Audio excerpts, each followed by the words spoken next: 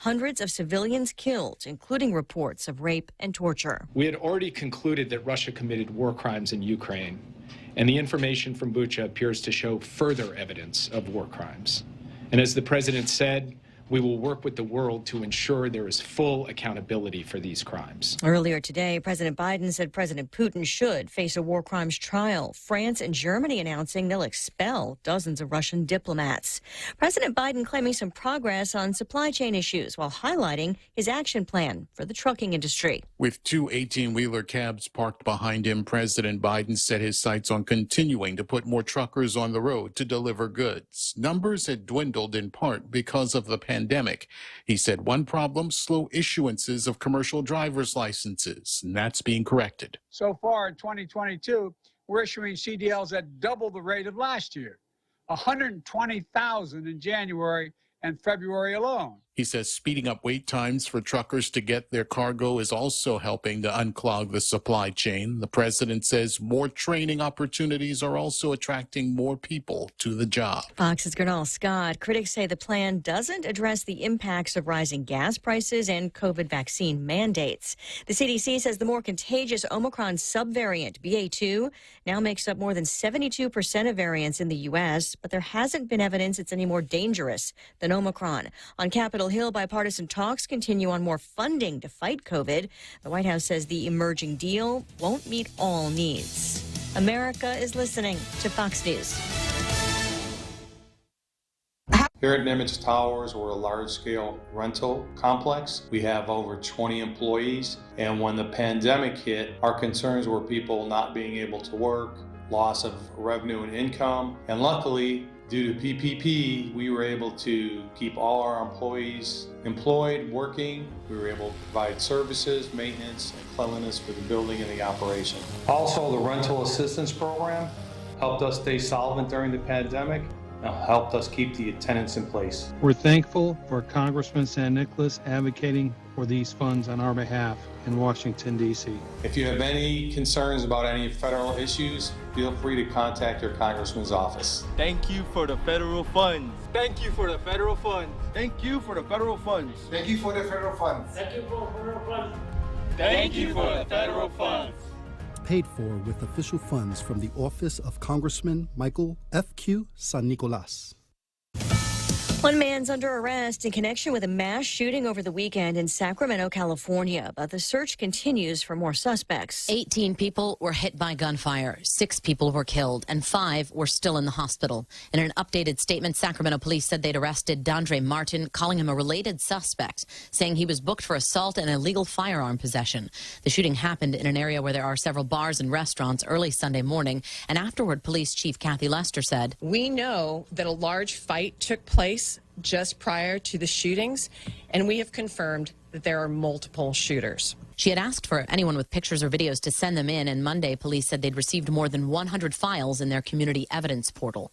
Jessica Rosenthal, Fox News. The jury's still out in the trial of 4 men who deny plotting to kidnap Michigan's governor, the defense blaming FBI agents and informants for the alleged conspiracy. Deliberations began this morning.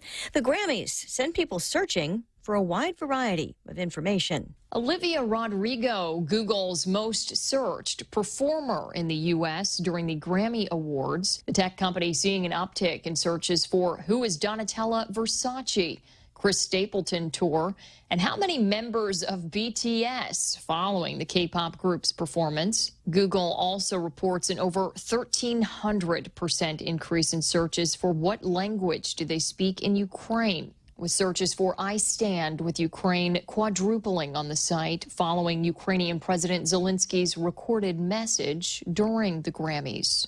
Kristen Goodwin, Fox News. Stocks finished higher. The Dow up more than 100 points at the close. The tech-heavy NASDAQ gains more than 1% as Elon Musk becomes the biggest shareholder of Twitter, buying a more than 9% stake. I'm Lisa Brady. This is Fox News.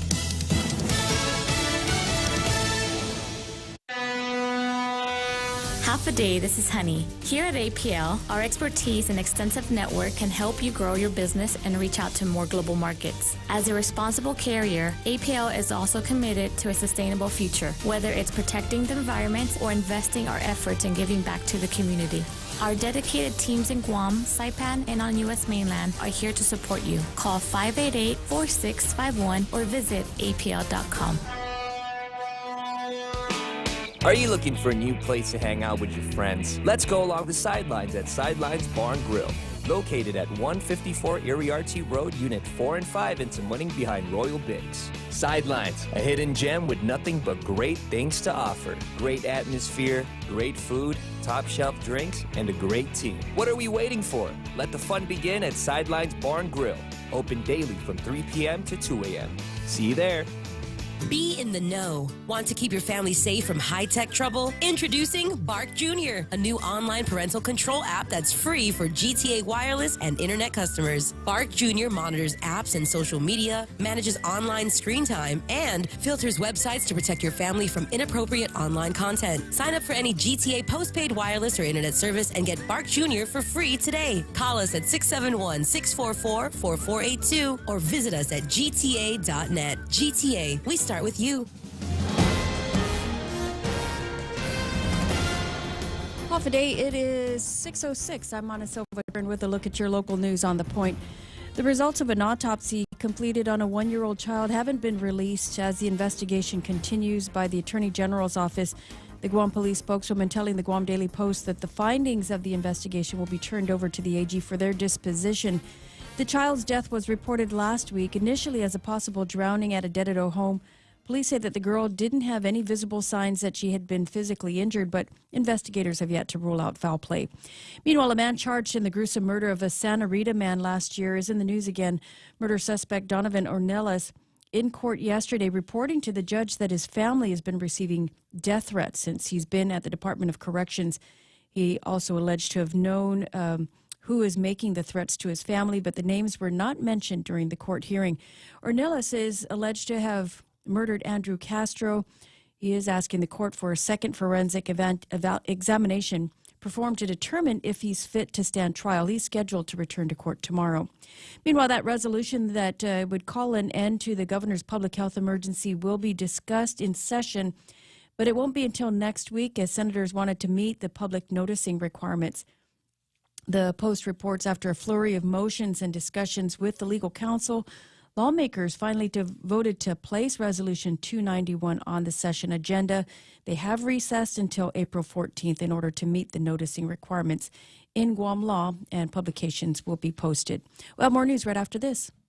Back at it again with the Lenten season menu with Mezcla, giving you a variety of food you can enjoy and pick from, like the fish tacos, spicy buttered shrimp, parrotfish escabeche, lobster pad capral pasta, crab-crusted Chilean sea bass, and more. There you have options. Offered at Hagåtña location for lunch and dinner only at Mezcla. For reservations, call 671-479-2652. What are you waiting for? Let's go celebrate the Lenten season with Mezcla. The race for the office of the Attorney General may have just heated up a bit more, with possibly a third contender for the seat. Attorney Peter John Santos listed on the GEC website as having picked up a candidate packet for the Attorney General's seat. Santos in today's Guam Daily Post says that he believes he's the alternative candidate that voters need, someone he says will fix the malfunctioning AG's office. He said that the Office of the Attorney General's Prosecution Division in particular needs to be better supported and better trained, among other things. Santos, who currently is the Office of the Alternate Public Defender, and earlier picked up a packet for the Office of Delegate. Also running for the AG is the current Attorney General, Levin Camacho, and possibly the former AG, Doug Moylan, who also stated that he is considering a run. Also from the Post, Guam is moving into the peak years of the military buildup, bringing to a 27-year high the number of skilled foreign labor workers hired to work mostly on military projects. The island has had more than 2,600 workers under the federal H-2B visa program since March. It's just a few years ago that the worker population dropped down to zero as a result of the federal policy change. However, the Department of Labor says with the military buildup and possibly moving into next year, they could see up to 6,000 H-2 workers coming into Guam. And those are your top stories here on The Point. Here's Ray with your weather. Then how come I can't get any work done on my retaining wall? What is this? I A mean, they small got all project. these guys out there, and there's not one of them that You're can, small time. They it's don't a- want your It's like a chunk Saturday. change. It's a Saturday, Sunday job. I It's know a nothing- guy, Ray. You know a but guy? I don't know if it'll be level. I It mean, doesn't you matter know. to me. Doesn't matter to me. It's okay. It's just the neighbors are asking because they're worried that the back of my house will be in their backyard. So I don't know. It's one of those things that we got. You got a tile guy? I need a tile guy. I need a cabinet guy. I need a guy. Right? So hit me up with the digits. Where are we now? 6:10 in the morning. Here's the weather. Mostly sunny today. Daytime highs near 88 warm degrees. It'll feel like 92. That's the magic of the heat index. East winds stay 11 to 16 miles an hour, gusting as high as about 20 miles an hour. Isolated showers in the forecast for tonight. Partly cloudy skies and overnight lows of about 77 degrees. Still got those breezes. Mostly sunny tomorrow. Easterly winds. Doesn't say what they're going to be blowing at, but figure between 13 and 18 miles an hour between tomorrow and tomorrow night, with gusts as high as 23 miles an hour. 20% chance of rain, hazardous surf warning, rip current warnings, and jellyfish warning. If you get the front page of today's Guam Daily Post, some of our windsurfing friends apparently had a bad encounter with the Portuguese man of war. What are we supposed to do? Pee on it, right? Yes, sir. You call Joe. I'll give you his number. Hi. In fact, just go hang out over at Tokta and just, hey. Selling by anybody, the ounce. If you need it, you sell it. Wait a second, because you're unvaccinated. So You know, there's they gotta have these empty spritzers that you can find over at... No, that's true. Yeah.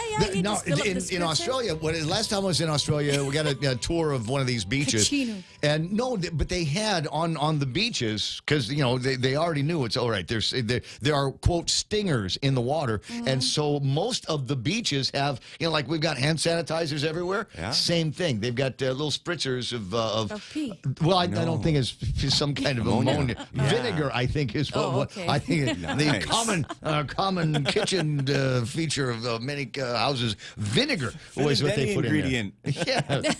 Wonder if anybody used it for that. Just need something to spritz up this fish a little bit. Anyway, 6:12 in the morning. Maybe there's an idea for somebody over at Parks and Rec. Here's a job for you that you can not do, along with everything else that you're not doing over there.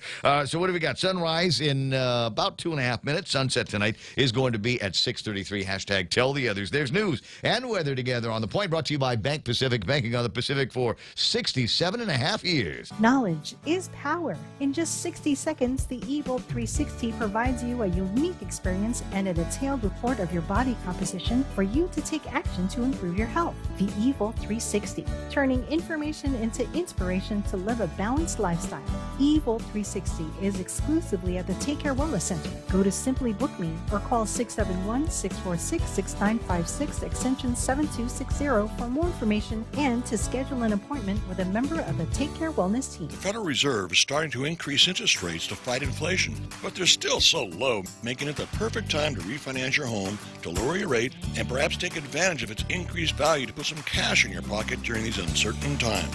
Cash that you can have the freedom to access when you want, where you want, with your Bank Pacific Visa debit card. Lower your rate with cash in your pocket. Access your cash when you want, where you want, with your Visa debit card. Brothers put branches, we place roots, and we're rooting for you. Equal housing lender, credit conditions apply. With that, portions of the program brought to you by the guys over at APL, American President Lines, a global presence with a local home. Also being brought to you by the team over at Wendy's with a great addition to their already perfect Lenten meal. For a limited time, you can get Wendy's crispy panko fish fillet on a platter. Wild-caught Alaskan fish fillet. It's a pollock. It's a great-tasting Alaskan whitefish, fluffy rice, and freshly chopped garden salad. It's panko-crusted fish fillet platter. Quick, simple quality at Wendy's. Now that's better. The Ray Gibson Show. Morning talk that matters. Call now, 888-TALK. That's 888-8255.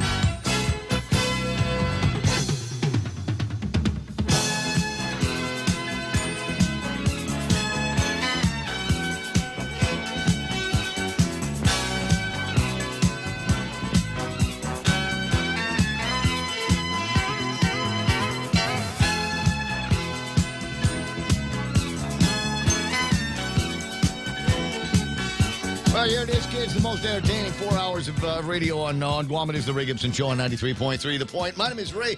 Crazy thrilled to be here with you on Pica's Best radio station. Tuesday morning, as a matter of fact, as we make our way into this second week of whatever week of April. We're in the first week. Technically, right? Already the 5th, man. Right. We're just blazing right through this month. Before you know it, no more mask. As quick as possible. Yeah, whatever. It's never going to end, Real Joe. I'm going to start the 14 days. I'm going to count right now. You can't. You got to wait until Antelope is acknowledged and engrossed and confirms the suspicion. And they got to look at the hospital numbers. I think they added somebody in the hospital in the last 24 hours. So I don't know what's going to be happening with that. I don't know if we can maintain this low status. And I don't really even care. I don't really even care. As I mentioned yesterday, I'm going to borrow a phrase that I got from the Tall Tales program with His Honor Bob Klitsky. They're just jacking us around. That's what they're just jacking us around. We got 14 days before the outdoor mask ban is lifted, and I'm going, just walk around outside. Go outside anytime, day or night, anywhere you want to go. There are 99% of the people that you're going to run into don't wear a mask outdoors. You know why?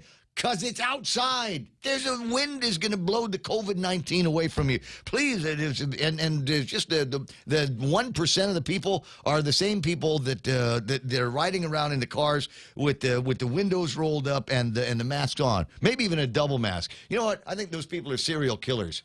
I think I think we need to watch out for them. I think we ought to follow these people around, maybe just do a little bit of surveillance and find out what they're really all about. Because nobody drinks the Kool-Aid that deep unless there's already something weird going on neurologically. You know what I'm saying? It's okay, man. I'm sorry. We're all a little crooked. Somebody's listening right now going, wait a second, he might be talking about me here. 660. And if that's the case, if you are a serial killer, I'll apologize deeply for anything that I might have said that offends you. Real Joe, make sure the front door's locked, would you? Appreciate that. 6:17 in the morning. So let's get started here. Welcome to it. That's Real Joe. He gets the phone when you call at, what's the number here? 888-825-5671, 888-TALK, if that makes it easier for you to remember. Don't leave all of the fun to our regular callers. I mean, there's others that have got a voice and would like to. Harvey Egna, as an example. Oh, Biba. Well, right? Sent me a thing.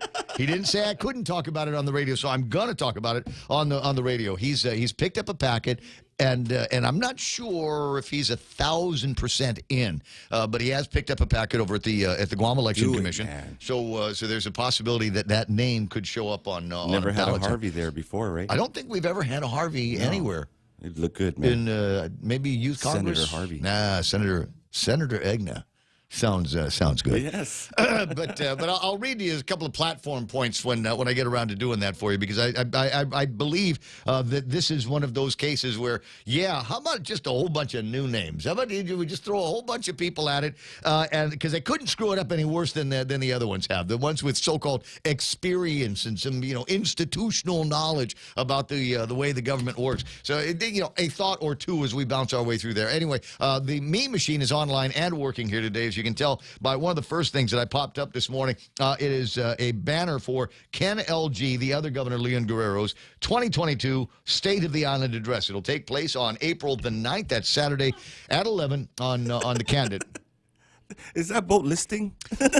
It's a picture of a lifeboat leaving the Titanic, wow. and That's maybe that is going to be analogous to the plight that taxpayers on Guam find themselves in, looking at the ship of state, as it were, headed straight. No, straight for the bottom. We'll play the violin, Ray. Exactly. As it goes down. We'll Don't be ever those let guys. go. Come back. Come back. 6:19 in the morning. So that's working. If you want to send something in, 797-8255, 797-8255. I've got a couple of others from Plain Man who sent a couple of things in a little bit earlier this morning. It's just funny to take a look at some of the things that you find funny. I'll get those on the screen for you before too much longer. I just saw this. I don't know who sent it in, but I just saw it this morning as I was going through some of the chats that I had not looked at yet. Guns Prestige. Is that right? Yeah. That is a P. Okay, Guns Sporting Prestige. boobs. Sporting goods. No, I think you're right. I think it is Sporting Boobs. Okay, yeah, you're right. Somebody put it on the big screen. See what it says. Sporting Boobs and ammo. There's a phone number there, but it's a little bit too small. So get me some details, and we'll get somebody out there to go and sell you some advertising. 20 after 6 o'clock in the morning. She can't stop laughing. Mona Silva Tyrant is I'm going back. to choke on my holes. Back in Don't joke. Don't joke, period. We were remarking earlier. You can tell Mona's back because it was 12 minutes into the program where the conversation turned to pee. Did you notice? Yeah. And it reminds me, the Guam Running Club has got the perimeter run that is coming up before too much longer. Don't even say it. I can't. No, 20 after 6 o'clock in the morning. All right, here's the deal. So Runners are resourceful. I'll just leave it at that. Ding, ding, ding, ding, ding. So that's the way it is with the perimeter run. At least the perimeter runs that I have been involved with in the past. We know the bridges and the big bushes. Yeah, there's not one spot on Guam that we couldn't figure out where to do our nature calls, if you know what I mean. And then you spend the rest of the time. This is a long morning. It's like 50 some odd miles, right? 48 mile worth of the perimeter run around the southern end of the island. And when you're not running, you're kind of in the van with a bunch of other people, and that's the conversation. It is all about the 1 and 2 nature calls, exactly. How you deal with and then it goes into babies and their nature call issues and all of that stuff. So if you want to really get an education, you don't even have to be a good runner, but the slots fill up pretty quick. So get a hold of Manny and or Richard, and they'll take you through the process. 6:21 in the morning, as I said. Mona Silva Tyrant's here with news and big information to take us through this incredible morning. 888-8255, as I said, big crowd beginning to emerge on the Facebook side. So do me a favor, Facebook, YouTube side, hit the share button and let everybody know that you're spending your mornings with Pika's Best radio station. I feel like I've got to say that more often. You know, the Pika's Best thing. I'm not always one to pat ourselves on the back. I say it every day, dude. I know, but I just think we need to make a little bit more about it. So do me a favor, hit the share button and just say, I'm tuned in to Ray Gibson, Mana, and Real Joe on The Point with the Ray Gibson Show, because they're Pika's Best radio station for whatever reason. And like and follow and do all of that stuff and help spread the word about the program here. Are we ready to find out about the other word spreaders? All right, let's hit the button on that then. Sometimes you wanna go where everybody knows your name, and they're always glad you came. You wanna be where you can see our troubles are all the same. You wanna be where everybody knows your name. You wanna go where people know people are all the same. You wanna go where everybody knows. It's here. We all know each other's name. It's The Point Familia, as a matter of fact. And while the song was playing, I'd noticed that the Real Joe was drinking his morning elixir. It's called Oro Namen C. Maybe you've seen it at the store. Great energy drink. We've talked about this on the radio before. I don't know that I've ever explored to plumb the depths with you, a fellow Oro Namen C fan. Only reason I'm still alive right now. Can you drink it all at one go? I can. You can? I can drink a case of this in one Oh, sitting. easy drinking, right? Still walk away. But when it's cold, like when it's right out of the refrigerator, when it's like cold, can you drink? I mean, it's not that much. No, it's not. You know, considering what you pay for it, you think it's like that whiskey, bro. It's just shot it. Okay, it'll hit you. It's a creeper, baby. It's a creeper. 6:23 in the morning. All right. On the app of record, that's where I'm getting the top 10 here this morning. It's on my phone, my version of the app. Your mileage may vary. Sorry about that, Ismail or Dennis Benzer or Sarita or Rico, if you think you're coming in first, because that's not the case. First place today belongs to, are we ready? Are we set? Wait a second. Maybe it is Dennis Benzer this morning. Does it feel like Wednesday, says Dennis Benzer? He's not actually number one. It's just that there's so many names that have come up. It's scrolled down. You're making some people mad right now. There's nothing I can do about it. Joanne Titano's online. Carolyn Long, and she's got a Valentine which is kind of confusing because in the picture there's a guy kissing her. What? Oh, wow. Hey, I got a thing. No more married women. I gave that up for Lent, bro. I got Jerome McDonald. Buenas, Lena, says Rico Blancaflor, wondering if it's Friday yet. Elwin Champaco Quitano, and a big article yesterday in one of the news in the Guam Daily Post. Did you read it? The name popped up. Yeah, I saw it. I looked at it, but I didn't read it because it was too long. I'm serious, man. I got another thing. I got a gizmo on my WhatsApp from a guy. And it was a link to a thing on Rumble. And I'm going, oh, this looks interesting. And I clicked on the link on Rumble, and after 4 seconds worth of the ad, then the video started playing, and it turned into a 46-minute video. No. No, there's nothing that is going to hold my interest for 46 minutes anywhere in social media. Pat Saho's in there saying good morning. Hafalani saying good morning to all of the people of Guam. Dennis said, I did my TikTok dance last night. Is Ukraine winning the war now? You know, if you did it for the yellow and blue, I don't see why not. Some gruesome pictures coming out of Ukraine these days, and unfortunately, because both sides are fighting a propaganda war, it's hard to figure it out. But What's real? There's a satellite image of a church. And in the back of the church, there is a mass grave in there, and I haven't seen the close-up pictures, but they say on the ground images, they didn't do a very good job. It's kind of a shallow thing, and there are hands and feet sticking out of the ground. Just what a horror if that's true. Heather Pear is watching the program. Mark Voigtland is in the free zone. Good to see him. Zelensky is on TV more than Fauci, the godfather of Wuhan. Never even made it to the Grammys, but the something piano player did. Aren't we in the middle of a war? And it's true. Zelensky shows up at the Grammys. There's a video presentation they did with him. So right before our very eyes, there is a creation of what some people are now referring to as the president of the world, Zelensky. And if you have, I don't know that I've got the video available. Maybe Real Joe, you might be able to find it. But there, is an image. There's people in the Grammys, and they're looking right up at the screen, and there's Zelensky making a pitch. Right? Crazy, does that feel like a little bit too much of the primping of this guy? Was it, and I get it, it's wartime, but it's almost there's almost now this image. He seems to be wearing the same outfit, same kind of military kind of what do they call it, tactical outfit, and basically making the same like send help, anything but silence, holograms and stuff. But it's incredible the amount of help that is being sent to him right now. So I'm wondering what the media end game with all of this is. Ismail knows. Rico B, like I said, online, the mom of the program. Pam Duvall said, nice to see Mona back. Donna D, an excellent substitute. We'll be listening to Donna on Boss 104. Absolutely. Joy and Pinko is there. Anne Marie Pelebello. Sorry. Remember we interviewed her with the ladies of Navik and Lucia, and she's Say like, her name, Ray. Say my name. Say my name, Ray. All right. Anne Marie Pelobello. Greg Baz Knight is online saying good morning. Good to see former Governor Carl T.C. Gutierrez. Just bring it back. We could use some right now. Are you home? Former Governor Carl T.C. Gutierrez? Because last I heard, he was in the land of the Korean bikinis and Korean hot pants. Yeah.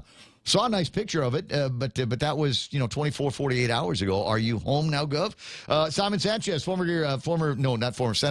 senator, current member of the Consolidated Commission on Utilities. And the good news here for Simon and members of the utilities is apparently the legislature voted favorably on the exemption that they were asking for here for the PD range. Wow, I thought you were going to say Tapas is down at 50. No, Tapas 110.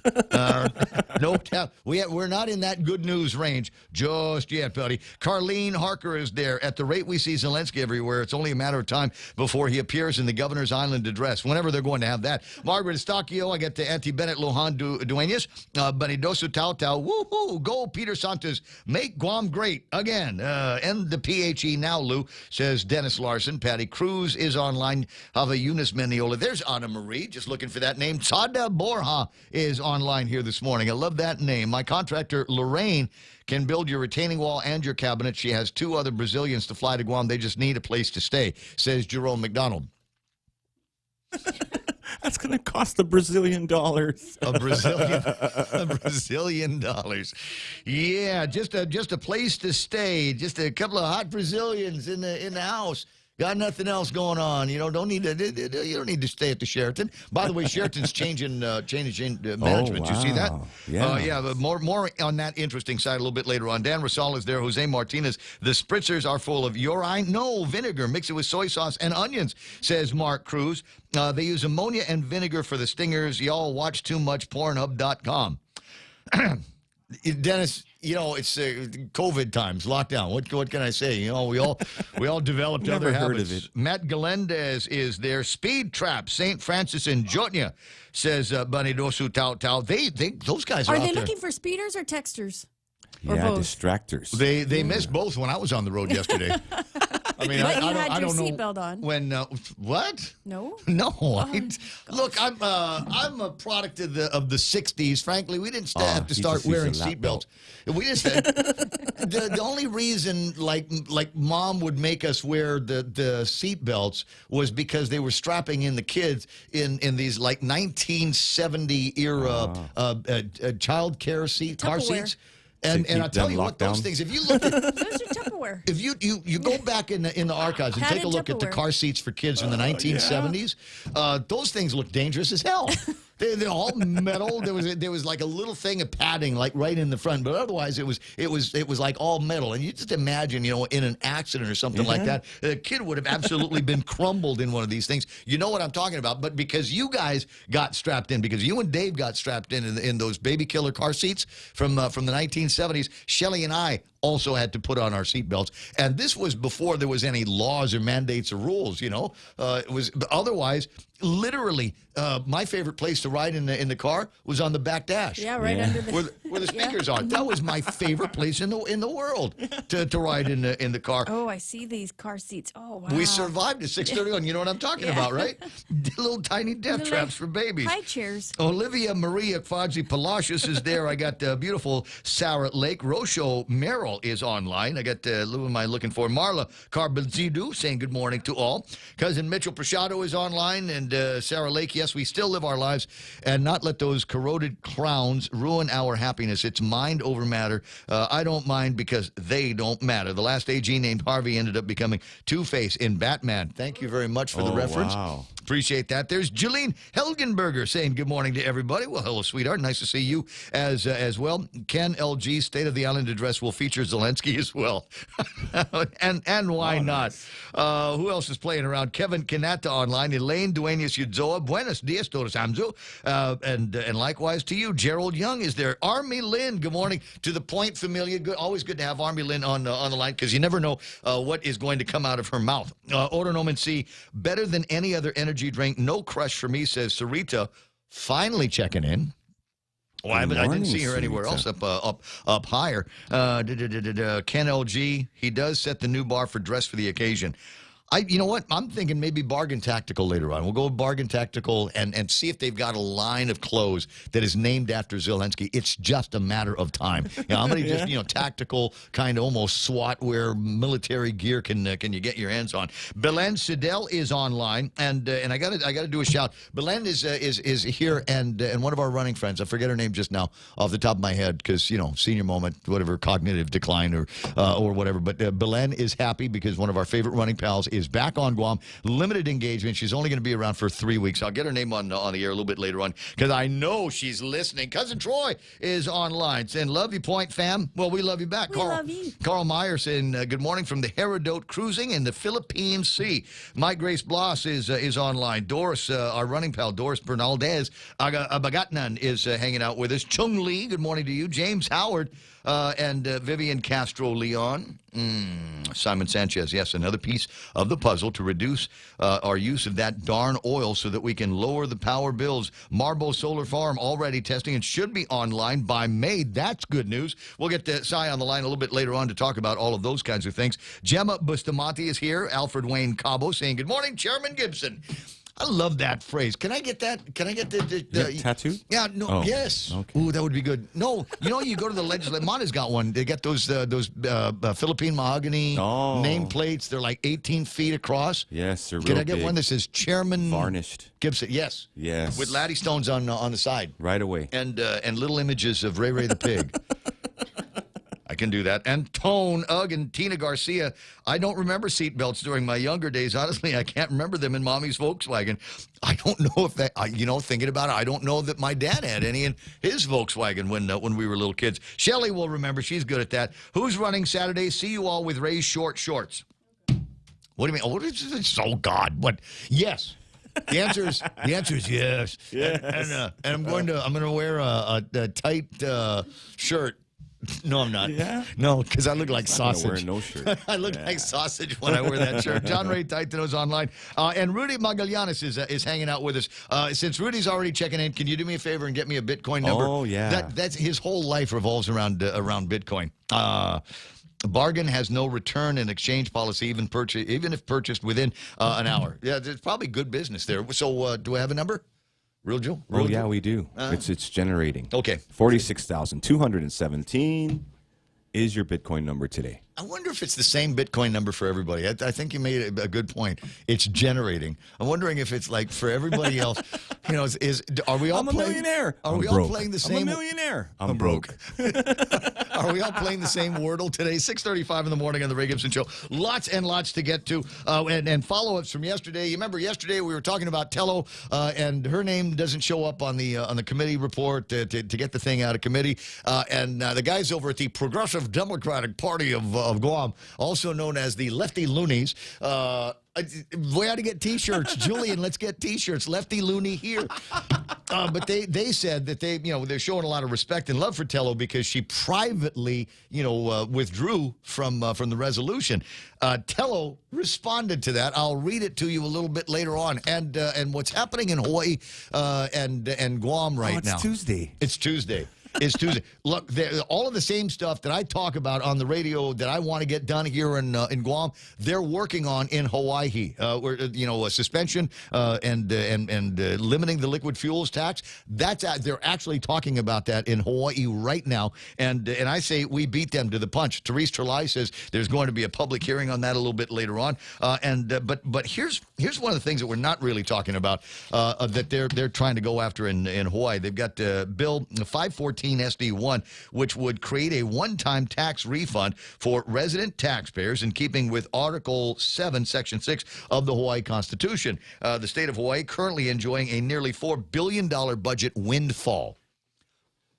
A $4 billion budget windfall. Now, I believe that they've got laws there that say when our accounts are that kind of fat in the state, we have to rebate that back to the taxpayers. So they're talking about doing that. And we've got, I'm told, a windfall of money in the government of Guam. Wow. The CRERs have been talking about all of this excess revenue, excess collections that the government of Guam has been enjoying. And I'm trying to figure out why they're holding on to that. What with all of the federal money they've got floating around, why don't you give that back to the taxpayers? Pull it Joe Adda, right? Yeah, clearly we've overpaid somewhere, and so give it back to the taxpayers because right about now, I'm telling you guys, the taxpayers absolutely need it. It's 6:37, and we'll find out how badly they need it. Maybe conversations around the corner, and maybe Ken LG can add that into his State of the Island address of things that the government could be doing to help out the middle class and the wage earners around here, but are not. In the meantime, we got to take a look at big news and headlines. Montecillo Tyrant, Huff, what happened, girl?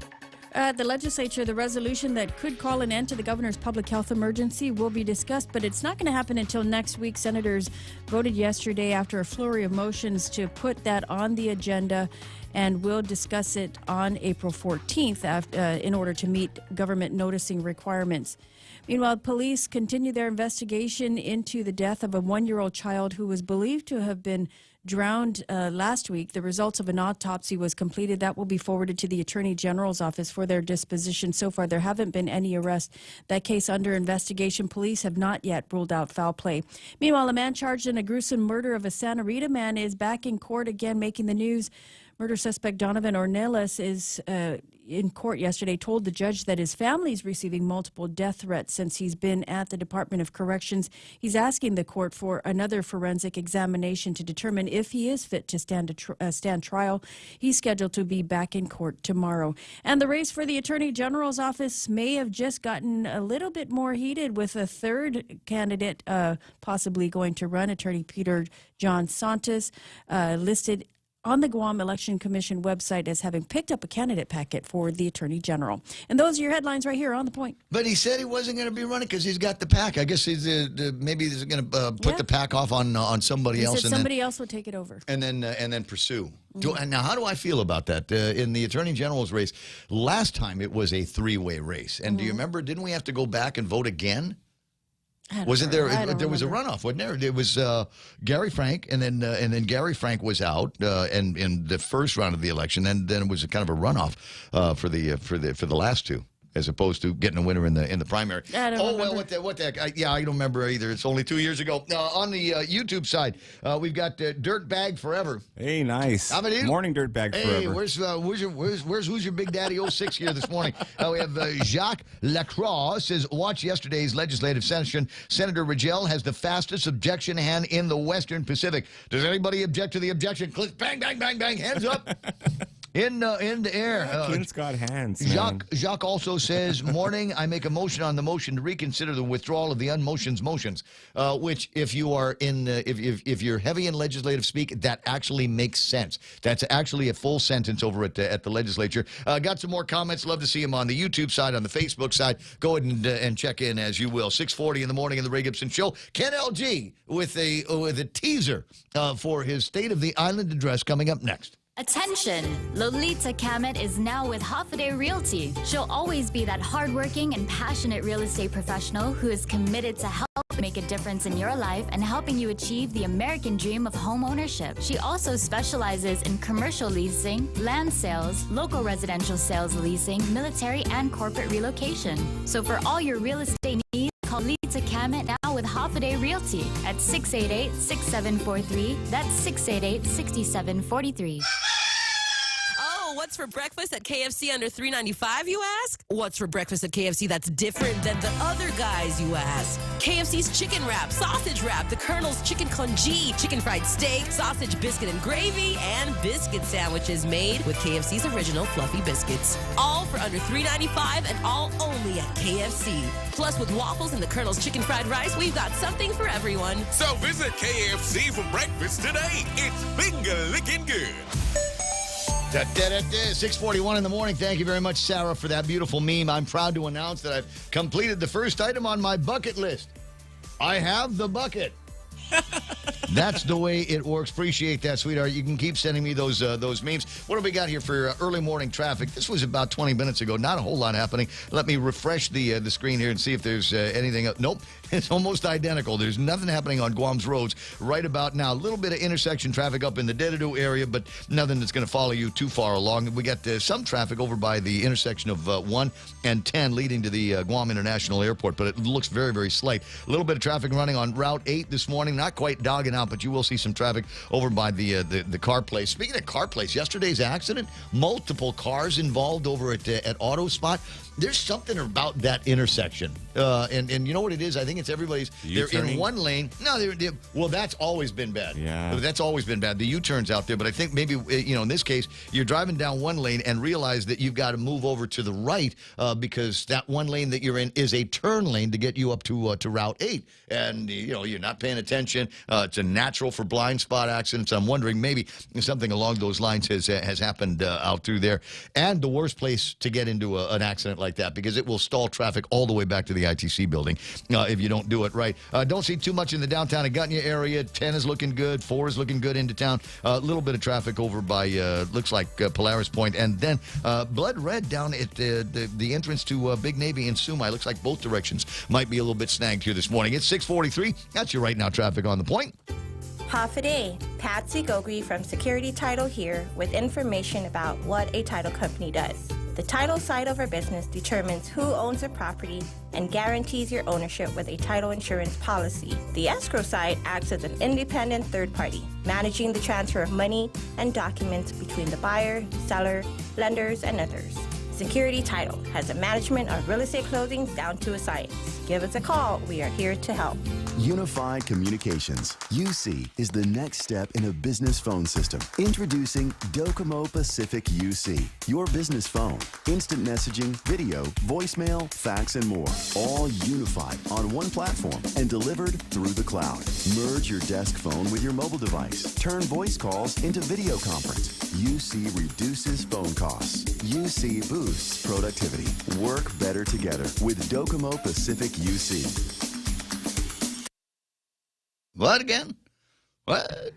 6:44 portions of the program brought to you by the guys over at Nissan. You know what I found out? They still have some of those Titans and the Kicks waiting for you. So if you have not yet made a decision on what kind of new car you're going to get, please stop by NissanGuam.com on the World Wide Web. Take a look at the inventory. Take a look at what they can tell you about the cars on the web. But that's a very empty experience. You want to go and test drive the automobile. You want to find out about some of the great safety features that are standard on the 2021 Nissan Kicks. You want to test drive the Nissan Titan and find out why it is the most standard horsepower in its class. One of the best looking trucks that you're going to find on Guam is the 2021 Nissan Titan, and they're waiting for you. Great prices, great deals that they put together just for you at NissanGuam.com.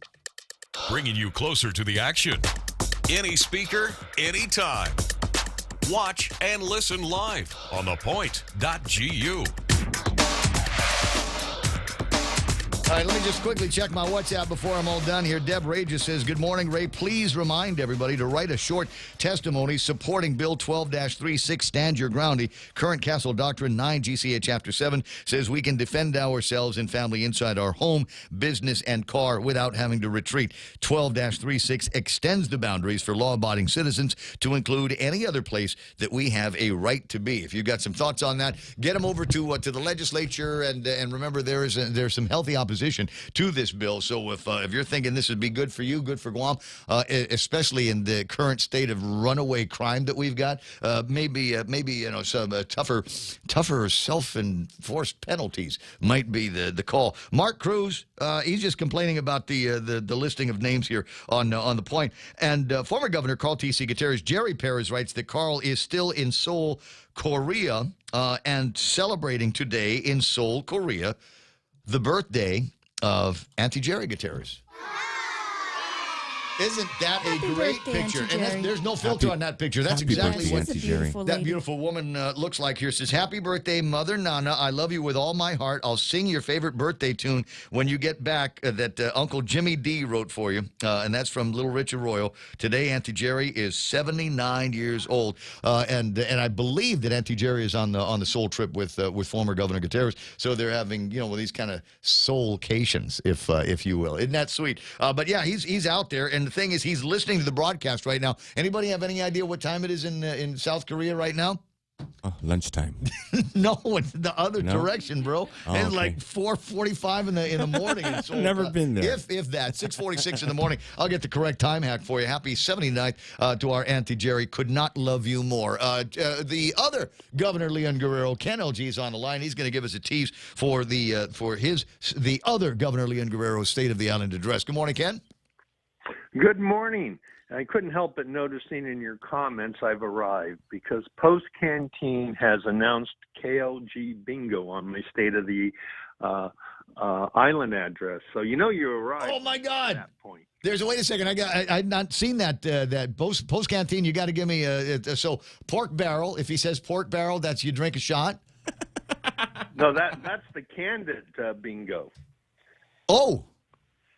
All right, well, I want to see what the Post Canteen's bingo looks like. And a reminder, Post Canteen, the Queen of Hearts drawing Friday night, 1,600 some worth of American dollars that you can win in that, and the jackpot will go up because people are going to be buying more tickets to qualify for their shot at it. So good luck to you on Friday night at 7, 6:47. So 11 o'clock on Saturday morning for the other State of the Island address.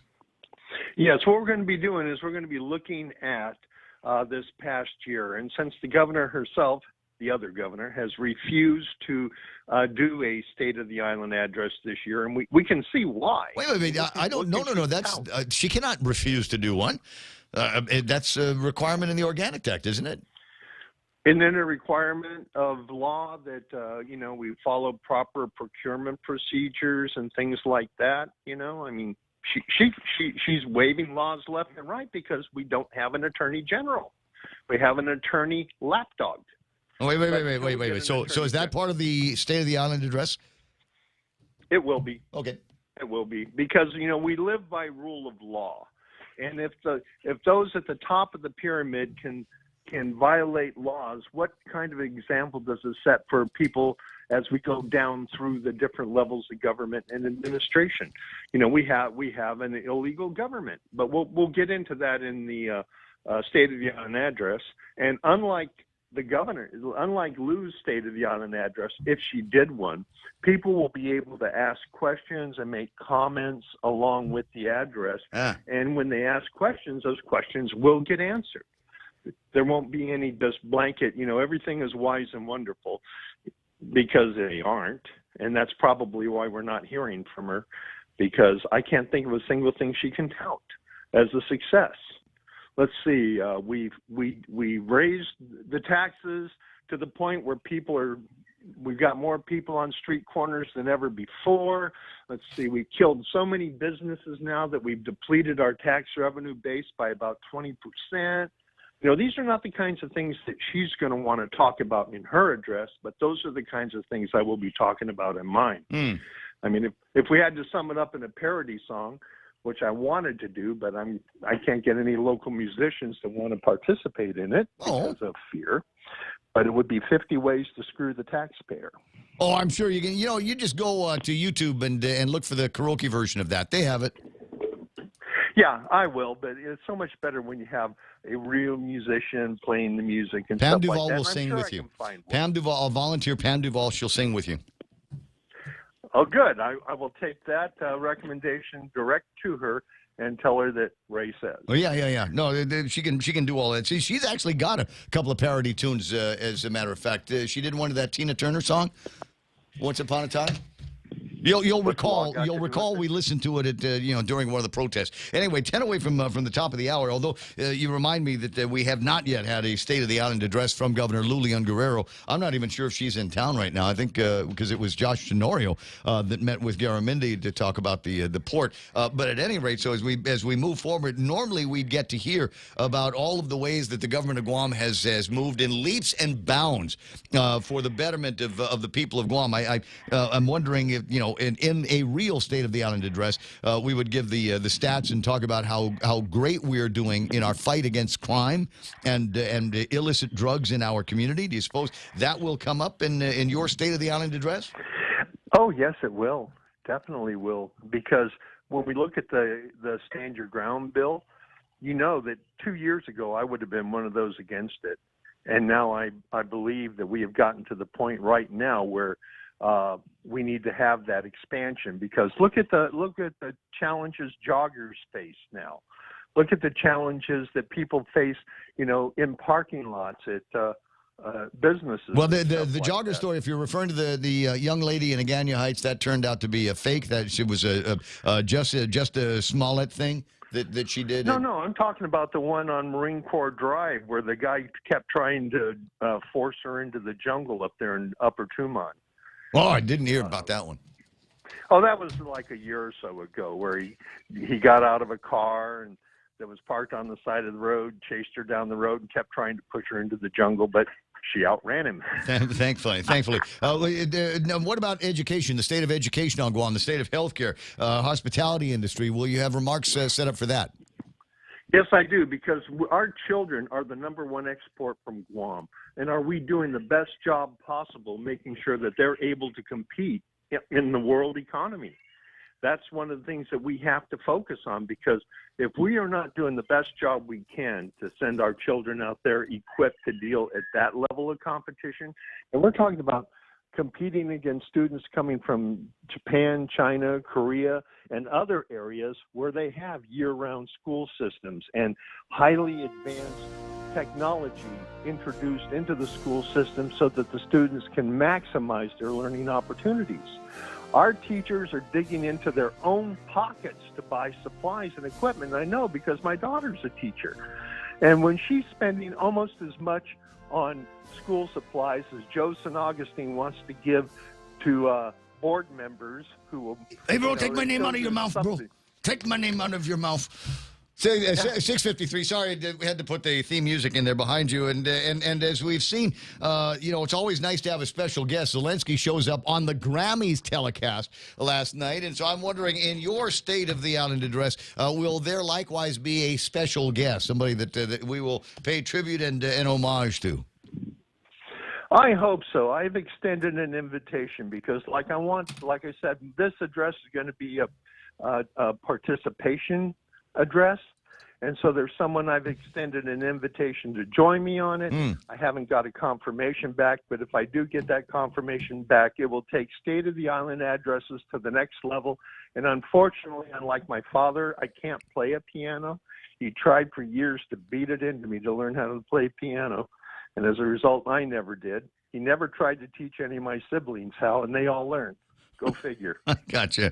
Well, like I said, I just think it's always nice, when the presidential State of the Union address, they've always got somebody coming in that's PC. They brought in the ambassador from Ukraine in the last presidential address. I'm just saying, I think there's an opportunity for you to do something along the same lines. Somebody that is, a representative of the taxpayers, just a regular old salt of the earth person of Guam that for whatever reason gets absolutely nothing out of the government of Guam and nothing to show for the thousands and thousands of dollars that individual pays in not just withholding taxes on their job, but taxes on the purchases, all of the additional money that the government of Guam is making from all of the purchases here on Guam. That the government of Guam got a raise, and we've got absolutely no added value to show for it. So we need to have somebody that just represents a Joe Cruz type. You know what I mean?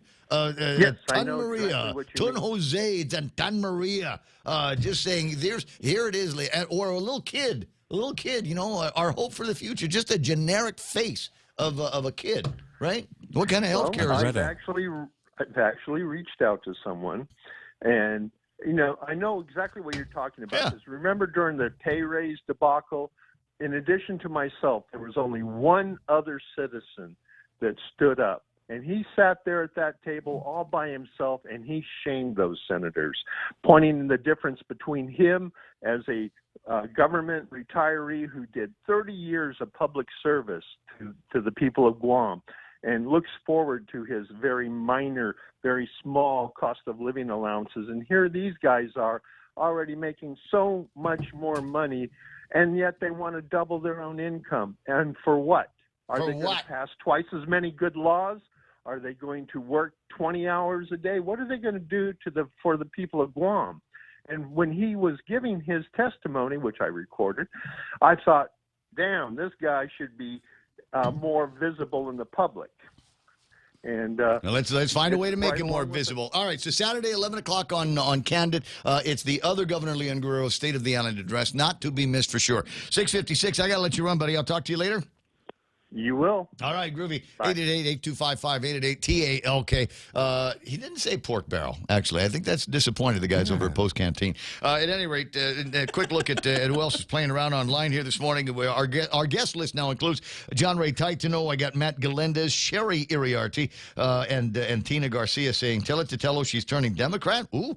Jose Tetpago. I got Dan Rasal, Justin Estacio. Good morning to Sil Babauta, Ariola Pay watching the show. Pat Saho with you. CT Guam. I got James Bondo. Love that name. Bill Marino. Elaine Duenas Yudoa watching. So is Kennedy Robinson. Neri Ishizu. Havatina Garcia. And there it is, Post Canteen with his State of the Island address. Can we play Ken Leon Guerrero bingo? Words like pork barrel, well connected, et cetera, et cetera. Yes, we absolutely can. T-Rod. Tony Rodriguez is hanging out. Carl Meyer. When I was living in Hawaii, late 80s, they did a rebate. Everybody got $1.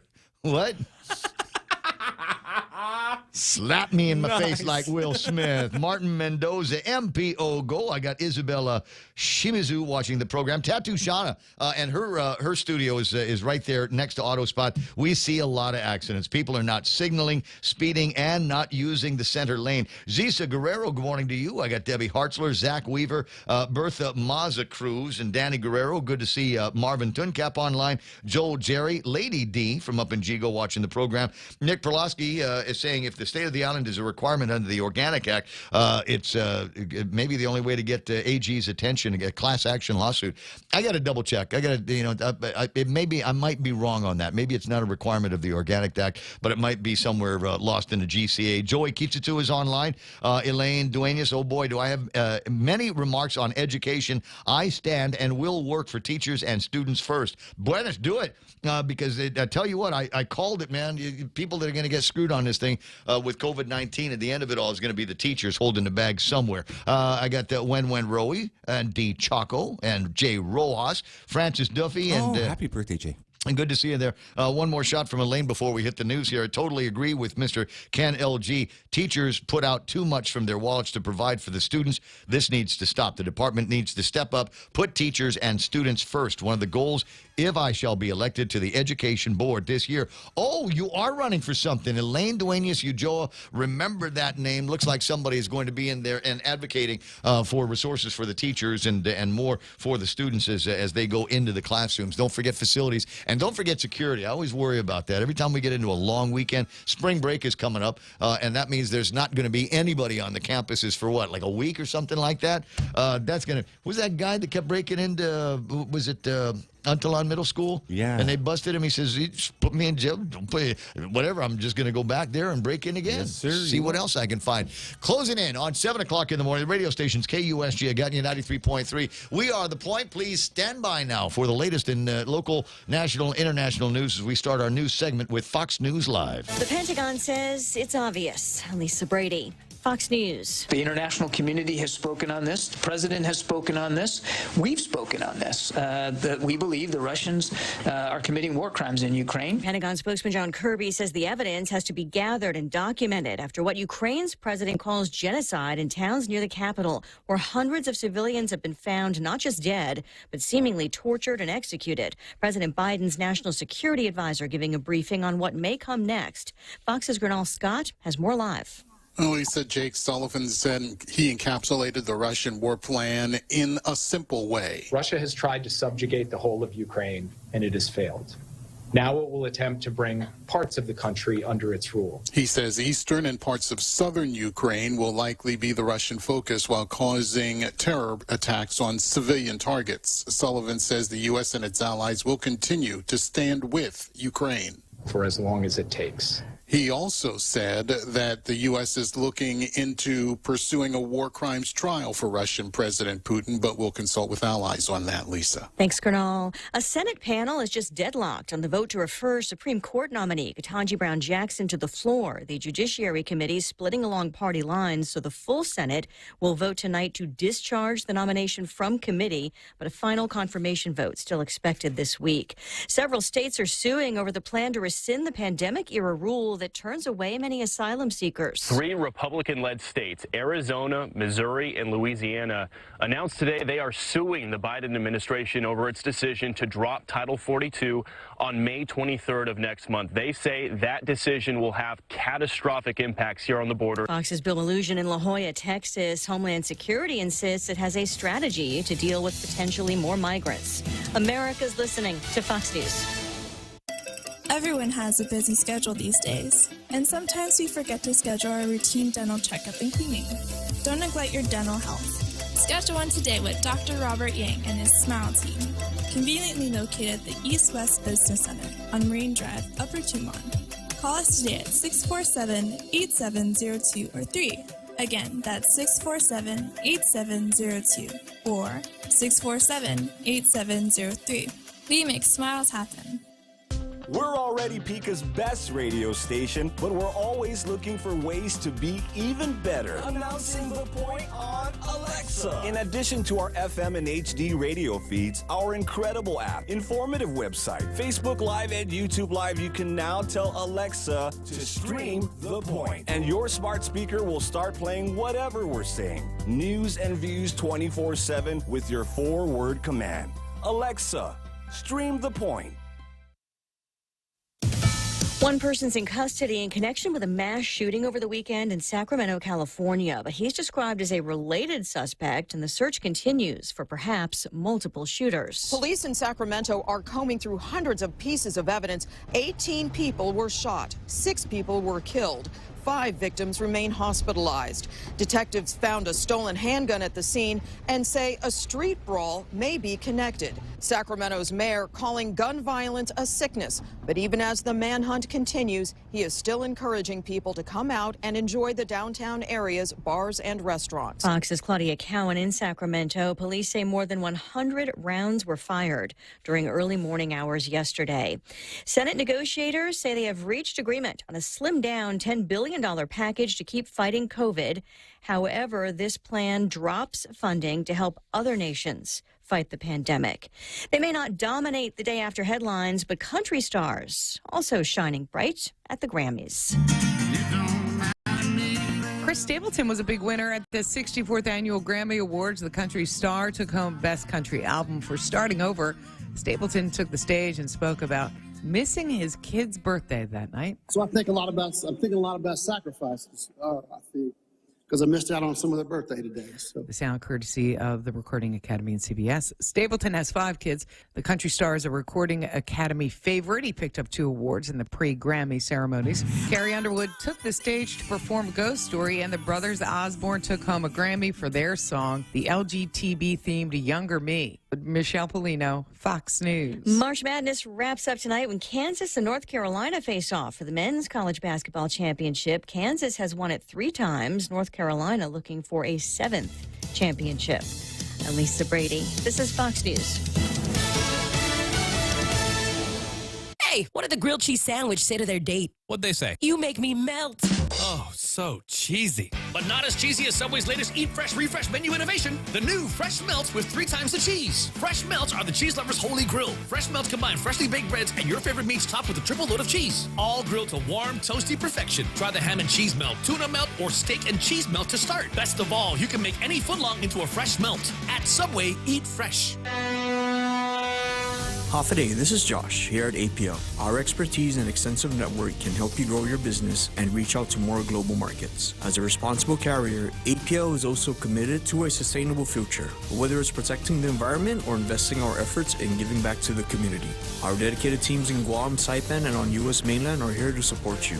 Call 588-4651 or visit www.apl.com.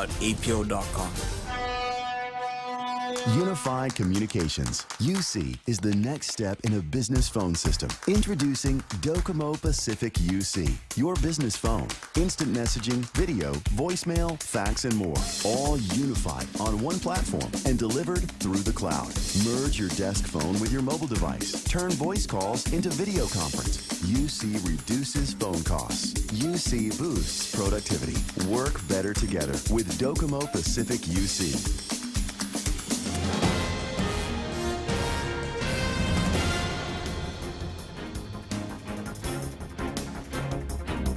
Half a day at 7:06. I'm Mana Silva Tyron with a look at your local news. On the point, the resolution that could call an end to the governor's public health emergency will be discussed, after all, at the legislature. However, it's not going to happen until next week. The Post reports today that after a flurry of motions that were made on the floor yesterday, and after an hour of discussion, lawmakers voted to place Resolution 291 on the session agenda. They've recessed, though, until April 14th in order to meet the noticing requirements. Meanwhile, the results of an autopsy completed on a 1-year-old child haven't been released as an investigation continues. The Guam Police Department telling the Guam Daily Post that the findings of the investigation will be turned over to the AG for their disposition. The child's death was reported last week, initially as a possible drowning at a Dededo home. Police say that the girl didn't have any visible sign of being physically injured, but investigators have yet to rule out foul play. Meanwhile, a man charged in a gruesome murder of a Santa Rita man last year is in the news again. Murder suspect Donovan Ornelas in court yesterday reporting to the judge that his family is receiving death threats since he's been at the Department of Corrections. He was alleged to have murdered Andrew Castro. He told the court that he knows who's been making the alleged threats, and the names were not mentioned during the court hearing. Ornelas is asking the court for a second forensic examination performed to determine if he is fit to stand trial. He is scheduled to appear back in court tomorrow. Meanwhile, the race for the Attorney General's office could heat up with a third contender picking up a packet. Attorney Peter John Santos, listed in the Guam Election Commission website as having picked up a candidate packet for the Attorney General. In the Daily Post, he says that he believes he's the alternative candidate that voters need Someone he says will fix the malfunctioning Attorney General's office. We'll have more news right after this. Just in time for Lent, it's our delicious BK Big Fish Sandwich. 100% white Alaskan pollock, breaded with crispy panko, topped with sweet tartar sauce, tangy pickles on top of a warm toasted brioche bun. Also available, our Impossible Whopper, 100% Whopper, 0% beef. Enjoy your Lenten season with French fries and a refreshing brewed, sweet, or unsweetened tea. We're ready to serve you this Lenten season. Now available at BK Hagutnya, Tumon Bay, Micronesia Mall, and at the airport. BK your way. Well, Guam's moving into the peak years of the military buildup, bringing a 27-year high the number of skilled foreign laborers hired to work mostly on military-related construction. The Post reports that the island has had more than 2,600 workers under the federal H-2B visa program since March. It was just a few years ago the worker population dropped down to zero as a result of a federal policy change. However, the number of H-2B workers on Guam has increased to over 2,600, and the Department of Labor's Greg Massey told the Guam Daily Post that they're now at the beginning of the peak years of the military buildup, and by the end of 2023, the island could see nearly 6,000 labor workers. Labor officials say the increase in the H-2B registration fees has also helped provide needed dollars for apprenticeship and job training programs for local workers. And new regulations for masks and shopping bags on Guam has Guam Customs and Quarantine busy, as there appears to be an influx of shipments of counterfeits coming into the island. CQA reporting close to 14,000 counterfeit shopping bags and face masks have been seized coming in from China. Customs noting that the items include trademark violations, including various counterfeit Disney, Peanuts, Sesame Street, Hello Kitty, Sanrio, and Marvel products. Guam Customs Director Ike Pareto saying that they take these intellectual property rights violations seriously. The counterfeit items will all be disposed of. And those are your top stories here on The Point. Here's Ray with your weather. Wow, you know, thinking about the peak construction here on Guam for the military buildup, and I'm trying to remember in my head what that was supposed to look like and when it was supposed to be, based on the original plans. You remember when they, David Bice was in town, General Bice was in town, and they had the whole Joint Guam Program Office, and they were talking about, we're going to do this buildup, and I don't know, 7 months or something like that. And they were talking about a peak time where there was going to be X thousands of folks working here on Guam, and a crazy kind of construction schedule that would have put about $8 billion to work in an extremely short amount of time. But it would have all been done by now. So here we are, 2022, and this is the peak. You know, that the idea of stretching it about and 20 spreading years late. it. Yeah. I was going to say, but they're supposed to be on their way. Talk to Marine guys that are here all the time and say, yeah, pretty soon our brothers and sisters from Okinawa will be coming out and maybe making. Well, have you seen that footprint up there on Route 3? That is huge. I don't go up there enough, so yeah. When I do go up, it looks like there was nothing there before, and now bang, Uncle Carl's city. place and at Aruna, you'll see that. I mean, it's so expansive. It's absolutely huge, and still a lot of construction going on there. 7:11 in the morning on the Ray Gibson Show. Plenty to talk about and lots to get to before too much longer. Let me get you some weather right about now. Is it going to be gorgeous today? Yes, mostly sunny again. Daytime highs near 88 degrees with a heat index. It'll feel like 92 or so. Sun coming up about 6:15 on the eastern side of the island. Jeff was out and getting some pictures from over at Pirates Cove, and I'll get these up on the screen while I'm doing the rest of the weather. Partly cloudy in tonight's forecast. Overnight lows should be about 77 degrees. East-northeast winds up to about 15 miles an hour. Gusty winds from as high as 23 miles an hour over the next couple of days. So if you got stuff that falls down easily, you might want to prop it up or move it inside. 20% chance of rain today. Here's how the planet's trying to kill you. Hazardous surf advisory in effect. Rip current warnings, jellyfish warnings. About the only thing that I don't think I've got to worry about today is burning trash. But hey, I did all that over the weekend, so I don't have to worry about it anymore. Sunset tonight is going to be at 6:33. Hashtag tell the others. There, 7:12 in the morning. News and weather together on The Point. Attention! Lolita Kamet is now with Hoffaday Realty. She'll always be that hardworking and passionate real estate professional who is committed to helping you make a difference in your life and helping you achieve the American dream of home ownership. She also specializes in commercial leasing, land sales, local residential sales leasing, military and corporate relocation. So for all your real estate needs, call Lolita Kamet now with Hoffaday Realty at 688-6743. That's 688-6743. Are you looking for a new place to hang out with your friends? Let's go along the sidelines at Sidelines Bar and Grill. Located at 154 Iriarty Road, Unit 4 and 5 in Tamuning behind Royal Bigs. Sidelines, a hidden gem with nothing but great things to offer. Great atmosphere, great food, top shelf drinks, and a great team. What are we waiting for? Let the fun begin at Sidelines Bar and Grill. Open daily from 3 p.m. to 2 a.m. See you there. Right on. Like Sidelines, a little further up the road, that's where you can find Security Title bringing you important information about the property that you are looking at. They will go back and examine the actual DNA of that property to make sure that the guy that claims to be selling it to you actually has the title to that land. That's one of the things that they do out there. A Ray Gibson Show also brought to you by APL, American President Lines, global presence with a local home. It's the Ray Gibson Show. Morning talk that matters. Call now, 888-TALK. That's 888-8255. 7:14, Ray Gibson Show, and up on the screen right now, it's not normally time to do traffic, but I wanted to find out what's going on. I'm hearing guys online and in the Facebook Live saying, we got us here, one of these ambushes. I'm sorry, speed traps. I'm sorry, it's enforcement, speed enforcement on the roadway. This one here on Route 4 out in Zotnia, not too far away from the church. And as you can see on the screen, it's got traffic moving a little bit slower in both directions. Yeah, because when you see the policeman, the front of the car automatically dips down. Yeah. Automatic. You know, and that's a sign. The police are actually trained to look for that kind of thing. And that's one of the tip-offs that you know you were speeding, because when you saw the cop, you hit the brakes and the front of the car went down. They said, okay, let's go see what else this guy is up to. Why are you so nervous about getting pulled over there, Mr. Gibson?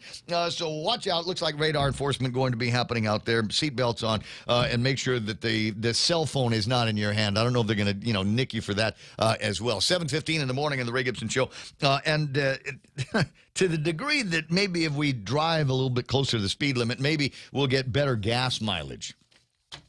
Is that a thing? Is that a real thing? Should we do a Mythbuster on that? Yeah. Do you get better mileage if you're cruising at 35 miles an hour, I think 45 miles an hour, as opposed to 80. being heavy-footed on the 80 in reverse, right? With a cold beer in one hand, Chorizo in the other. Yeah. But it may be, because that might be the only way that you might be able to get some kind of relief. I don't know. They're trying over at the legislature, finally, after months of hearing me say we ought to do something about that liquid fuels tax. The Speaker of the Legislature, Therese Turlai, leaps into action and says we ought to have a public hearing on this. And so there is going to be, I think I got the paperwork here. Wonder Woman. Public hearing has been scheduled for two measures introduced by the Speaker aimed to bring direct relief to residents at the gas pump. The hearings for Bill 260 and 261 will be convened Thursday in person at the Guam Congress Building starting at 1:30 in the afternoon. So something to look forward to here. They proposes a Public Law 34-44, which increased the liquid fuels tax rate by 4 cents per gallon in 2017. That's 260 would repeal that. The second measure proposes to repeal the entire section, 11 GCA Chapter 26, which would eliminate the liquid fuels tax altogether, currently estimated at 15 cents for each gallon. So where are we, $2.79 for a gallon of gasoline? So minus 15 cents equals what? 82. Thank you very much. Thank you. I appreciate that. Dwayne, man, can you tell? 7:17 in the morning. I know better than to ask Mona, but my point is, guys, is they're finally doing something. Here it is, 144 days away from the primary election, and the Speaker is finally proposing. And I told him, I wrote him a note back after I got the press release. I intend to support this measure on the air, but it's another one. My God, why does it seem so? We could have been doing this a long time ago, and provided relief. When just at the beginning of all of this. So I'm happy to see somebody's doing something, and I wish we could have gotten the relief a little bit sooner. Hawaii is looking at exactly the same thing. On top of a number of issues that they're dealing with right now. I'm looking to see if I have it in front of me. Now, there it is. There's the story. County Council panel is poised to consider in Hawaii a resolution aimed at taking some of the sting out of rising gas prices. The Council Finance Committee is scheduled Tuesday to take up Resolution 363, lopping 10 cents per gallon off the current 23 cents per gallon county tax. Hawaii's county average retail price for regular unleaded gas topped $5.35 a gallon on Thursday. Statewide average was $5.19, the highest recorded according to AAA gas prices. And they began rising after Russia invaded Ukraine in February. Oh my God, the narrative. Oh my God, the sticky narrative. It was okay right before, Putin invaded Ukraine. No. It was going, it's silly. What am I talking about? It's a blue state. Of course, they're not going to blame Biden for this. I'm listening to people say, this is Matt Kanali'i Kleinfelder. I'm listening to the people say they have to choose between going to the grocery store and going to work. As a small business owner, as finance committee chair, our responsibility as a taxing body is to lower taxes when we can for our residents. What's that last name again, man? Kane Ali'i. Kane Ali'i. A lot of Mohawks. Sounds like a Deposna Smith. Right. Right? Kane Ali'i Kleinfelder is the guy's name. But the point here is we've got a great opportunity finally to beat Hawaii at something. We can beat Hawaiians. We can kill our liquid fuels tax deal. Save the ratepayers and the taxpayers and the drivers 15 cents on every gallon of gas that they buy, and then we can beat Hawaiians to the punch. And finally, we'd be ahead of something out here in the vast Pacific. 7:19 in the morning. There are some other things that I wanted to talk about of a business nature, but many of you know me and know that there is one thing that is almost an institutional part of my life. Hardly a day goes by that I don't do this. And I'd like to promote this as a way to make people happier. Because, frankly, there's a lot of stuff out there that just tick you off on a daily basis. Prices going wild. The price of gas at the pump, quality of education our kids are getting. Don't get sick because you might have to end up at the hospital. And there's just all of these things that make Ken LG all puffy. And this will lead, science now says, this one act that you can do every day will lead to a happier life. The latest research reveals happiest people take at least a 30-minute nap. I've been promoting this for years. Yeah. I've been taking a nap virtually all of my adult life. Certainly when I started doing morning radio.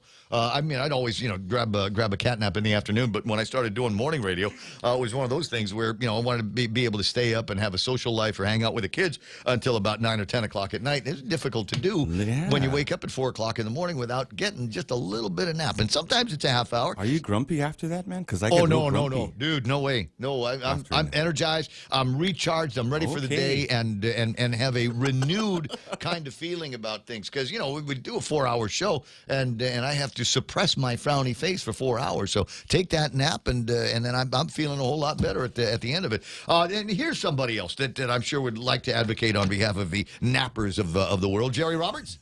I don't nap. I just go straight through. See that, and that's the grumpiness right there. Here we go. That's yesterday's grumpiness. Wow. That didn't go away from 7 hours of sleep at night, right? So I'm just. Do you not find that a nap is useful? I do. In your old office at KUAM, I remember this vividly. You had a couch. I did. Yes, that was for naps, wasn't it? Power naps. Yeah, it was for naps. Here we go. It's the old rule. What happens in Jerry's office stays in Jerry's office. I get you. 7:21. Nothing ever happened in Jerry's office. 7:21 in the morning. Let's take a look at what happened on the markets, if you will. Get you some numbers and find out where everything is right about now. I'll start with this because I don't have the market numbers up yet. West Texas crude, the benchmark for the United States, back over $100, $103.34. So it's a good thing, and Simon will tell us the story. It's a good thing that the legislature voted on the exemption for the PD plants that they need to build down the road, and that will get us out from under burning a whole lot of expensive oil a whole lot sooner.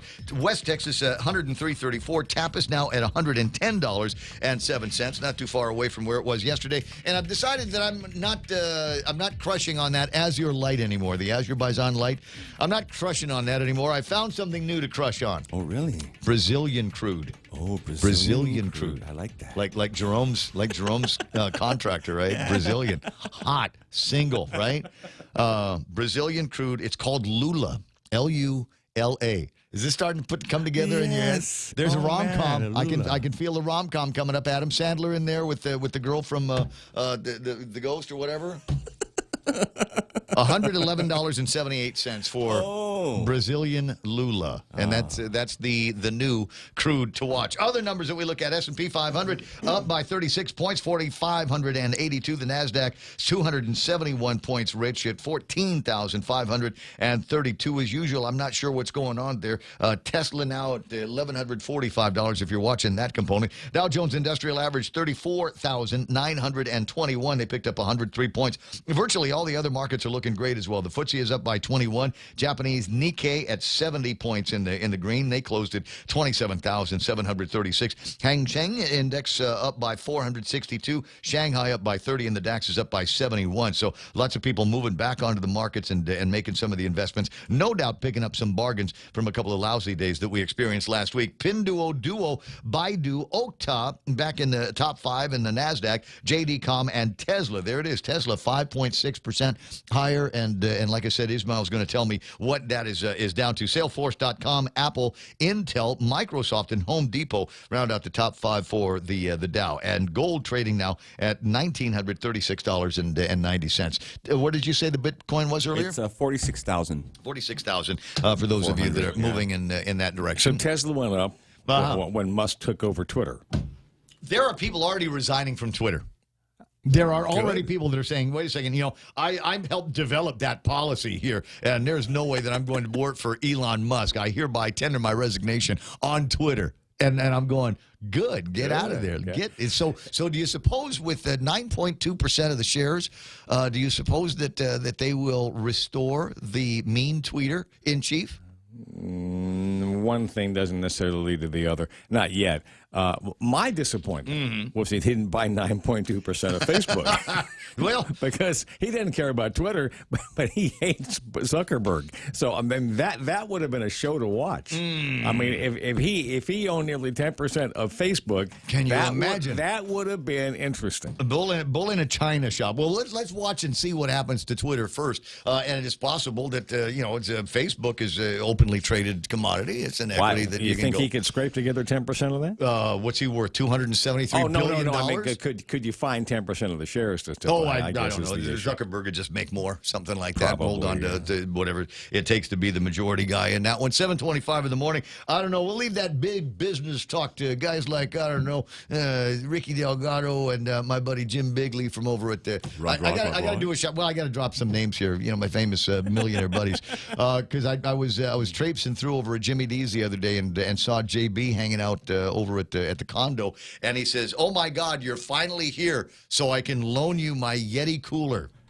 Yeah, nice. Yeah, that's exactly why I showed up. Sure. Okay, JB. And he comes down around the back of the place, and sure enough, hands me a Yeti cooler. It's not one of the big, put it on the boat ones. And I immediately took out a spare tile that I have in my pocket. You know what a tile is, right? Yeah. It's for being able to find stuff when you lose it. You don't want to lose that. No. It's somebody else's $250 Yeti cooler that I've got under lock and key. So I want to do a shout out to JB. 7:26. Jerry Roberts is in the studio, about ready for the extra point here today. Yeah. There it is, Mr. Enthusiasm and excitement here. Jerry Roberts being brought to you by. Oh, and just a reminder, today is Tuesday, so you get 2 times Jerry Roberts. Today in the work zone in the Guam Daily Post, the gratitude exercise. Take it, score yourself today.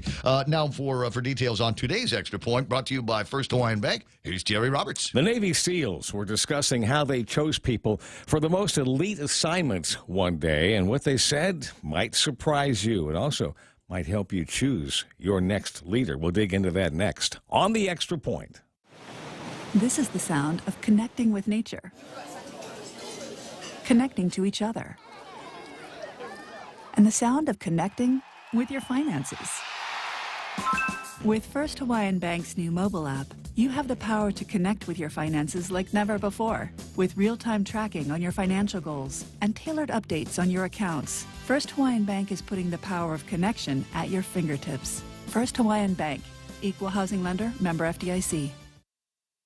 Leadership guru Simon Sinek once described his work with the Navy SEALs, and the lessons we can learn might be transformative. Sinek asked how they selected the guys that go into SEAL Team 6. Now, this is the team that is considered the best of the best. One of the SEALs drew a graph for him. On one side, he wrote the word performance. On the other side, they wrote the word trust. The way they define the terms is performance on the battlefield and performance off the battlefield. You and I might relate performance to, did you hit your annual projections? And trust to, what kind of person are you? In SEALs language, it might come down to this. I may trust you with my life, but will I trust you with my money and my wife? Okay, back to the graph. What does everybody want? They want high performance and high trust. I mean, that's the goal, right? Doesn't get any better than that, but it's a tough combination to find. What nobody wants is low performance and low trust. Why would you want somebody on your payroll who doesn't get the job done and has character issues? So let's explore some other options. How about high performance, low trust? They do get the job done, but they are a toxic leader and a toxic team member, and they drive high-trust people out the door. When you hear the old line that people don't leave companies, they leave managers, this is what they're referring to. Well, the Navy SEALs look at it the same way. Their missions are obviously critical, and they need high performance, yet they can't afford to have a toxic environment. They said that their leader might be of medium performance, high trust, and sometimes even low performance and high trust. They simply are not going to have a low trust individual on the team, especially in a leadership position. Sinek pointed out that we have no shortage of ways to measure a person's performance, but we come up empty on ways to measure their trustworthiness. Because of that, we often end up promoting and bonusing toxicity in our organizations. And those people eventually lose the trust of the workforce, lose talent, lose market share, and maybe lose the company. Sinek said this is ironic because there's never any trouble identifying the high-performance, low-trust people. They don't hide. Go to any team and say, who's the jerk? And they will all point to the same person. Sinek used a more colorful word than jerk. If you go to that team and say, who do you trust more than anybody else? Who's always got your back when the chips are down? Who will always be there with you? Again, they will all point to the same person. He or she won't be the top of the line performer, but they could be your next leader. Someone who will create an environment where others can succeed. They could be the one who builds a strong team that stays together. Not just that, but they could also be someone who attracts talent and creates a line of people trying to get in, not looking for a way to get out. Let's be honest. We all want and need performance. We have to generate revenue, got to meet payrolls, people have bills to pay. Still, there needs to be a balance between performance and trust. If the Navy SEALs think so, then maybe we should consider that too. That's the extra point. Be responsible and make something good happen today. For 93.3, The Ray Gibson Show and First Hawaiian Bank, I'm Jerry Roberts. Right, and as you were talking about that, I was trying to think of that guy, maybe somebody from pop culture and the movies, somebody that has got very, very good skills, but can't necessarily be trusted. And the only guy I could come up with in just a few minutes of review is Kurt Russell playing Jack Burton in Big Trouble in Little China.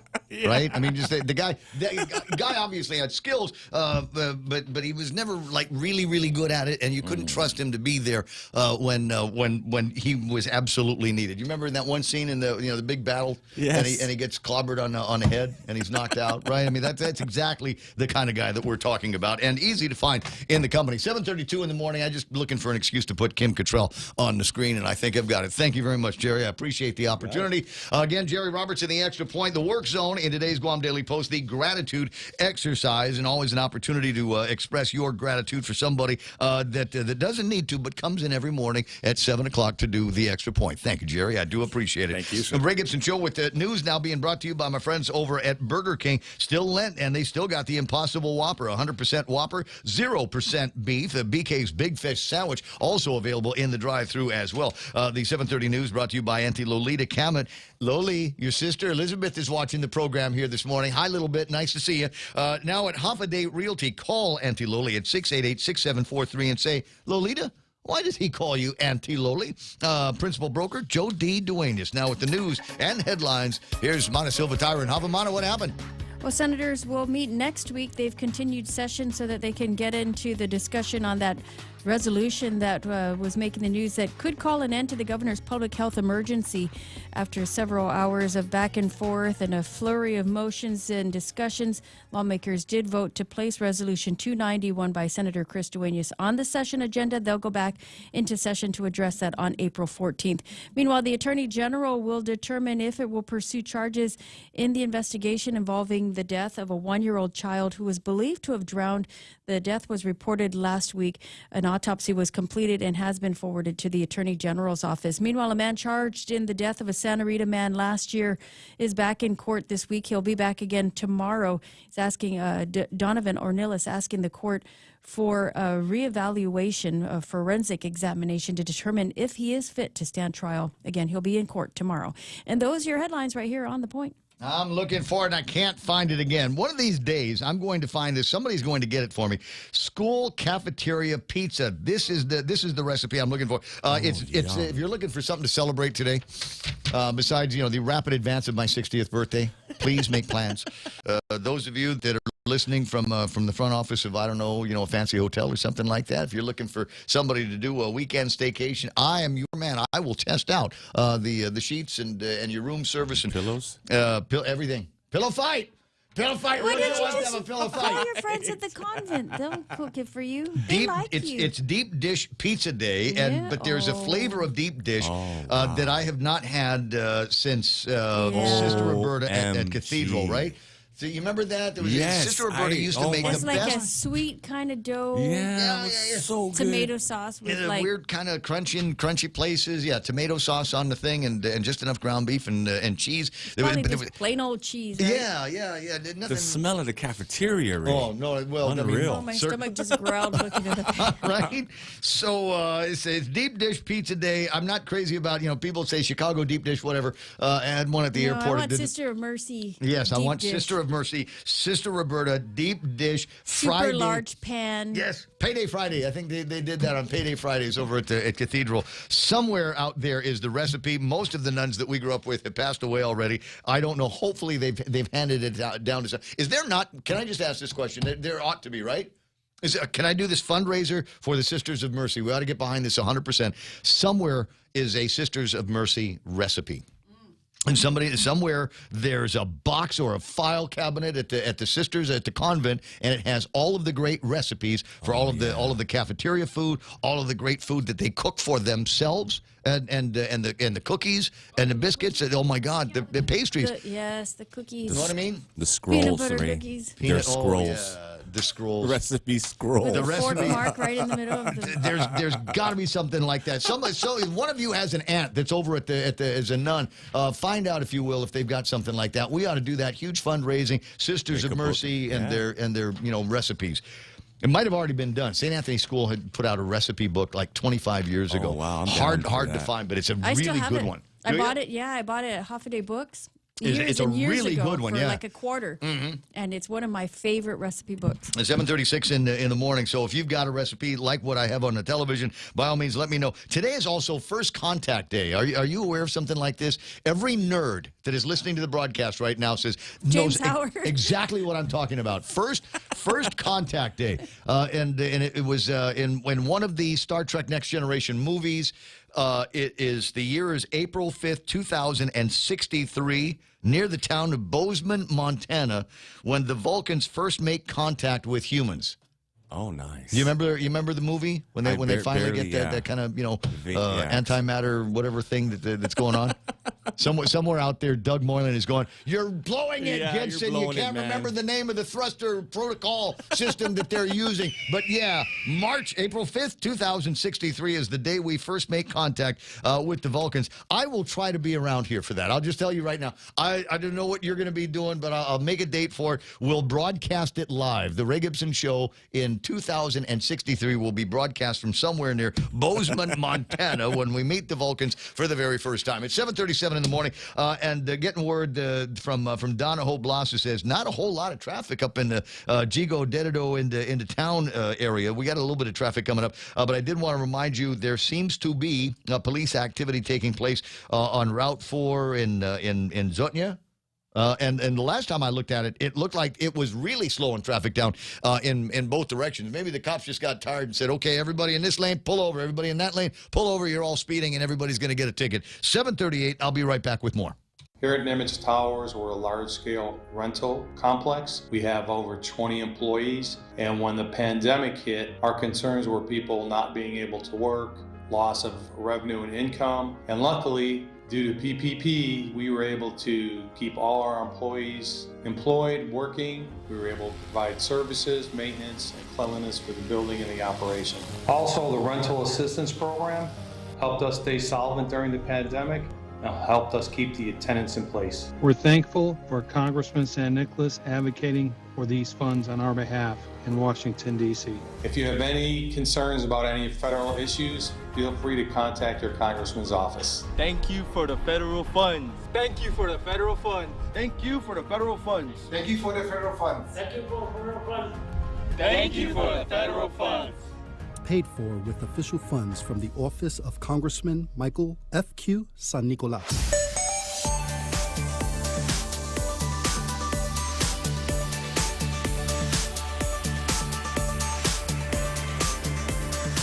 Every once in a while, I'll run into a factoid, and I'll just go, I have nothing to do with this. There's no punchline or anything.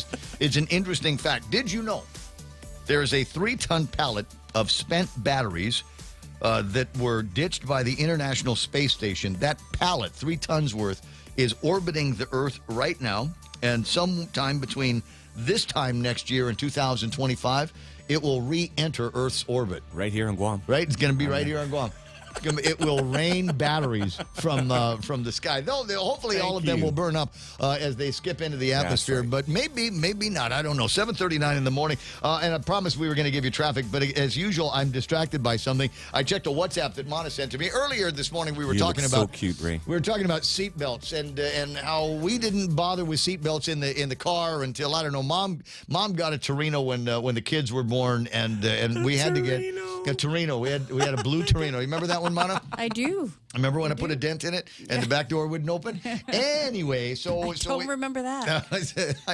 I'm still feeling it. 20 away from the top of the hour. So we got babies in the family, and so Shelly and I riding in the back seat, and then there would be a baby car carrier. This is exactly what they looked like back in the 1970s. Oh, wow. In the late 60s, early 70s, you could buy them, and all they did basically was to hold the baby, so it wouldn't crawl around in the car. And that's what you get. It's all twisted steel, and it doesn't look like there's a whole lot by way of padding on this thing. It looks like a high chair that just cut the legs off. Exactly. Right? Well, there's another version of it that you found, a wooden version. This was the state of the art for baby carriage in cars back in the day, and that was so. And because my mom was pretty fastidious about strapping the kids into these they ain't going to prevent anybody from dying baby seats. If they had to get strapped in, then Shelly and I had to get strapped in as well. And that's the first time that we were forced to use seat belts. And in my mind, it seems to me also the first kind of defiance, because I didn't want to wear the seatbelt. So what I do is I just put it around and make it click, but not really. Oh, and then put it off on the side.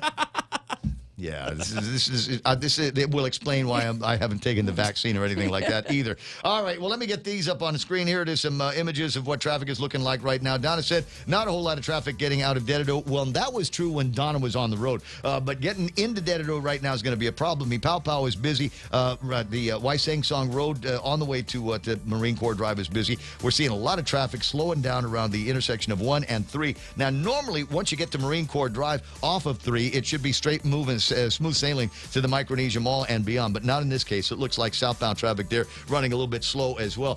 For supreme ugliness, though, I got to point out 8, 10, and 16. Yeah, it's time to rail against the doggone in and out traffic that we've got up and down that roadway, because they've decided that, 5 traffic signals isn't enough. We need to put more of those things out there, and more businesses that have very, very small parking lots. So that's what you're going to see as you're going up and down on Route 8, 10, and 16. Not looking very pretty from about where Untalon Middle School is all the way up to the intersection, so expect delays there. 10 and 15, arguably one of the dumbest intersections that we've got here on Guam, second only, I think, to the intersection over at Golden Sea, if you're trying to get onto Teedson, if you're trying to turn left onto Teedson.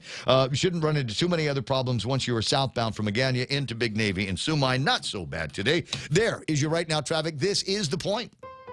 Check out the newest hydro and garden center to hit Guam, Crop King Hydro. We have a huge selection of plant nutrients, soils, hydroponic mediums, organic pest control pumps, plant support, tools, and so much more. Call 635-4769. 635-GROW. Open Monday through Saturday, 10 to 6 at the Dededo Satina Mall, right across from Payless and Paradise Fitness. For whatever you grow, think Crop King Hydro. Crop King Hydro. Chili's has the seafood you crave and the flavors you love this Lenten season. Indulge in delicious Lent-friendly soups, salads, appetizers, and entrees, like our loaded baked potato soup, quesadilla explosion salad, our savory Cajun shrimp pasta, or our mouth-watering grilled ancho salmon. Ask about our black bean burger options, like our tasty mushroom Swiss or old-timer with cheese. This is a limited-time offer, so hurry in and enjoy all the tasty Lent options this Lenten season. We're located on the second floor of Two Sands Plaza. At Chili's, savor the moment.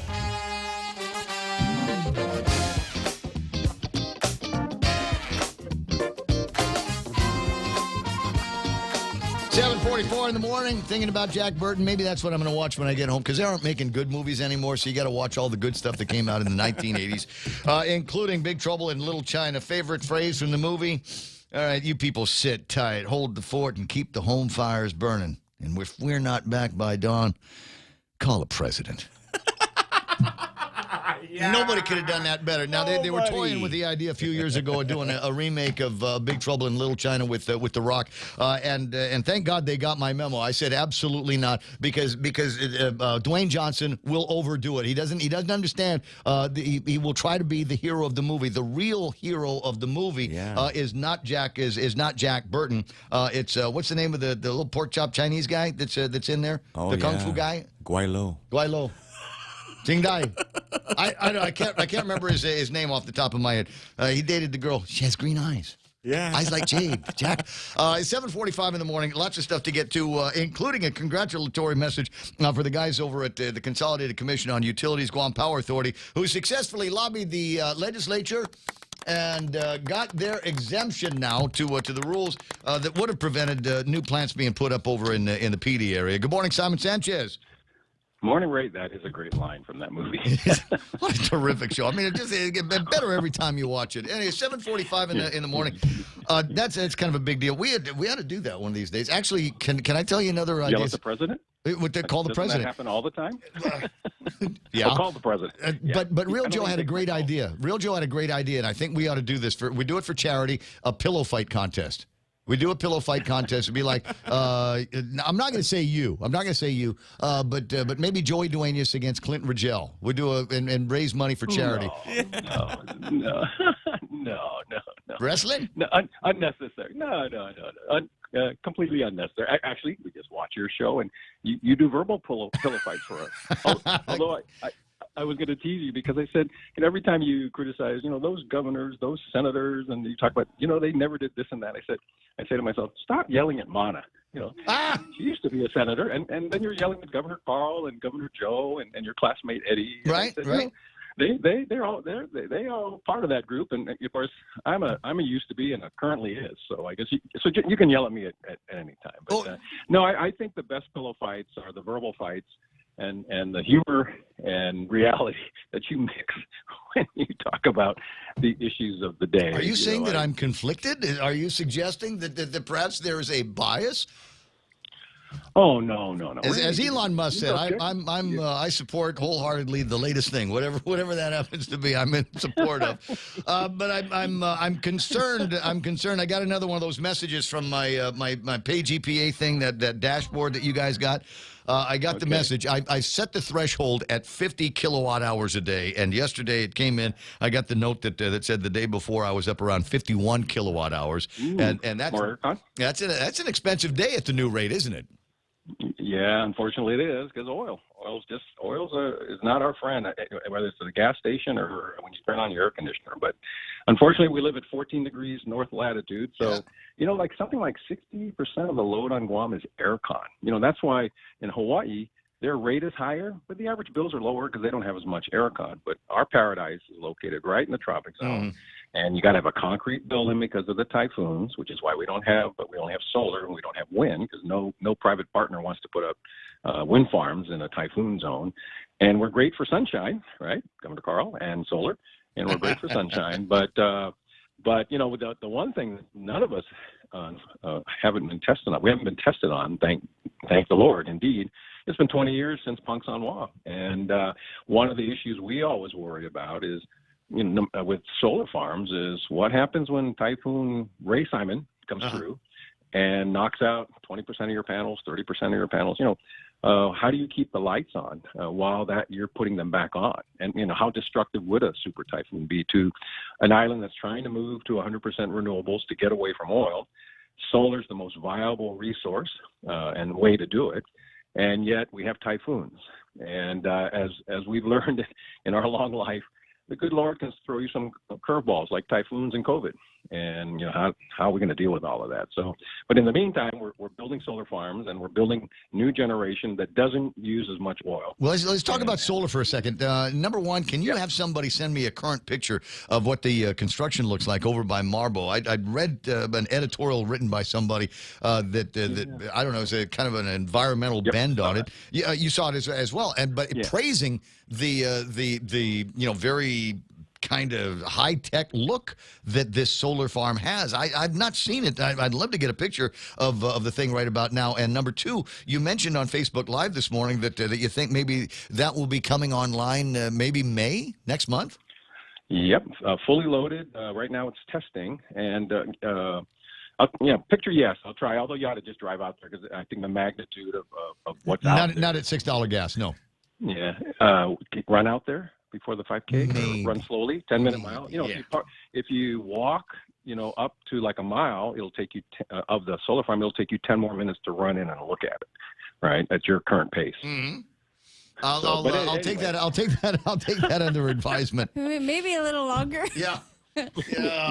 Maybe 12 minutes. It's been. I'll tell you what, Si, it's been ugly. You've been through this. You know, cardio has no memory whatsoever. And I took a vacation for a little bit too long. I was doing hill repeats. I was doing interval training on the running. But that was good for speed work. But it was absolutely useless in terms of maintaining my cardio. Switching subjects back to the solar farm here. So sometime in May we'll come out of the testing and put that online. What needs to be done to tie that into the grid? If you can give me some of that technology. It's already tied in. It's there. It's already tied in. So when you build a solar farm or generator, you also have to build a connection to the grid, right? So they put in the grid, right? And it's caused the headaches for the families in the Marbo area. The partner had to find the land, so he found the land in Marbo. He bought it from a private owner, and he puts it in, and there's all that construction. And when you drive out there, there's still a lot of construction, and it's a headache, as construction can often be. But it's a pretty impressive solar farm, and it just cascades down the Marbo Cave to the coast, the Marbo Cave area. The land is kind of like a bowl, and it cascades down towards the ocean. And unfortunately, in their haste to get the farm up, they didn't do the environmental mitigation that they needed to do. And it's a good friend of mine Ken Flores, who used to work for us. And he says haste makes waste, and they have to deal with their headaches, the legal headaches, with regards to what happened with the runoff and the damage to Marbo, which I believe has all been mitigated, and they've settled with the private landowner. Marbo is owned by a private landowner, and settled with them, but they've got lawsuits and litigation. But how do you pay your bills when you're being sued? You sell solar energy to the Guam Power Authority, and that's why they finished it. It's being tested now, and it's expected to be fully online. And I was talking to John B. last week when we were presenting to the rating agencies, but I think it's about $1.5 million a month of oil at today's prices would begin to be avoided. Wow! Once it's fully online, and every way we can reduce the use of oil, that's how we can reduce the price of power. And so that's so on the one hand, sometimes you step in dog do, and sometimes you make good decisions, and sometimes you do it at the same time. Well, right, and so they're going to have to deal with that. But yeah, they're making solar energy now, and they'll be fully online, and it's the only way they can get money from us. No energy, no pay.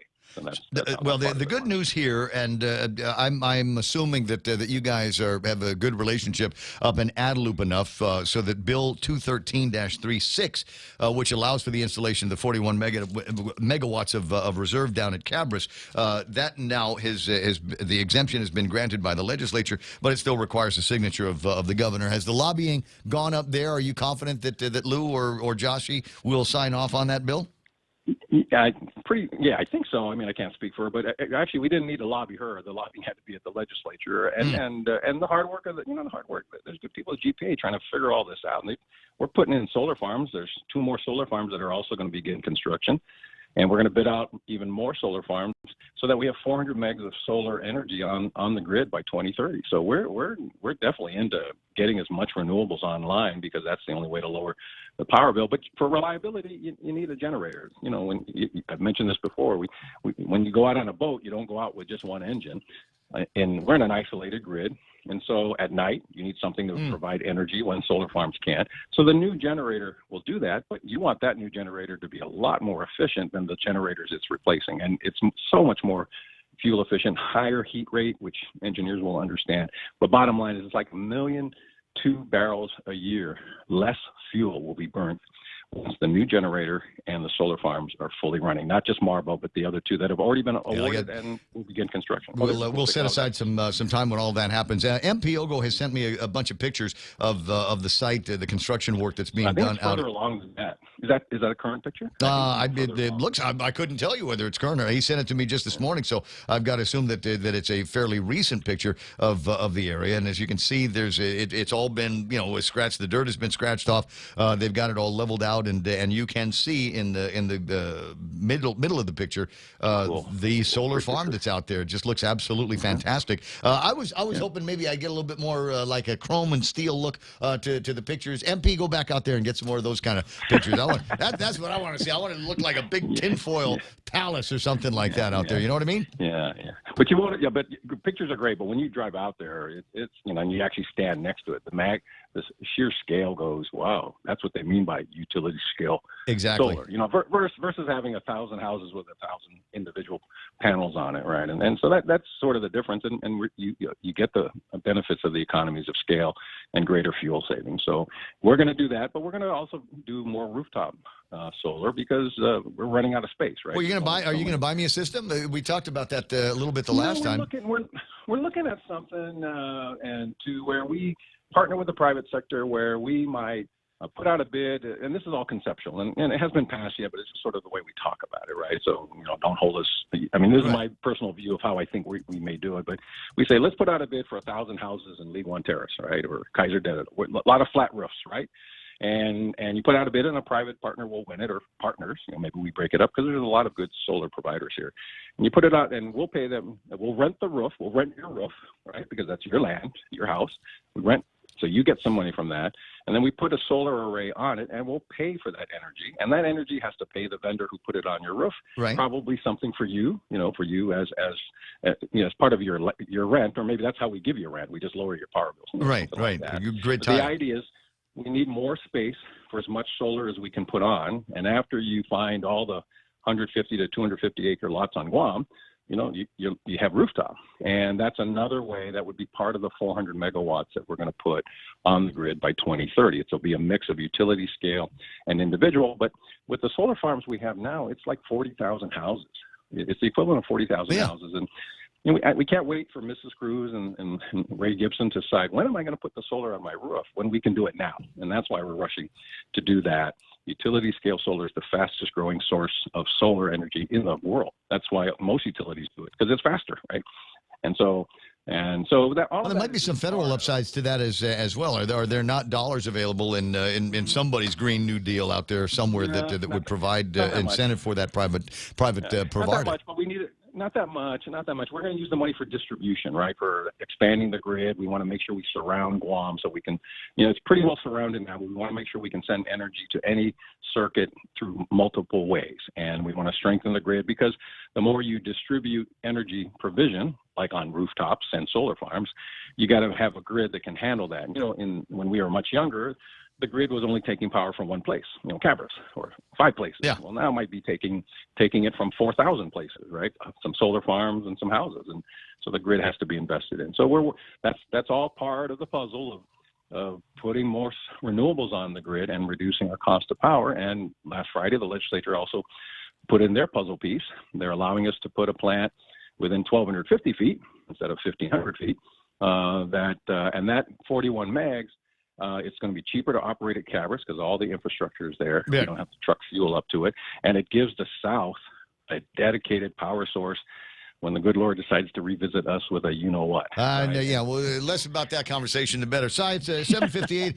I'm going to let you run. You go and have a fantastic day. Reminder now, April the 9th. I don't know to what degree you're doing any running, but it's the first of the 5Ks now that all the restrictions on that have been lifted. No frills, absolutely free. Sign up at the Guam Running Club's Facebook page and sign off on the waiver, and then that's all you got to do. There won't be any bibs. There might be some drawings and giveaways, but I don't even think they were going to bring the timer out here. It's just a get in and we'll start the thing and run, and then you run back, and then somebody will have water or soft drinks or whatever. Well, I'll be in the start group even further behind you. We'll be way in the back. We'll be way in the cardio shame portion of the race line. 7:58. You have a fantastic day, Si. I'll talk to you later. Thanks, Rick. Take care. Have a great show. 888-8255. Already have a great show. We're 2 hours into this, aren't we? We're deep, Rick. No turning back. This is it, buddy. I guess we're going. Closing in on 8 o'clock in the morning. Some interesting stuff in the next hour of the program. There's a Humanitarian Service Award that looks like it's being conducted out of the offices of Senator and classmate Frank Blas Jr. So we'll find out a little bit more about that. Some of the other things that are on the table of contents. Things that I have not yet even gone anywhere near here. And it's amazing some of the stories that are floating around that are, I think, of interest to folks living on Guam.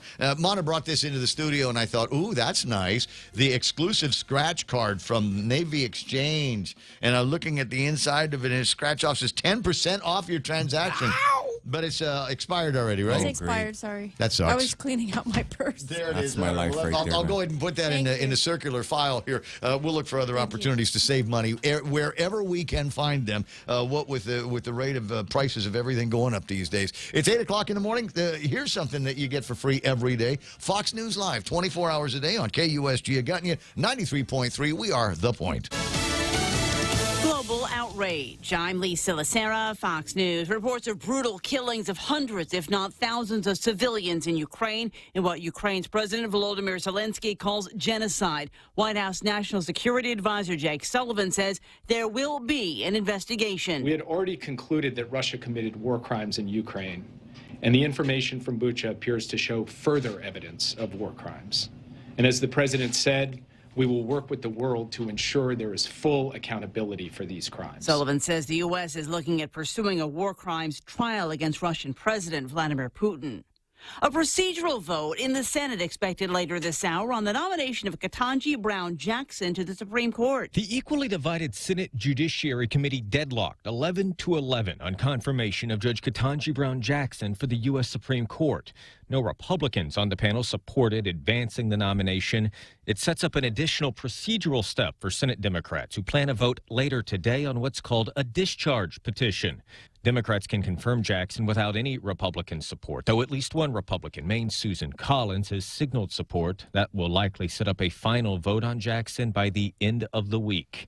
On Capitol Hill, Jared Halpern, Fox News. Putting more truckers on the roads, that's part of President Biden's plan to help ease the supply chain crisis. we must do more and do better to recruit more people into the job and to support them so they choose to stay in the job. Transportation Secretary Pete Buttigiig, the number of truckers have gone down during the pandemic. One of the ways they're hoping to improve the numbers is by issuing commercial driver's licenses faster. The first day of jury deliberations in the trial of 4 men accused of plotting to kidnap Michigan Governor Gretchen Whitmer has ended with no verdict reached.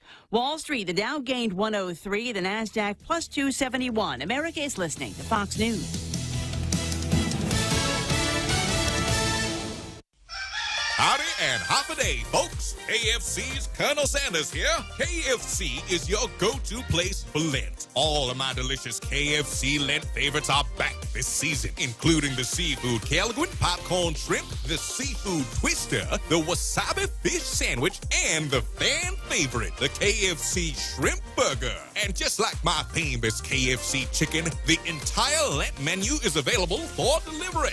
KFC is finger-licking good. Family Finance has been serving the people of Guam since 1959, and they will continue to be there for you in the years to come. Get a personal loan for that summer vacation or to pay off those long overdue bills. Family Finance has got you covered. Apply for a personal loan from $1,000 up to $3,900 by calling Family Finance in Hagåtña, now at the old Nanbo Insurance Building at 475-4545, Upper Tumon 647-5626, or in Dededo 633-4473. Family Finance, here to serve you. The U.S. government has seized a mega yacht in Spain owned by an oligarch with close ties to the Russian president. On Monday morning, U.S. federal agents and Spain's civil guard searched the 254-foot vessel, which is docked in Spain's Balearic Islands.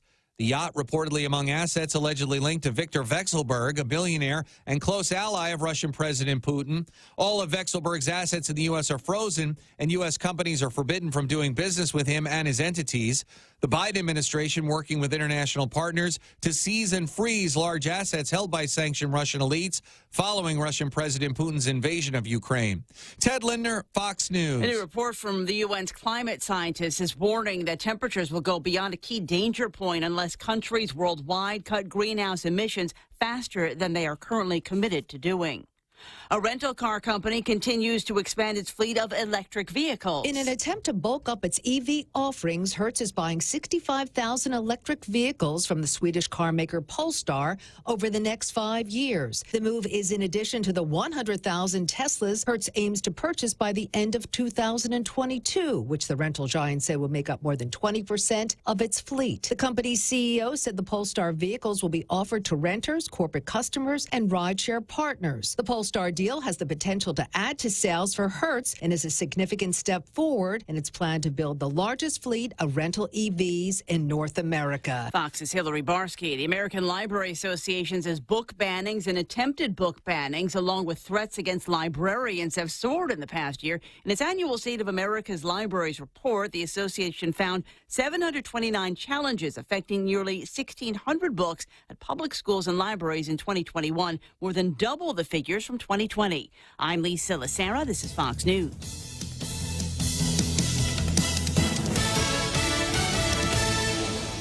Be in the know. Want to keep your family safe from high-tech trouble? Introducing Bark Jr., a new online parental control app that's free for GTA wireless and internet customers. Bark Jr. monitors apps and social media, manages online screen time, and filters websites to protect your family from inappropriate online content. Sign up for any GTA postpaid wireless or internet service and get Bark Jr. for free today. Call us at 671-644-4482 or visit us at gta.net. GTA, we start with you. Hey, what did the grilled cheese sandwich say to their date? What'd they say? You make me melt.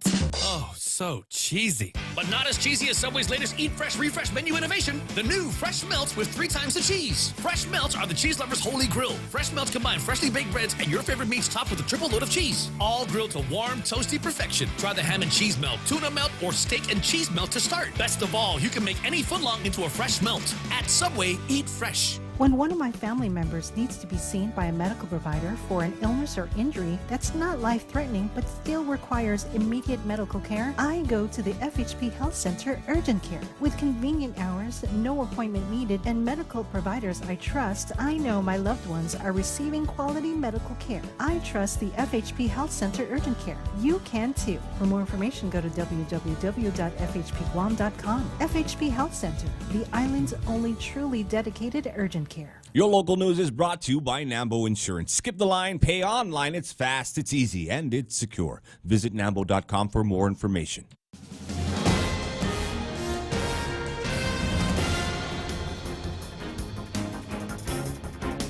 Half a day, it's 8:06. I'm Mana Silva Tyron with a look at your local news on the point. The resolution that could call an end to the governor's public health emergency will be discussed in the session agenda. However, it won't be until next week. Senators yesterday, after a flurry of motions and discussions over an hour with legal counsel, they voted to place Resolution 291 by Senator Chris Duenas on the session agenda. They've recessed, though, until April 14th in order to meet the government's noticing requirements. Elsewhere in the news, an autopsy was performed on a 44-year-old man who was killed in a hit-and-run, but details not released. Johnny Joseph Kenga was killed in the accident that took place in Agate last week. A 39-year-old man was arrested in connection with the death. Joquest Kinzama James, charged with vehicular homicide while driving impaired as a second-degree felony, among other charges. Police spotted James pulled over at the ITC intersection in Tamuning. He allegedly told officers that he came from the southern part of the island where he knew he hit something, but he didn't know what it was. James was released on a $15,000 personal recognizance bond and had his driving privileges revoked. Police did state that the suspect had a blood alcohol content that was double the legal limit. Meanwhile, a man was arrested by Guam police in connection with attack on a woman who was in a wheelchair. 45-year-old Joey Ray Blas Castro was charged with aggravated assault and family violence. According to court documents, the suspect got into an argument with the victim on Saturday near the Holiday Resort in Tumon when he allegedly punched her in the face. The suspect told police that the victim swung at him first, but that his punch landed. A private security officer called the Guam Police Department after seeing the victim with blood stains on her jacket. The suspect was seen yelling at the victim before witnesses saw the suspect try to push her wheelchair toward the road. And the results of an autopsy completed as well on a 1-year-old child, those results not released as the investigation continues. The Guam Police Department says that the Attorney General will determine how to proceed with the case. The child was reported dead last week, initially due to a drowning. Police said that the girl didn't have any visible signs that she'd been physically injured, but investigators have yet to rule out foul play. We'll have more news right after this.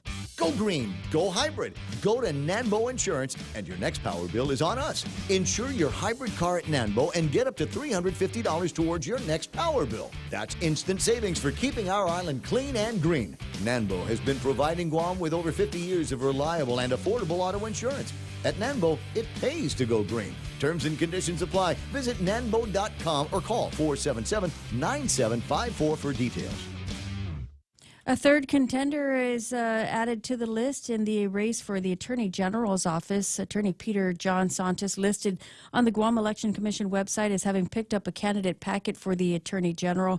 He says in the Guam Daily Post today that he believes that he is the alternative candidate that voters need, someone, he says, who will fix the malfunctioning AG's office. Also running for the AG's position is the current Attorney General, Levin Camacho, and possibly former AG Doug Moylan, who also stated that he is considering a run and has also picked up a packet with the Guam Election Commission. And Guam is moving into the peak years of the military buildup, bringing to a 27-year high the number of skilled foreign laborers hired to work mostly on military projects.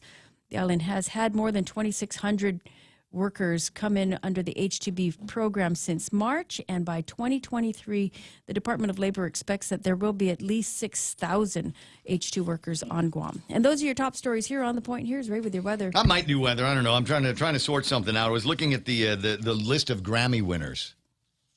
Anybody? Is there any Olivia interest at all? Rodrigo. I used to, once upon a time in my broadcast career, in music radio, it was one of those things that I had to pay any attention, some attention to around this time of year. Watch, some of the great songs and the great performers and see who was going to be getting what. And I'm looking over the list of Grammy winners in all the major categories. The best rock album and the best rock song was by the Foo Fighters. Real Joe? Oh, wow. I know that, man. Making a Fire was the name of the song. Yeah. Anything? No, man. Sing it. That's not it. I can't say I've never heard the song before. Never heard it, It's man. one of those things where it might be one of those like you have to be like super deep into the art to get the Grammys, because the Grammys aren't like the top 40. They like to go out there and find artists and bestow upon them the best. So we got the best rap song was "Jail" by Kanye with Jay-Z in it. Of course, yeah. Anything? Do we know any of the words to that song? I haven't heard it, man. I'll bet you there's two versions of it. There's the one that you can play on the radio, and then there's the ones where you're like mom and dad will say, "Turn that off." Well, I listen my to his God. gospel stuff. Use the church stuff. Wait, there might be a gospel. Let me see if there's a gospel.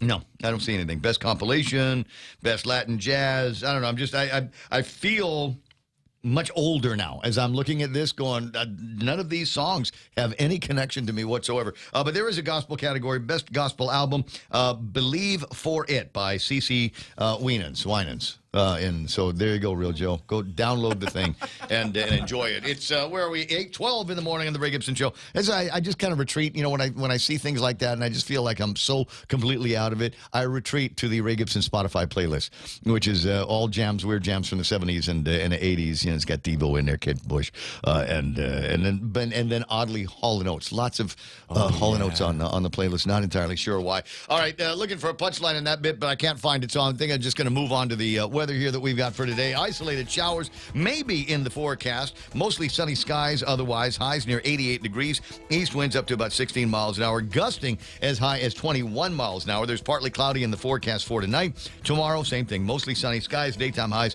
up around 88 degrees and winds out of the east. Expect some gusty winds tomorrow, maybe as high as 23 miles an hour. There's hazardous surf advisory, rip current warnings in effect because of all the rain. The wind that we're getting these days. Jellyfish warnings. Somebody got stung by the jellyfish out in Tuxtla yesterday, so we know that they're on that side of the island. And again, reminder, they're just like the legislature. They can sting you even when they're dead. So watch out for them. Sunset tonight will be at 6:33. Hashtag tell the others. There's news and weather together here on The Point. Choosing health insurance for my family is difficult. I need to know our health insurance will protect us now and in the future. Take Care members have access to the island's largest offering of free fitness classes and health education programs, and a high-quality credentialed network of on- and off-island healthcare providers, including the convenient one-stop FHP Health Center and urgent care. My family choose Take Care. Your family should also consider choosing Take Care. Call 671-647-3526 for more information. Take Care, our island, your health plan. The Federal Reserve is starting to increase interest rates to fight inflation, but they're still so low, making it the perfect time to refinance your home, to lower your rate, and perhaps take advantage of its increased value to put some cash in your pocket during these uncertain times. Cash that you can have the freedom to access when you want, where you want, with your Bank Pacific Visa debit card. Lower your rate, put cash in your pocket. Access your cash when you want, where you want, with your Visa debit card. Brothers put branches, we place roots, and we're rooting for you. Equal housing lender, credit conditions apply. Dude, no, it occurred to me, you know what, I cannot find solace in the current listing of Grammy Award winners for 2022. So you know what I did? What'd you do, I went man? back in time, bro. There you go. I went back in time. I hit the Ray Gibson time machine. 72 Grammys? 1977. Are you ready for the Grammy Awards? I'm so ready. From 1977, here it comes. Record of the year, George Benson, This Masquerade. Oh, wow. Right? Can we all of us Yes. believe that we sound like George Benson when we sing that at the karaoke bar, right? We're really happy. All right. Song In the Key of Life was the Album of the Year winner by Stevie Wonder, obviously, and that started off. There's not one song on the double album that is Songs in the Key of Life that we don't all know all of the words to. 1977 Song of the Year. Barry Manilow's I Write the Songs. That was a big deal on the radio back in those days. What? No Barry Manilow? No love for Barry Manilow? Yes, Barry Manilow. All day. 1977, the Best New Artist Award. And this is them looking forward and saying, we're going to get nothing but good things from these people for the next 2 or 3 decades. And it didn't quite work out that way for the Starland Vocal Band. Oh, who were they? Do you remember the song Afternoon Delight? Oh, yeah. Oh, yes. That's the band. I know what it means, too, right? And we know what it means, too. Back in those days, we didn't shy away from that kind of conversation. We did talk around it a little bit. You know, you take the same kind of ethic or the same kind of topic for a song these days, and the way the songwriters are, they just come right out and say, we're doing it in the afternoon. That's what they would be going on about. There's no hiding what the deal is. 8:16 in the morning. Is that my classmate on the line? It is your classmate. Get to my classmate, Senator Frank Blas Jr., who is looking for candidates now for the Humanitarian Service Awards. Please hold your applause. I haven't quite decided whether I'm going to be running for that. We'll see what that's all about here in just a second. News to fill your mind. Talk to get it out. The Ray Gibson Show. Call now, 888-8255.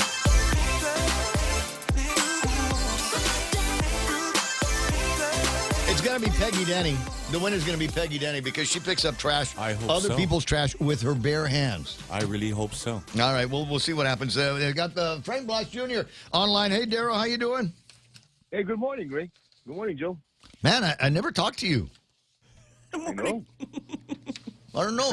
I've been spending a lot of time on the phone with Chris Duenas and then Jimmy Craig every once in a while. But it's been a long time since you and I talked. Are you just not raising hell over at the legislature? Do you need something to raise hell about? I'll give you one. No, it's not a matter of raising hell. There are things that you can do silently.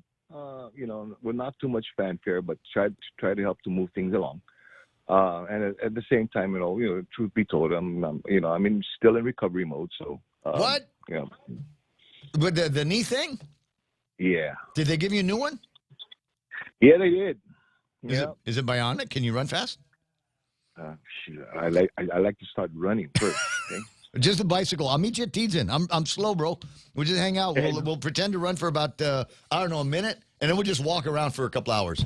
No, Tony and I used to do that. People yes. Called police on us because they thought we were fighting. So. Well, I don't think it'd come to that. And besides, you could take me in a fight, and everybody knows it. 8:18 in the morning. Frank Blas Jr. on the line.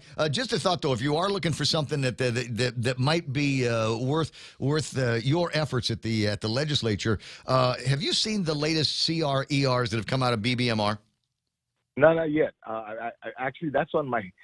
That's on my list of things to do today. So, Well, take a look at it because it seems to me that maybe we shot too low on the FY budget that we're in right now, and we've got a lot of extra money floating around that came in through via taxes and other funds in the government of Guam. Things weren't as bad as I think we projected in the creation of that budget. I say we like I was there all the time, but I wasn't. But I thought maybe a conservative view would be the right thing to do.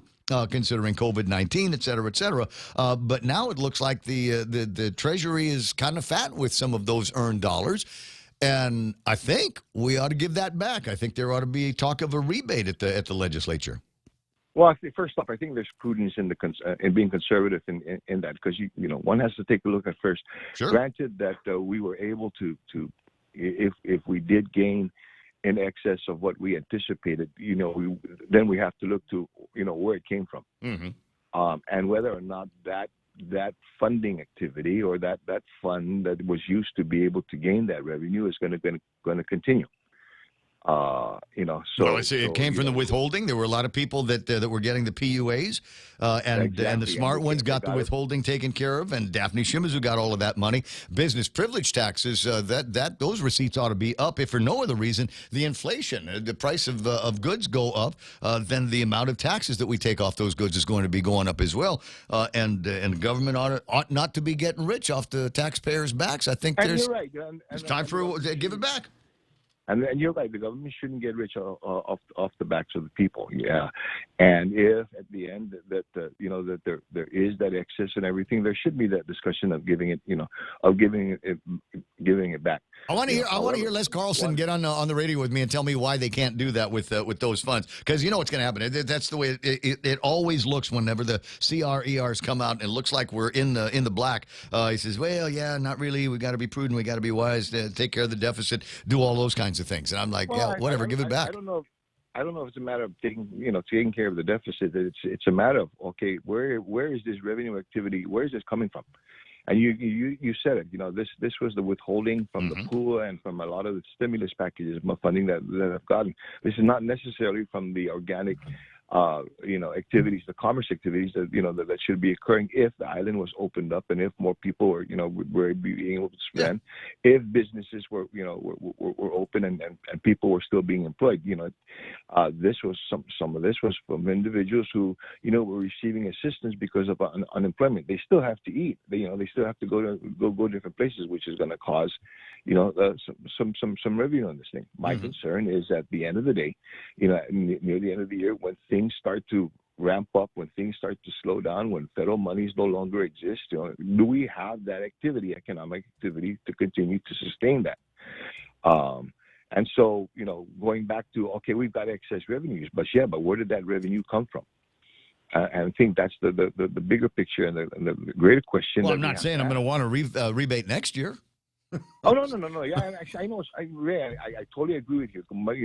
The government, don't hold this money and says, okay, we're going to hold this for a rainy day. Well, you know what? And for many households, it's raining. Businesses, it's raining. It's pouring, and the houses are flooded in debt, and so we have to find a way to be able to make right for the people, give it back to them if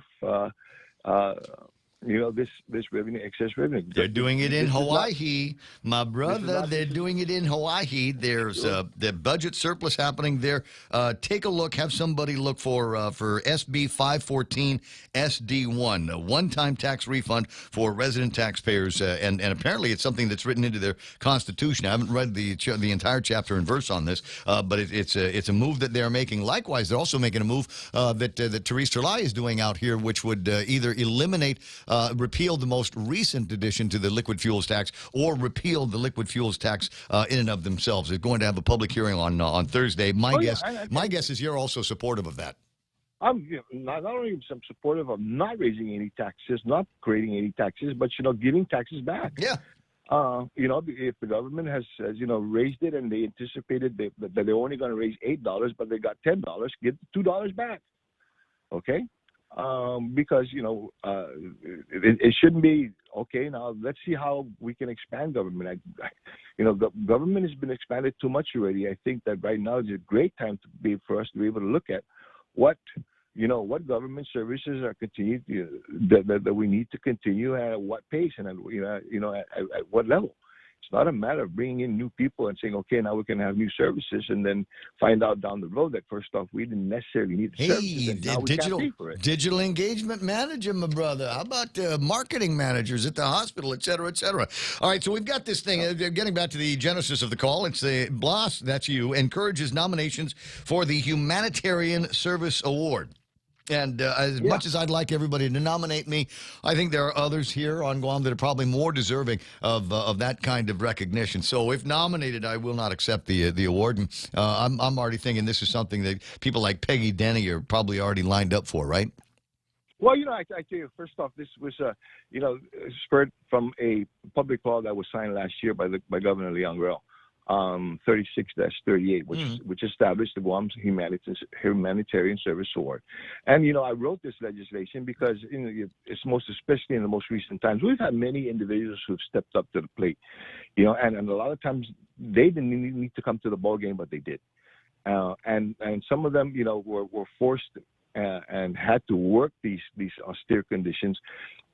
First off, with the fear of, again, going back to many of the fears that we were fed, about the devastating effects of coronavirus. That said, though, is that, you know, we've had people who stayed away from their families, you know, 7 days, 8 days a week, you know, 25 hours a day.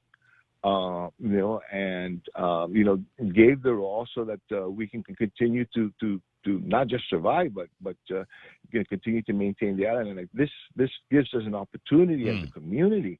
You know, instead of these awards coming from you know, a lot of times traditionally from government, you know, these awards come from government supervisors to government employees. This is a time for, you know, the community itself.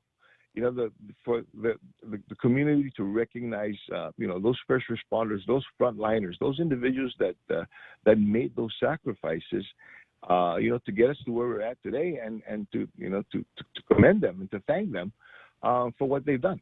Didn't the governor already give them pins? Well, you know, that was, Sorry, I don't know. Frank. You know, I'm sorry, I don't mean to derail you. No. You didn't derail me, and you know, you know, I thought at that point in time that's okay. That's a great, you know, departure point, you know, for this. But then it really didn't get the true essence, I guess, of you know, what this humanitarian service award was for.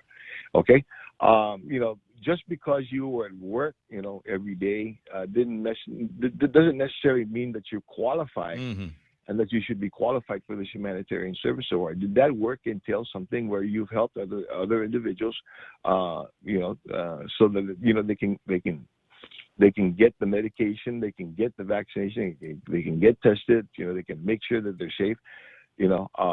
You know, it was those kinds of things to make sure that, you know, the traffic ran smoothly, that the food was stocked, you know, on the shelves, that the trash was picked up properly, you know, things that. Hey, that's my mayor you're talking about, bro. That's Rudy Paco.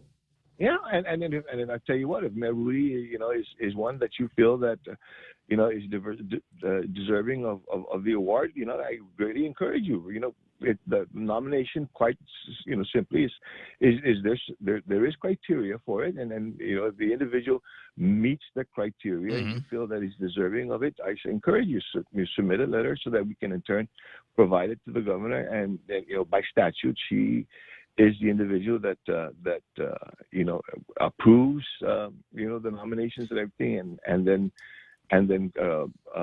you know, provides the award. What is the award? I mean, is it a big Laddie Stone or is it a plaque of some kind? In some cases, it's obviously, you know, it could be a commendation letter, certificate, you know, for individuals. You know, you can a lapel, a pin, something that you can wear officially. You know, like for service members and for you know, police officers, firefighters. You know, a service medal that they can wear.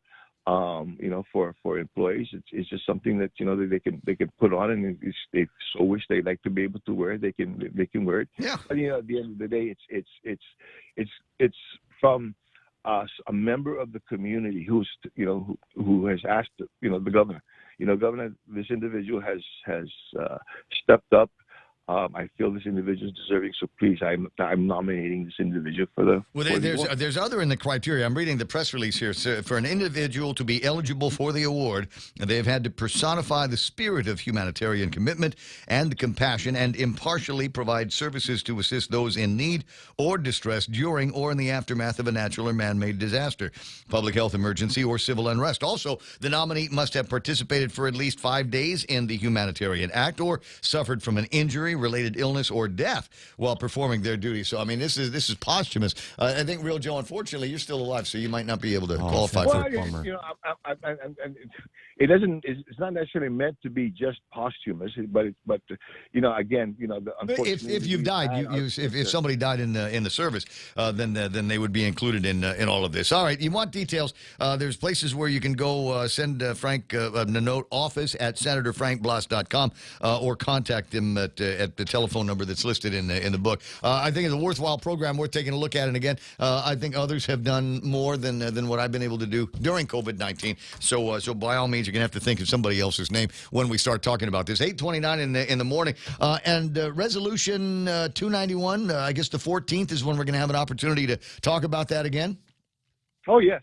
And, you know, what we plan to do is bring the government officials, you know, and those in the community, you into session so that we can further discuss some of the concerns they have. Is if we do finally end the state of emergency, I think that they better come prepared, because we've done our research, we've done our homework, and if it is in fact that we're concerned that we're going to lose money to be able to do this, first off, I'm going to go ahead and coin this. This is no longer a pandemic of the unvaccinated. This is a pandemic of the have and have-nots. In that, first off,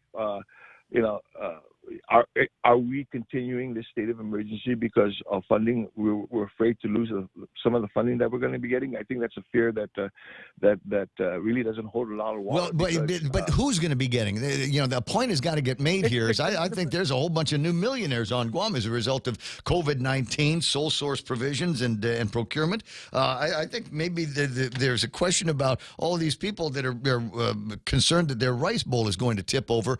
Never mind that, the community needs a degree of certainty. People have got to get back to work, and we need to learn to live with COVID-19. And until we take that initial painful step of ending the public health emergency, we never will. Yes, and so again, I appreciated that we had the public hearing, because they brought to light some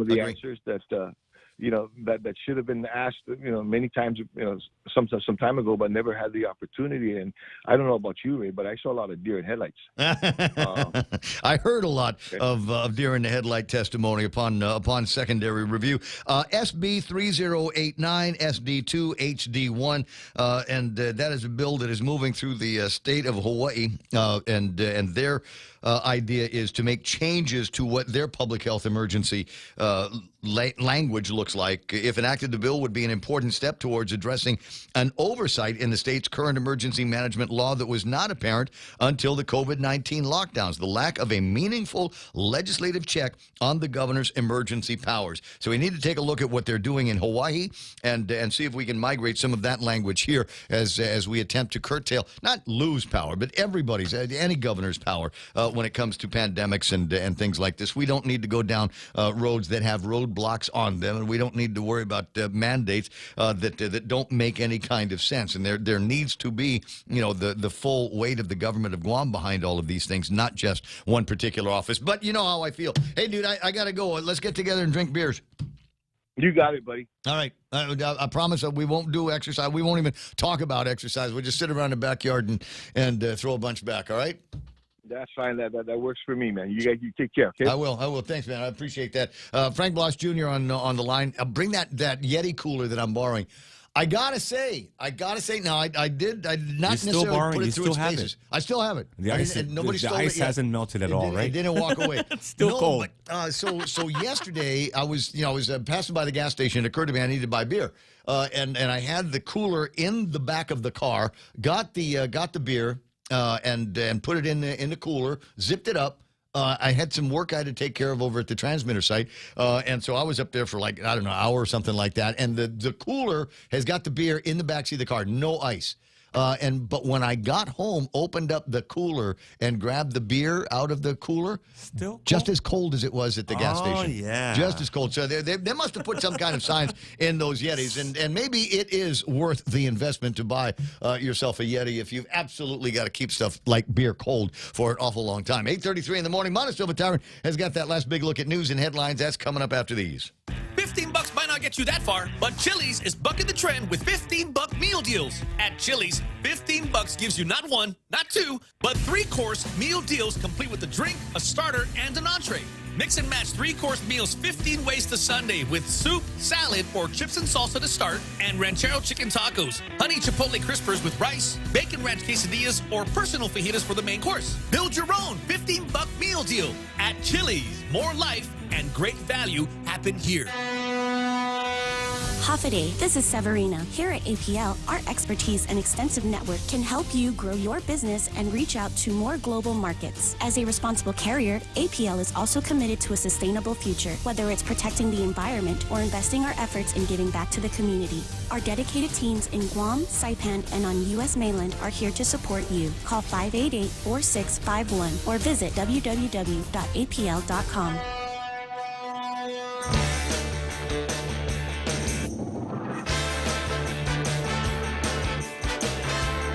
Studio time, 8:35.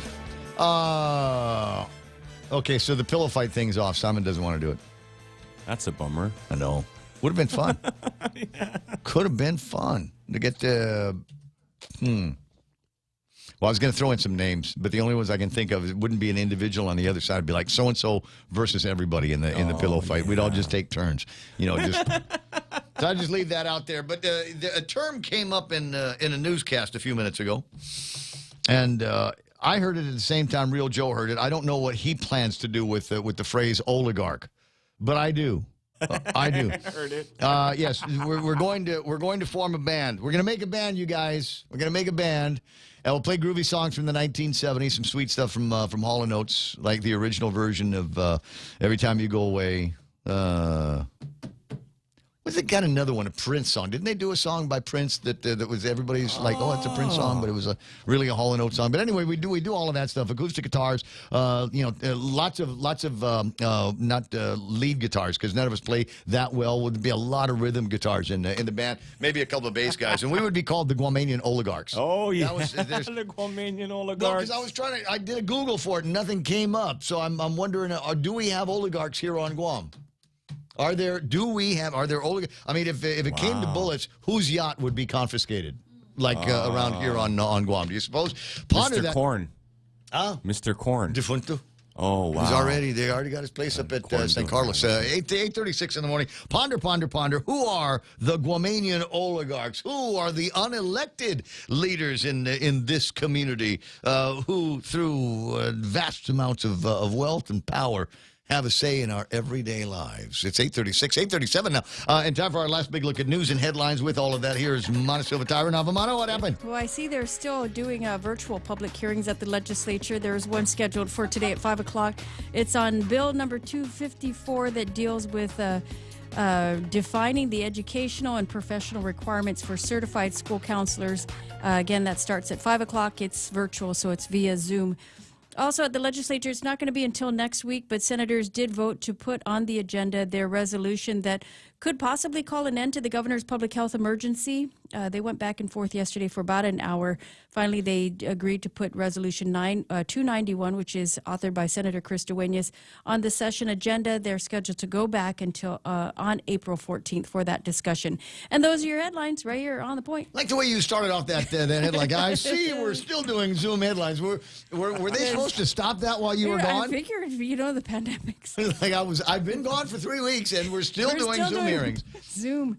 You can have a regular hearing. We've had regular hearings. We've had people in the session hall in the public hearing rooms. And there's no more. There's no more mandate. There's no more rules on how many people can gather. What is it? 250? 250. No, I think they lifted it completely, didn't they? I don't know. I'm curious why we're still doing virtual public hearing. We don't want to shake hands or something. I don't know. Get Carlo Branch. Carlo Branch right away. Find Carlo. Or maybe it's convenience. Possibly. If you don't have to leave your office and you can attend a public hearing and not physically be present. Probably gas prices. Prices. Well, it's funny. Marie Halloran's on the line. Actually, wants to talk about public hearings and things like that. Let me bring her into this conversation. Good morning, Marie Halloran. How are you? Marie. Hi. Good morning. Good morning, both of you. Yes. Well, I am really interested in this bill because it's about the school counselors and their position is really, really important. And sometimes they're given inappropriate tasks like putting in clerical stuff.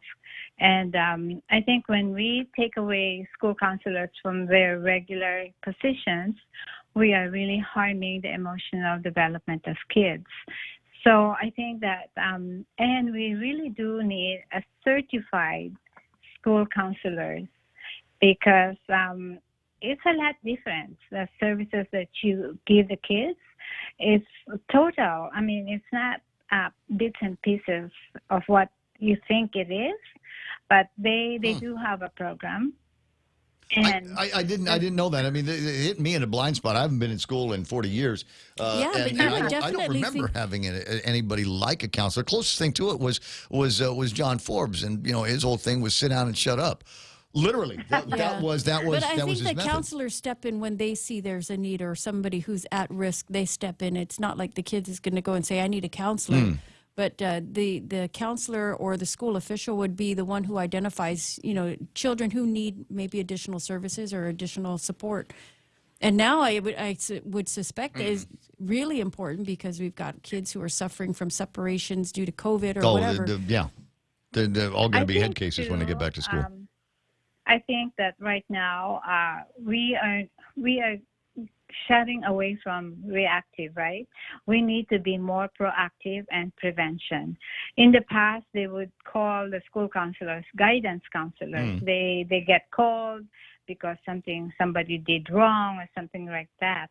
But now it's the right term is school counselors, because they actually go room to room in the classroom and do some preventive, like mindful sets or how do you deal with emotional distress, things like that, so that we don't only call the counselors when there's something wrong. We prevent things from getting heated up and bullying and all these things.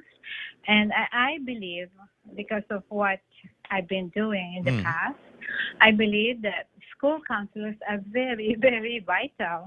You cannot just say they don't do anything. They do have a structured like lessons, and they are now chartered by the American Association of School Counselors, which they do have bylaws. There are things that they can do and things that they cannot do. So we need to really be more mindful of what they do. They're just not sitting down doing nothing, and then or should not be delegated to do other tasks in the school, as you say, clerical activities and things like that. They need to be thinking about the holistically with all of the kids in the school and the individuals that require some kind of counseling. So when is this hearing again, Mana? When is it? 5 o'clock. When? Today? 5 Today? o'clock today. It's virtual. Today, yeah. And if you want to do a testimony, you better tell them ahead of time so you can be slated. Right. Or just drop it off. I mean, they read those things as well. Maria, I appreciate the telephone call. When it's all done, maybe a conversation specifically about that, and maybe you and a couple of other counselors can come into the radio station and educate me, counsel me on what is the state of the art for counselors. Because, like I said, back in the old days, it was just somebody that I don't even think we had one at Father Duenas when I was there. Like I said, closest thing to it was John Forbes or Sister Estelle, and if you got in trouble, Sister Estelle would hand you a dull machete and tell you which part of the school you had to take care of her. Or Brother Gregory would give you a shovel with a hole in it and say, "There's a pile of dirt. Move that pile over there." Why? What's happening over there? Nothing. You're being punished. So move that pile of dirt. That's what your punishment is going to be. That was as close as I ever got to counseling, which may explain exactly why I am the way I am. Yeah, you're a naughty boy. I am a naughty boy. You see, she knows me. All right, 8:43 in the morning. Marie, I'll talk to you pretty soon. Stay in touch. Okay. All right, we got to take a quick maybe find out what's happening on the roadways and a few other things as Mana makes her way out of the studio gracefully. I'll be right back. JV International Safety Equipment has it all for you. Fall protection, rain gear, traffic signs, speed bumps, custom signs and banners, PPEs, fire extinguishers, plus more. Check them out on Facebook at JV International Safety Equipment Company or visit their website, www.jvisec.com. JV International Safety Equipment, Guam's leader in occupational and environmental safety equipment. Call 688-9524. JV International Safety Equipment, located in Harmon Industrial Park. Back at it again with the Lenten season menu with Mezcla, giving you a variety of food you can enjoy and pick from, like the fish tacos, spicy buttered shrimp, parrotfish escabeche, lobster pad capral pasta, crab-crusted Chilean sea bass, and more. There you have options. Offered at Hagåtña location for lunch and dinner only at Mezcla. For reservations, call 671-479-2652. What are you waiting for? Let's go celebrate the Lenten season with Mezcla.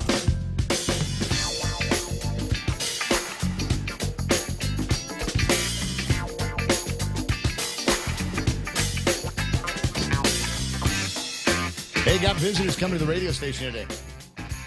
We do? Yeah. I got some guys from Manila in the Philippines. Oh, really? Yeah. Nice. They're coming in to do some kind of business around here. Okay. Yeah, so I already put out the word on the company chat Don't wear clothes that smell like marijuana. Oh, yeah. Don't do that. Yes, you just want to send out the right message to everybody. Where are we now? 845-888-8255, 888-TALK is the telephone number around in these parts here. Got lots and lots to talk about. Table of contents. Let me just kind of stroll through some of this and see what we've got. There's a story on the front page of the news, and I find it kind of interesting because it makes reference. When I say the front page of the news, I am talking about the Guam Daily Post. Hey, PDN was able to get the newspaper out today. How about thanks, that? PDN. Guam's foreign labor hiring reaches 27-year record high, and the story here is that we are now beginning to enter the peak years of the military buildup. And I remember a long time ago, I think the peak year was supposed to be like 2013 or 2012.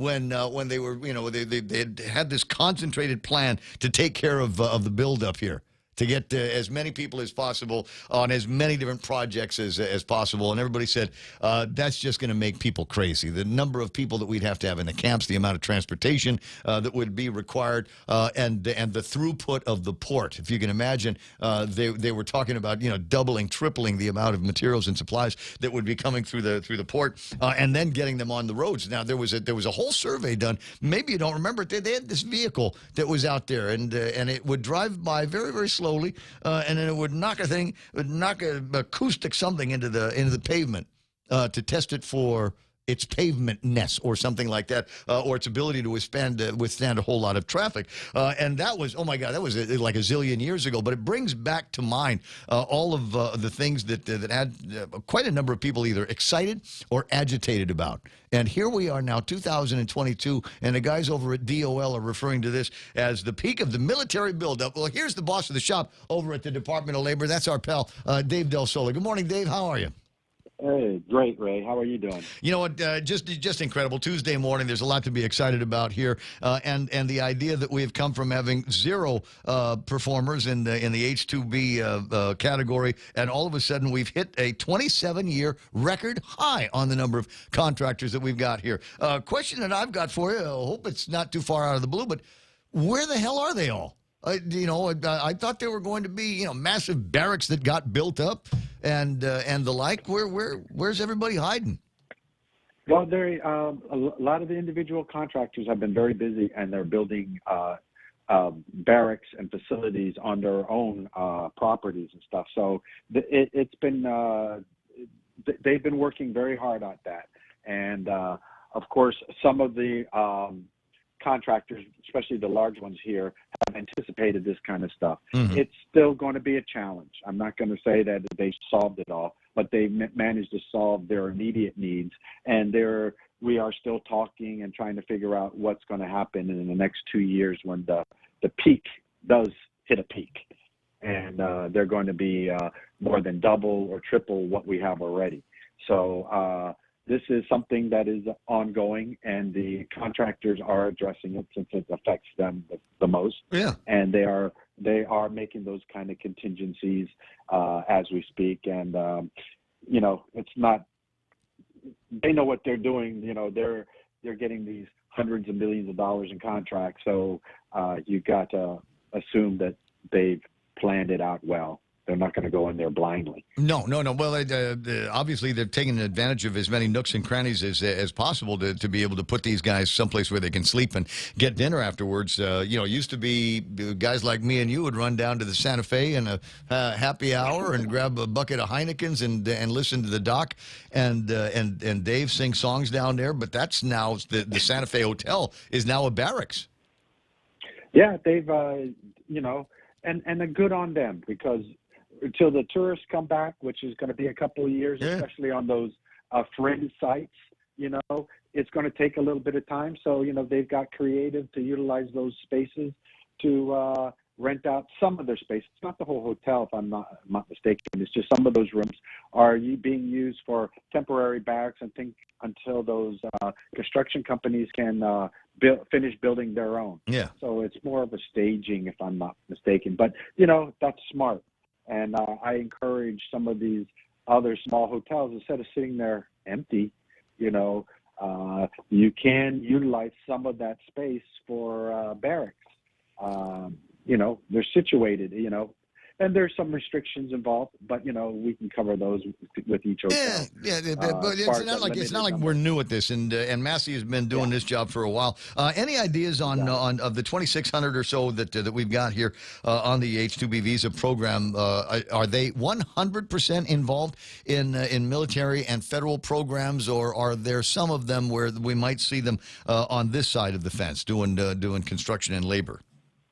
There are some that are doing projects that are associated with the military, and very shortly I've been working with USCIS, with the governor, to try to come up with a plan for them to be able to even, more come out with the civilian side of the projects. Yeah. And we're working very aggressively on that, and hope to have some good news in the next couple months. And yes, believe me, we're not sitting back waiting for just the military. We are looking very closely. I've been working with USCIS. Every time the governor has gone to Washington, she meets with USCIS. So we've been pounding on their doors, and they've been hearing us, and they've been meeting with us, and to come up with a resolution that I think is going to solve a lot of these headaches and problems. Well, and again, the problem stem from H-2B visas being abused. People will get into the country on an H-2B visa and then disappear into the country. And there were high rejection rates for the Philippines. That was an issue for Guam for quite some time. It looks like we solved that. Somebody, I think, showed them a map of Guam and said, there's no way they can disappear into the United States mainland from here. It's an island, 25 hours away by airplane. And that's what I've been doing very aggressively is, sitting down with USCIS and explaining our numbers. We have a very, very, very almost null rate of people overstays. They all come back, they all leave, they're coming back. And of course, we have closed borders, so you can't get, where are they going to go? Right. We inspect the construction sites all the time, which they can't do in the States. And, if there are some that are illegally working on facilities, we catch them. And we have partnered very closely with immigrations. So they realize and were amazed at how strong and how good of a program that we're running. And they came to us to find solutions for the civilian side of the project. We moved forward some ideas. They're accepting it, and now we're testing it. So, I like to think, like I said, the governor was every trip she went to D.C. pounded on their doors to the point where they reached out to me and said, Dave, get this lady off my back. Let's sit down. Yeah. Let's sit down and figure out if there's a solution to the civilian project. So we've been working since July to come up with a methodology that will allow civilian projects. It didn't hurt that you had a number of members in the private sector that were involved in a lawsuit against them to try to get some positive traction on this. All right, well, that's good news. 27-year record high on the number of H-2B visa holders that are here on Guam working these projects. Hopefully, we'll get more civilian side stuff done because, as you know, I need retaining wall repaired. 8:53 in the morning, and also good news is the significant amount of dollars that you are saving certain employees here on Guam. By not having them repay PUAs that they may not have necessarily been eligible for. Yes, we've been very aggressive in ensuring that everybody gets a look at and everybody gets a chance to waive their dollar amounts of overpayment. That was another thing that has been told to be as a priority, and that's something that, of course, as our people, as long as it's not fraud, that's the only thing that I have to preface. Anything that is fraud or not true what's in your application negates any attempt for waivers. But anything else, mistakes, honest mistakes or overpayments, they've relaxed the requirements and the guidelines for waivers. And I'm taking that and I'm doing the best that I can to help our people by waiving as much as I can within the guidelines of the waivers. Well, I'm going to vote. I'm definitely voting for you in the next election. I may write you in, Dave Del Sol, as soon as I figure out how to spell your last name. Well, $3.6 million we've been waiving so far. $500,000 just last month. Yeah. So if you haven't requested a waiver, we're putting the word out. We're sending those letters out to every single person. And we're even recircling around those who have been denied before to ensure that, I want to make sure everybody has a chance to get waived that falls within the guidelines. And so that's why we're concentrating all our efforts on right now is getting everybody to get a second look. I appreciate that because I'm pretty sure I know people that might have been caught in that trap unwittingly that were taking the PUA collections, but certain of their salaries were still being paid for by the companies through the PPP program. And generally, you wouldn't be able to have both of those sources of income to cover your paychecks. Yeah. But that was a slippery slope for a lot of people in the HR game. A lot of them detected it early, but there wasn't much that they could do. They needed the labor. They needed to keep guys in the workforce for them. Is this something that is going on nationwide? Are you hear from your opposite numbers in the mainland about similar stories? Oh, it's great. Whatever we're experiencing, they have up to 30% overpayments of all the money that they've given out. Ours is only like less than 1%. So that's how clean of a program we're doing. But, it's still, when you've given out almost $1 billion, 1% or 2% is still a lot of money. But in the States, they're going crazy. And that's why this relaxation of waivers has been going out there. They're pressuring, the congressmen are all pressuring, the states. And so they're doing the best they can to try to get a hold of this massive amount of overpayment. See, in the States, what they do is they take that overpayment and they put that right into your unemployment insurance. Mm-hmm. So if you become unemployed again, they're going to be taking out that money from your unemployment benefit. We don't have that here. So so if you're laid off, you're going to be getting half of what you would normally get, and that debt will follow you throughout until it is satisfied. Right. So those are the kind of things. But we don't have that program here. So it's important that if you were overpaid and there was fraud, that you get collected on as soon as possible. What are you working on today? What's going to be the headline in the news tomorrow? Well, what I'm working on today is basically getting our people out at the American Job Center. We are shifting the way we do business. We're getting out of what you call our ivory tower, waiting for these customers to come to us. We're going after them. We're putting information out there that anybody that wants to hold a job fair, whether it's a small business, large business, we will come out, we will assist you, we will help these unemployed apply, make sure they got a strong application, and get in there and work with you, because you know how labor intensive it is to receive applications, evaluate it, and do all that stuff. And then with the hopes that, those ones who applied and didn't get hired, we will take those applications and work it at our job center and try to refer them to other people. We're also tripling our work experience program. If you have any, you can take advantage of this, where you hire people that need training to get into your job, and we'll pay 3 months worth of salary. All you have to do is sign up and become a partner with us, and we will move employees over there to you. Of course, we're pushing the GRAP, the Guam Registered Apprenticeship Program, which is a 50% tax saving. So, now that the PUA is done and the unemployed are starting to go back to work and our island's going to start growing back again, we need to help our people get employed. And that's what we're working very hard in, is trying to give you an AJC 2.0, the new AJC, where we go out to you, to the employers, and try to assist and try to be more involved in the community, instead of just letting the people come to our office. The idea that you're helping pay the salary and the taxes also goes a long way towards that. 9 o'clock in the morning. Dave, I got to run. I do appreciate the time. And tell Dave, I think you guys are doing a great job at the Department of Labor. I think the more numbers that we've got H-2B-wise might open things up and make clear some of the opportunities in the construction trades here on Guam. I'll see you soon.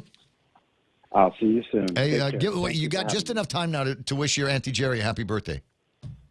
Oh, Auntie Jerry, happy birthday. Love you so much. Yeah, 79 years old today. No. And when we say Auntie Jerry, that's where the relation is between us and the different families. I'll talk to you pretty soon, Dave. You have a great day. Thank you very much. All right, that's Amigo. It is 9 o'clock in the morning. KUSG are gotten you 93.3. We are The Point. Stand by now. Fox News Live is coming your way right about now. Ukrainian troops say it looks like a horror movie. I'm Lisa Lacera, Fox News. The Pentagon says it will conduct an investigation into reports of civilians murdered in the suburbs of Kyiv. Images of civilian bodies scattered in the streets of Bucha, northwest of the capital. Signs of torture, rape, bound hands, shot at close range, bodies burned. Ukrainian President Volodymyr Zelensky visited the horrific scene there, calling it a genocide. These are war crimes, and they will be recognized by the world as genocide. We know of thousands of people killed and tortured, with severed limbs, raped women, murdered children. This is a genocide. Russia denied the accusations, saying it was a provocation and a fake attack. But Ukrainian officials say more than 400 bodies of civilians were found. Fox's Alex Hogan in Lviv. This morning, President Biden again called Russian President Vladimir Putin a war criminal. This guy is brutal, and what's happening in Bucha is outrageous, and everyone's seen it. The president's calling for a war crimes trial against Putin and for additional sanctions. In the Senate, a majority of the U.S. Senate has backed advancing the Supreme Court nominee Ketanji Brown Jackson to the full Senate for the voting. The voting, though, is continuing. Earlier, Alaska Republican Lisa Murkowski said that she will vote to confirm Judge Brown Jackson's nomination to the Supreme Court. It's a health policy, not an immigration policy. White House Press Secretary Jen Psaki talking about Title 42, which allowed the U.S. to expel migrants during the pandemic. We are increasing our resources, surging personnel and resources to the border, improving border processing. The CDC announced last week that the policy would end next month. The Senate has reached an agreement on a $10 billion COVID relief package, but it dropped all funding to help other nations deal with the pandemic. America's listening to Fox News. Half a day. Patsy Gogri from Security Title here with information about what a title company does. The title side of our business determines who owns a property and guarantees your ownership with a title insurance policy. The escrow side acts as an independent third party, managing the transfer of money and documents between the buyer, seller, lenders, and others. Security Title has a management of real estate closings down to a science. Give us a call. We are here to help. The Federal Reserve is starting to increase interest rates to fight inflation, but they're still so low, making it the perfect time to refinance your home, to lower your rate, and perhaps take advantage of its increased value to put some cash in your pocket during these uncertain times. Cash that you can have the freedom to access when you want, where you want, with your Bank Pacific Visa debit card. Lower your rate with cash in your pocket. Access your cash when you want, where you want, with your Visa debit card. Where others put branches, we place roots, and we're rooting for you. Equal housing lender, credit conditions apply. Opening statements in West Virginia and the state's lawsuit against several drug makers accused in the opioid crisis. West Virginia Attorney General Patrick Morrissey is suing Janssen, Teva, Allergan, and their family of companies, accusing them of engaging in strategic campaigns to deceive prescribers, which the suit alleges led to opioids being overprescribed for common pain and fueled substance abuse. West Virginia leads the nation in drug overdose deaths. The trial's expected to last up to 2 months. The state previously reached settlements with drug makers, Endo Health Solutions, McKesson, Cardinal Health, and Amerisource Bergen. Jeff Manasso, Fox News. Maryland Governor Larry Hogan has approved a new congressional map with more compact districts after the previous one was struck down by a judge. New allegations of financial malpractice against an NFL team already under fire. The Athletic, the first to report that Jason Friedman, a former employee of the Washington Commanders for 24 years, testified before the House Oversight Committee. Friedman's testimony claiming financial malfeasance by the Commanders is being linked to multiple reports over the weekend, claiming that the organization has held 2 separate sets of books, one for reporting to the NFL and another behind the scenes. The Commanders also coming under accusations of not sharing ticket revenue with visiting teams per league rules. Friedman previously supplied a letter to the Oversight Committee corroborating the sexual misconduct allegations made by former team employee Tiffany Johnston against team owner Dan Snyder. Matt Napolitano, Fox News. It didn't get good reviews, but the Marvel adaptation Morbius got enough moviegoers to buy tickets that it was the top movie at the box office. The movie, starring Jared Leto, was a biochemist that transforms into a vampire, made its debut with $39.1 million to capture the top spot. Last week's top movie, The Lost City, fell to second with $14.8 million in its second week, and The Batman was third with just under $11 million in ticket sales. I'm Lisa Lacera. This is Fox News.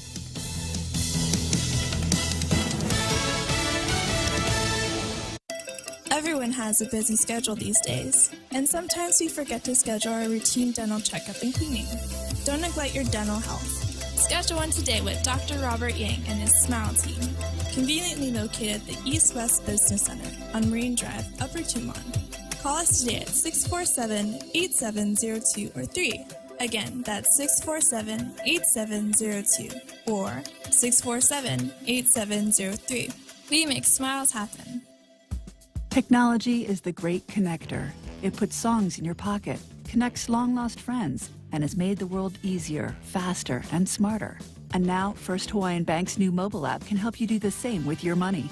Whether you want real-time financial tracking with MoneyMap or tailored advice on your personal finances with Daily Insights, we're giving you the power to connect to your finances from anywhere, like never before. First Hawaiian Bank. It all starts with yes. Equal housing lender, member FDIC. Unified Communications, UC, is the next step in a business phone system. Introducing Docomo Pacific UC, your business phone. Instant messaging, video, voicemail, fax, and more. All unified on one platform and delivered through the cloud. Merge your desk phone with your mobile device. Turn voice calls into video conference. UC reduces phone costs. UC boosts productivity. Work better together with Docomo Pacific UC. Yeah. Ray Gibson Show portions brought to you by APL American President Lines, a global presence with a local home. Also brought to you by the guys over at NissanGuam.com on the World Wide Web. And you're going, Ray, how can there be guys on a website? Just trust me. Just follow along with all of this. Now, normally we'd be talking about a lot of the great 2021s that are still on the lot. They've got the Kicks and the 2021 Nissan Titans that they're looking at. But they've also gotten a huge shipment of 2022 Infiniti QX60s. And I got to tell you, the tradition of luxury and a fine ride continues with this car. You need to get in there and do a test drive on it. They got a bunch of different versions of it that you can get into depending on what your requirements for luxury are. But they got one, and not to use it in a bad way, but I got to say the one that I had my eye on, that I had a chance to test drive, was the oligarch version of the QX60. Can I use that? Is that yes? Because it is that you step great. into it, and it's like luxury all over the place. From the second that you just kind of reach for the door, and all of a sudden a light comes on so that you can see where the ground is, which is important. Some places you're driving around, it's not well lit, so you can see where the car is. The oligarch package. It's the oligarch package that they've got there. It's got massive Bose speaker systems. It's got an air conditioner for your butt in the chair. Seriously now. It's like they've thought, they just sit around and go, what can we put, the cost is not a factor. We're going to build in luxury in this car. So what do we need to do here to make the ride that much more pleasurable for people, or just owning the car much more pleasurable? You ever get, you got 3 rows of seats. You got the front, you got the middle, you got the back. And you're going, in most other cars in the world, it's a pain in the butt to get the chair down so that you can let people in on the backside. Now with the QX60, there's a button. You push a button, and the through the magic of Disney robotics or something, I don't know, the seat moves forward and then tilts. You need not do anything else. Let everybody in the third row in the back. And by the way, now it's a third row. 99% of the time, it's going to be invisible unless you need it.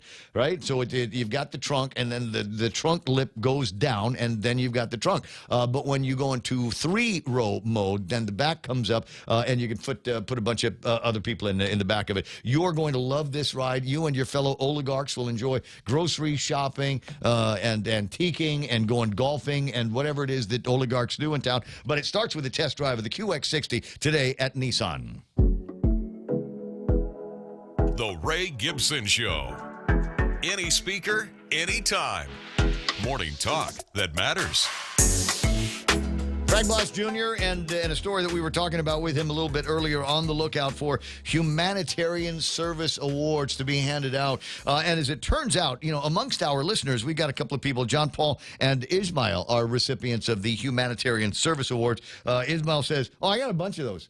I got a whole bunch of those kinds of things. Looking at opportunities for people that over the course of their job performed above and beyond the standard over a course of days, and all kinds of problem scenarios. And for us, it would have to be the public health emergency that folks over at the legislature are trying to put an end to. Oh, you're taking a look at the numbers, and then there's the everywhere else. Like how come on base they have different science there, right? This is still part of our community of the island, but at Anderson Air Force Base, no more mask even. At Big Navy, no more masks. At Dodea, the school, I got a teacher friend of mine that works over at Dodea and took to social media yesterday, just absolutely delighted that she didn't, for the first time in a couple of years, have to wear a mask while in the course of doing her teaching at the school. I thought that was absolutely groovy. Is there a different sign? Like when you cross the gate, there's maybe a different COVID. I don't know. Dr. Vince Akimoto joins me on the program. Good morning, Doc. How you doing? I'm doing all right, Ray. Can you hear me okay? I hear you loud and proud. You're coming in 5 by 5, bro. Yep. I'm pulled over to the side of the road because I thought it was important to update you on perhaps why on the other side of the fence they're able to live life maybe a little less anxiously, and why we on this side of the fence are being told by our public health officials and our governor, the oligarchs, that it's too dangerous to go outside. And I think clearly the reason is because they've acknowledged, and it took them, I think, 4 hours to painfully go into detail, that our healthcare system sucks. Basically it fails to meet the minimum standard of safety. It can't take care of the sicknesses that we have on a daily basis, much less the 4 or 5 cases of COVID that are seriously ill and require intensive care unit care. That's just, now. I mean, the numbers in the hospital are very unimpressive, but the governor and all her people, basically are saying that they can't handle it, and so therefore we can't handle freedom. But the Navy hospital is doing fine, even though it only has like 25 functional beds. They have the ability and the personnel and the mission to ramp up as necessary, and they feel safely that they can take care of their children, their schools, their people, and allow them to then have their freedoms, civil liberties back. So this whole push to lift the state of emergency on the other side of the fence by Senator Chris Duenas is noble, but it neglects the fact that Senator Chris Duenas and his colleagues have likewise failed to prioritize the corrections of the apparently very serious, desperate, and terrible realities that is our public health system, which we've all, I guess, spoken about ad nauseum. But for the people that haven't been paying attention, they need to understand that the governor of Guam and her public health staff have made it painfully clear that it's not safe on this side of the fence. You can't handle the truth, which is your healthcare system sucks. Well, and you and I, this is a conversation that you and I have had since even before I was in talk radio and before you were wearing a white coat. We've got problems with our healthcare system, and everybody has had a turn at it. We can blame the 36th Guam legislature. We can go back and blame the 18th Guam legislature if we want to. The problems at Guam Memorial Hospital have existed since the government of Guam took it over from the nuns back in the day. It is what it is. And in fact, if you want to, a reminder that even Governor Lulian Guerrero sat on the hospital board for a time. Do you remember that? So everybody's got a hand in the current mess. Well, but to her credit, when she was the chairperson of the board, they did make a commitment and an effort to get national safety standards as their mission. I mean, they accomplished that mission because that is their mission statement. But they've allowed that to fail. They've reprioritized hiring people. In fact, I keep complaining about the fact that the GMH parking lot is no longer sufficient for the number of employees that they have. And during the pandemic, it was half empty. Now, they must have 1,800 people on payroll right now because Lord knows there's enough cars throughout the Jonestown, whatever this area is called. Yeah. It's just it's an incredible amount of humanity that are able to afford new car payments and park their cars on the side of the road. I think that Nissan QE60 sounds like maybe a potential mass transit solution because it sounds like they can carry at least 8 people at a time. Absolutely. And, that would be a nice way for GMH to maybe treat their new personnel instead of them having to drive their cars in and building a parking structure. Why don't you just have them all get picked up with that QE60 from Nissan? It's a QX60. I'm going to arrange a test drive for you. I hear what you're saying. I hear what you're saying. It's always been fat with people. You've always said I'm talking the same Dr. Akimoto I'm talking to as 10 years ago. We've got too many people that are not in the essential patient care systems at Guam Memorial Hospital. We need more doctors, we need more nurses, and we need less of whatever it is that we seem to be full of at GMH, whether they're marketing managers or I don't know. It ain't somebody that's fixing food or folding towels and linens. But the big difference from 10 years ago, Ray, is that it always had been like, if we don't fix this, something bad's going to happen. Well, something bad already happened, and now we've spent the last week waiting for somebody to undeclare an emergency, and this governor is unwilling to do so. All her public health people are unwilling to do so because they know more than you. The public health system, the healthcare system of Guam is incapable of protecting its children, its manumko, from whatever it is that they think is going to kill them. And again, these people know apparently more than we do. And so we might want to take, instead of berating them and trying to convince them otherwise, they might want to tell us everything they know, because just what are they talking about that requires this state of emergency to be perpetuated when, like you say, just on the other side of the fence, there is another reality, right? It's not like it's just in the States or just in Hawaii. And so this is becoming more and more like the Dominican Republic and Haiti, where on the other side of a line, on the other side of the mountain, there are two different types of realities. And, Haiti, unfortunately, if you're Haitian, it's hell on earth.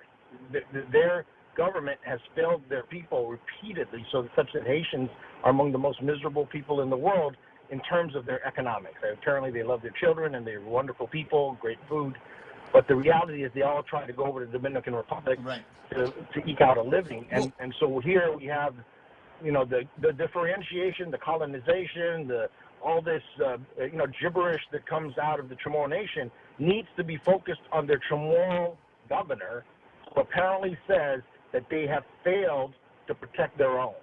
None of this white man's problem deal. The racism that's being inflicted upon the people of Guam right now is coming out of Adelaide, and it's being manifested by a rotten hospital and public health system, which your public health officials are telling you isn't safe, so you can't have your freedom. You can glean that from several hours of testimony that was taken over at the legislature last week. You will hear it again when Chris Duenas and others bring in more folks from public health fiduciaries in the government of Guam to determine what the nature of this pandemic is. Because clearly you see the science and you understand what those numbers and the metrics mean coming out of the government of Guam, Department of Public Health, and the CDC. You get all of that stuff. So I don't think we are in a pandemic now of folks that have a widespread opportunity to catch and die from COVID-19. I think there are financial matters at play here, and unfortunately, with all of the money that is floating around, are you aware of how much of that has gone into shoring up and hardening our public health system, or is it just going to vendors to buy PPEs? Well, I think we're waiting for the land management issue in Manila to be resolved before we actually, harden anything. Oh, my God. The governor has made it clear that she's not going to waste her time or money trying to fix the current public health care system. She's already apparently resolved to just wait until... Well, then the public health emergency is never going to end, and you and I are going to wear masks outdoors forever. No, there's something called an election in November, so... I think that, people have to make this choice, and they don't need to wait until November to let their voices be heard. Every day that you are being told that you are less than an American citizen and so therefore you cannot have your freedoms, you might want to talk to your senators and governor and public health officials about why they won't fix it now. There's $300 million sitting in a bank somewhere that could go towards making a difference. Right now it's going towards choking up the parking in Jonestown. And that's the issue.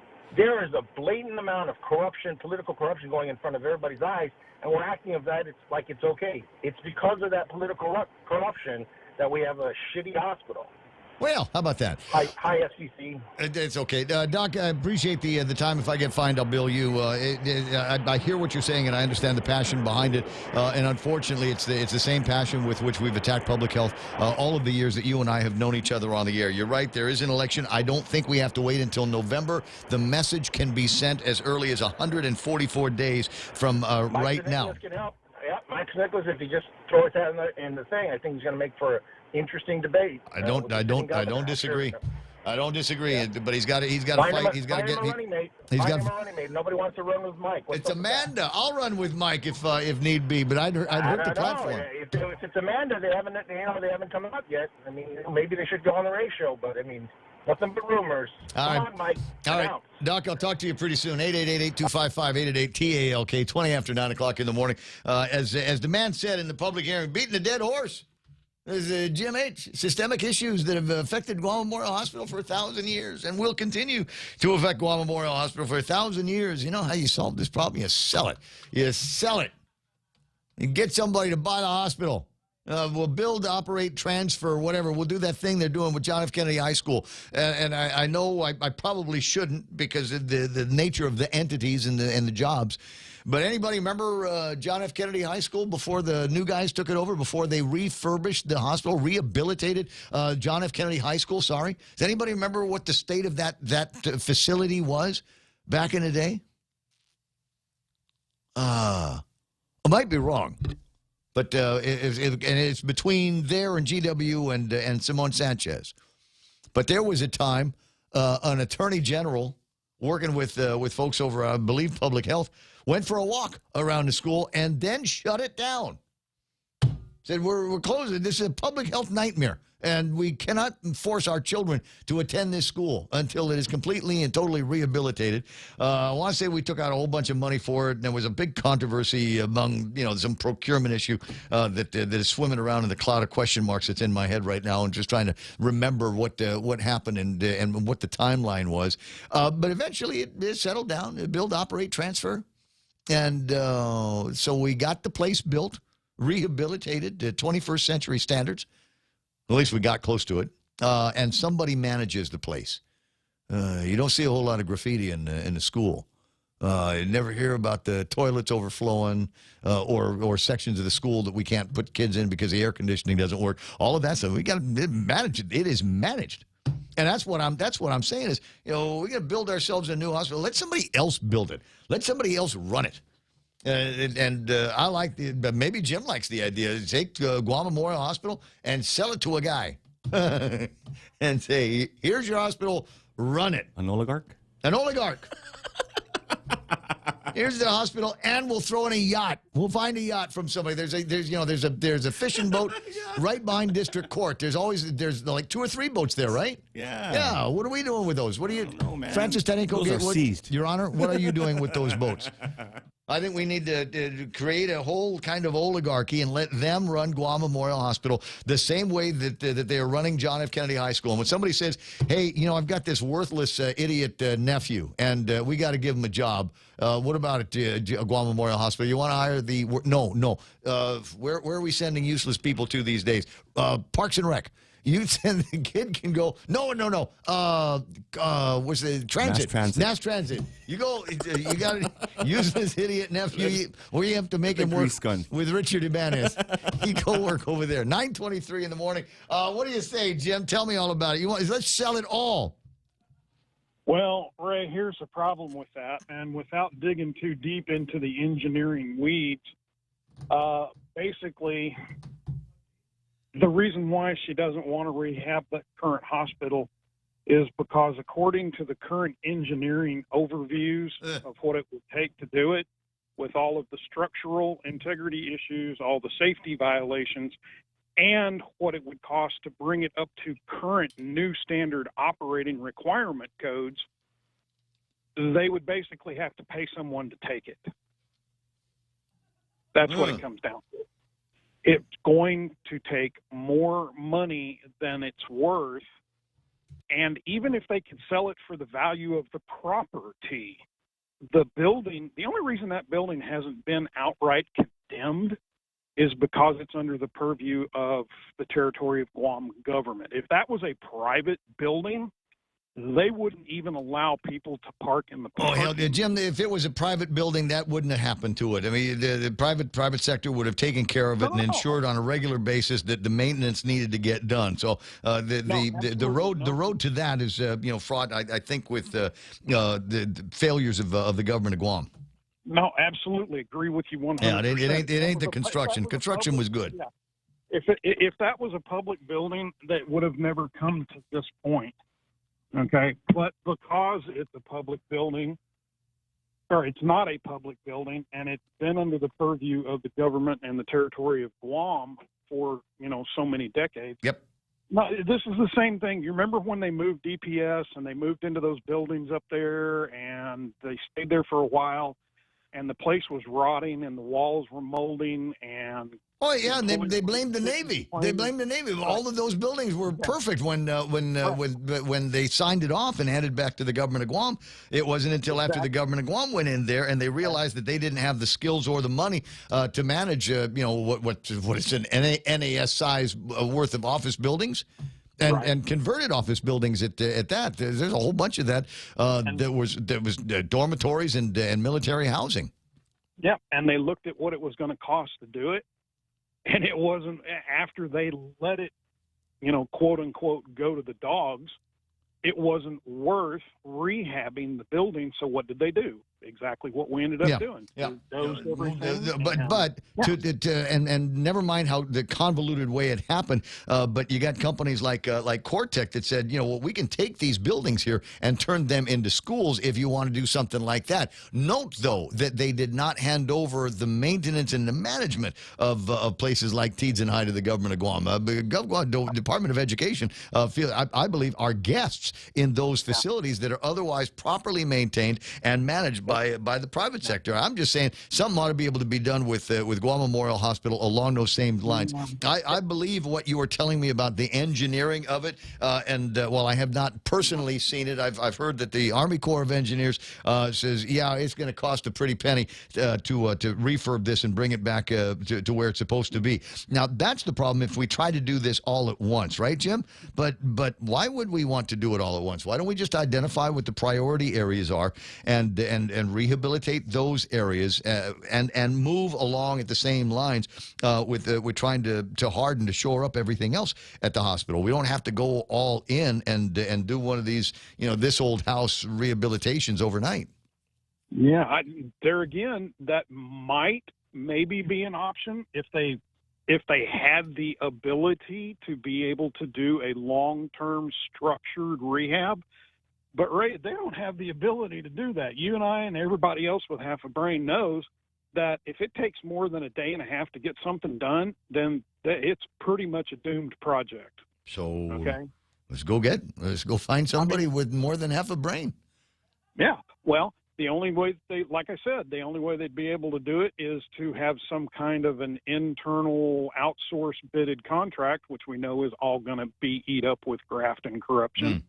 Okay. Because somebody's not actually coming in and taking physical ownership and control from the private sector. They're going to be doing it on behalf of the government, for the government.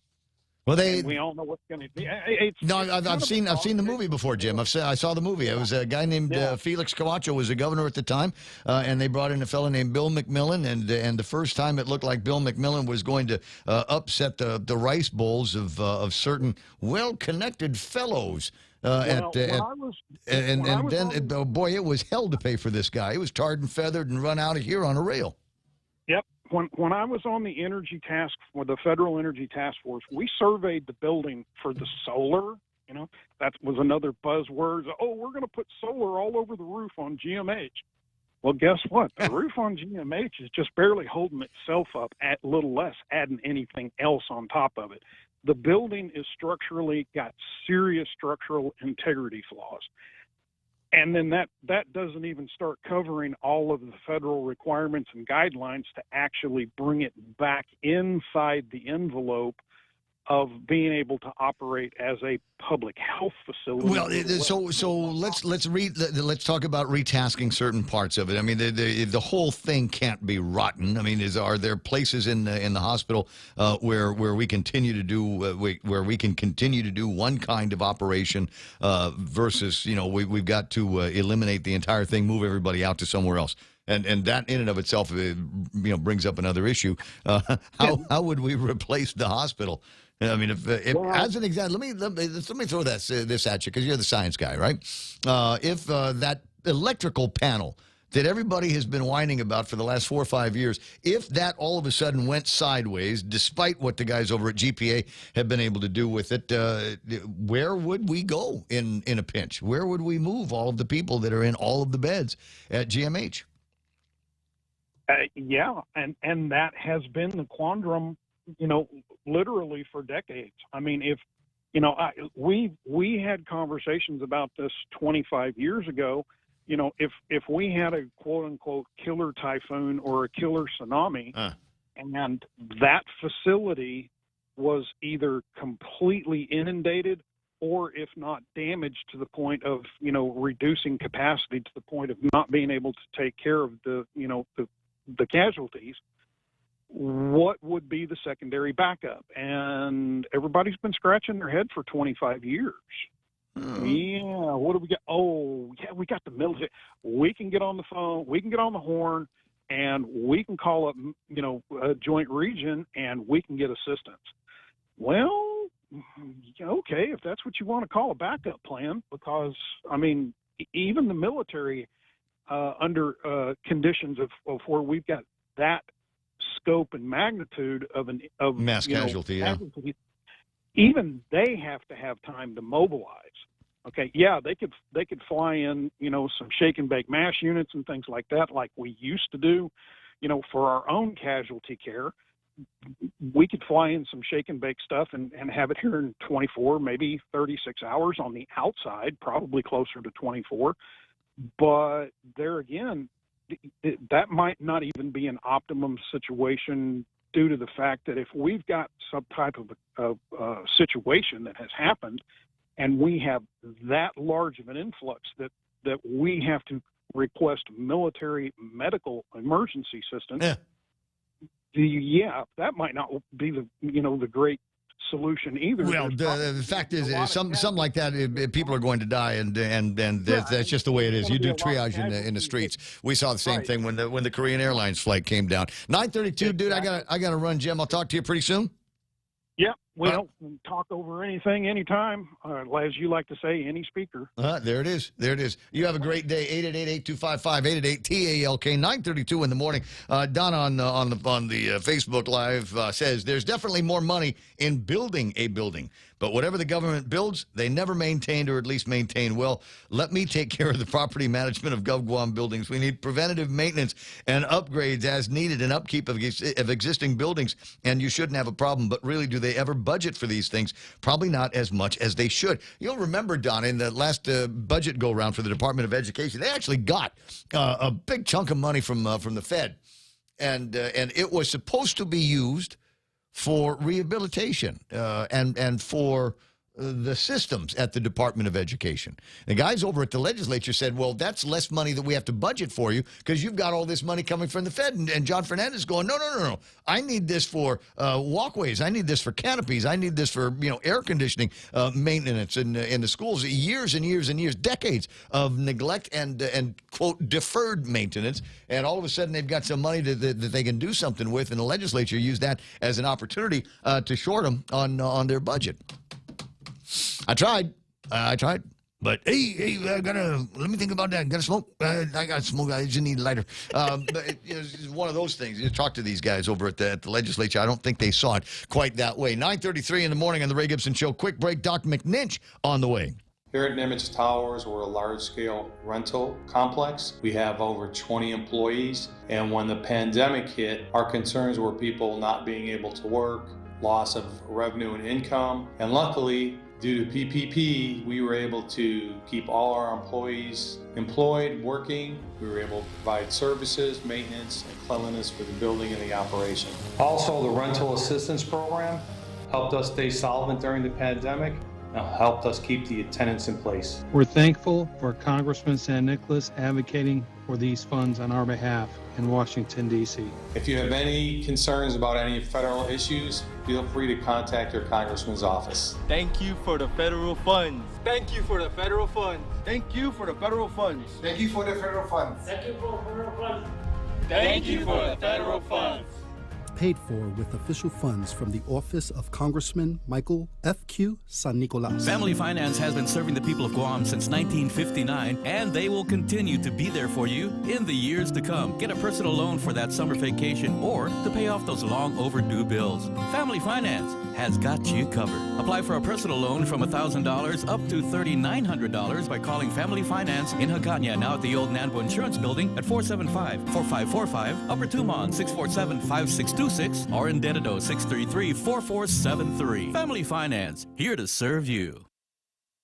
Portions of the program brought to you by the guys over at Mescla. Lenten options all over the place. You know, in the restaurant game, a lot of guys look at Lent as an opportunity to just kind of go crazy on the seafood. All kinds of different flavors that you can put in there, and all kinds of different ways that you can cook at. A lot of guys, you know, are getting into these, like the mukbangs that you see on social media, where there's a guy's like sticks his hand in a lake somewhere and just pulls out all kinds of seafood, and then kind of, you know, what's the word I'm looking for? Just kind of brainstorms his way through the cooking. I got a feeling they're like that over at Mescla. You're going to love some of the stuff they put together for you. We've got there's the buttered shrimp deal, and of course we got fish tacos. They do a thing with parrotfish, which is my favorite tropical fish of all time, and the way they do that up is escabeche style.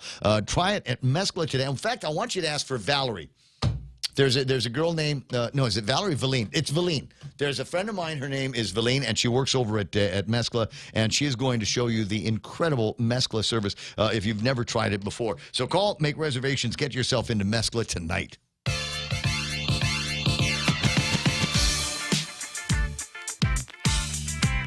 Is he back? Is he back? Come back, the airplane, bring him back. Yeah. 30,000 feet in the air, flying like the birds. Dr. Ron McNinch wait, a quick note I got from somebody says, don't say my name, but the feds have apparently suspended the policy of kicking out service members for not getting the jab. May only be for religious reasons is one of the things I'm getting. Who's that? What's his name, Ray? I can't tell you. But he beat me at Wordle. Yeah, he got it. I failed. Man. I failed at Wordle today. I went all the way through all 6 guesses, and I was wrong on every single one. But really, after the third wrong guess, I just winged it. Try again, feel better. Yeah, tomorrow. No, now that I know what the word is today, I'm gonna use a different computer. So when I share it, guess in one. That's there. You're gonna say, "Wow, that guy's smart." No, I cheated. 9:37 in the morning. Dr. Ron McNinch on the line. Good morning, Doc. How you doing? Hey, happy day, Ray. Happy day, Guam. Welcome back. Yeah, thank you. It was a long journey. You know, got to see a lot of people, though. It was really, really cool. Like just strangers? Did you make new friends? Or like when you say you saw a lot of people, you've reconnected with a bunch of people? Well, you know, I went to a nice big conference talking about all kinds of policy issues. And then I was at the National School Board meeting. I'm a member of the board there. And the National Governors Association, I think the lieutenant governors were all there in the same hotel. And wow. John and a bunch of other neat people were there. And then we got to re-link up with Congresswoman Berdalio and spoke to her for like 3 hours. No way. How's she doing? I haven't seen her in a long time. Wonderful. I mean, just really neat. Neat to hear. You know, she's very, how can I say it? She's like a living computer for Guam's political history. It's just incredible. Not too many out there that are like it. Of course, she's played a significant role, one way or the other, in the political history of Guam. First as a first lady of Uncle Ricky, and then a lieutenant governor in her own right, and then congressperson. So she's kind of lived through the process of our modern political history. Well, I'm glad to hear that. How was her hair? That's what everybody wants to know. And also, she was a Guam legislator. She's a Guam senator also. Oh, I recall. Stepping stones on her way to the lieutenant governor's office. Well, I'm glad that you had an opportunity to reconnect with her. Was there any dancing? Because normally with Anti-Mad, there's dancing. Well, there was jokey talking about dancing, and certainly she has so many neat political stories. It's just incredible. And we had 2 young students with us from the Guam IBOG school board, and they got to listen to all this neat political talk. It was kind of fun. Well, there was a different. I want to say the temperature was different in those old political times, and there was certainly a different kind of adventures than we've got here. You were writing about that in one of your columns while you were off island that I thought was kind of interesting. Where we are headed here, you think about the race for governors, which will get even more interesting if Mike Sinikolas decides he is going to be running, and I don't really care all that much about the conversation on who is running may or may not be. I think the dynamic of Mike Sinikolas in the race for governor's office will make that one interesting. Of course, now today's newspaper talks about a potential 3-way run for the Attorney General's office, one with incumbent Levin Camacho, former Attorney General of Guam, Doug Moylan. Sound effect, Doug Moylan. Doug Moylan sound effect. And Peter Santos, who has not yet earned a sound effect. Yeah, I think there's only 2 real candidates in that race. Yeah, that's kind of what somebody wrote on the Facebook Live saying, no, it's a 2-way race. It's going to be between Doug and Peter. No, I think it's Doug and Levin, but because Levin's an incumbent, that's the fault that I have for that. But hey, tell you what, he's an incumbent at a time where crime is absolutely rampant on the streets. People that are going out there and getting themselves gun permits and then buying guns and bullets and tactical clothes over at the 511 thing, and preparing to defend themselves because they're concerned that the cops might not be able to do it, and even if the cops arrest somebody, they ain't going to jail. Yeah, absolutely. And I've got to tell you, I believe that, and one, I'm going to have to give a lot more thought to it. I think part of crime is linked to masks, particularly in the mainland. When people were able to wear masks all the time and hide who they were, I think that pushed a lot of the bad behavior. And now in the mainland, hardly anybody wears masks. Very rarely do people wear masks.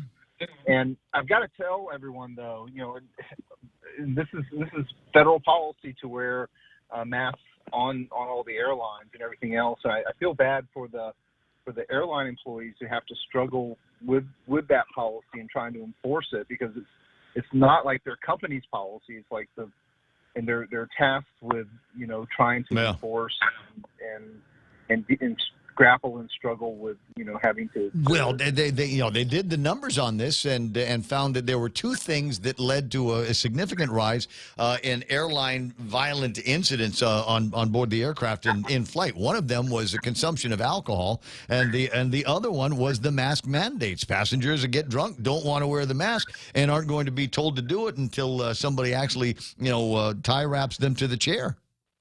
Yeah, that's just incredible.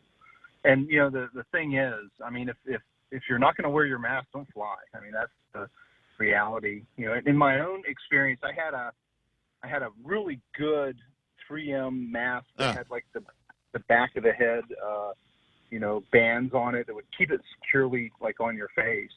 But then for part of my trip, in the last trip, I had that one broke, and so the airline had to give me this ear loop mask that, every time you turn around, you put your head down to sleep, the thing would pop off. And that created, like its own set of dynamics and stuff. So I think that trying to balance all of these things, I think is the hard part. Okay, so and here's the part that we need to sort out here. In terms of COVID-19, the masks don't work. Dr. George Macris on the radio yesterday talking about that. The masks don't work. They need to be the good N95 kind, and those need to be fitted to your face. And if you have a mustache or a beard, as I do, then it doesn't make any difference. If you've got it, you're exhaling it, and if somebody else has it, you're inhaling it. And that's the bottom line. And the ultimate in the mask, in the COVID-19 kabuki, is the ridiculous mask wearing that doesn't work. If the masks work, why do we have to shut everything down? right? But the airlines do have to follow, their which was supposed to change. And I don't think the airlines wanted to continue to do it, but the guys over at TSA, I think, were the ones that had a hand in the final decision and extended. It was supposed to end in March. But my general suggestion is please be kind to all of the airline employees. That's my bottom line. We have a great flying town here. We have a lot of industry attached, and we've got to get people back in the seats and back on the planes and come in here for our economy. And the better and quicker we can do that. And I'm happy to see the larger numbers of Koreans coming back. I think it's going to be like a cascade. I think it's going to open up. It's going to be like a window, not a window, but the drapes are going to be pulled back, and there's going to be light from then on. I think that's it's already happening. It's already happening. The numbers are coming in.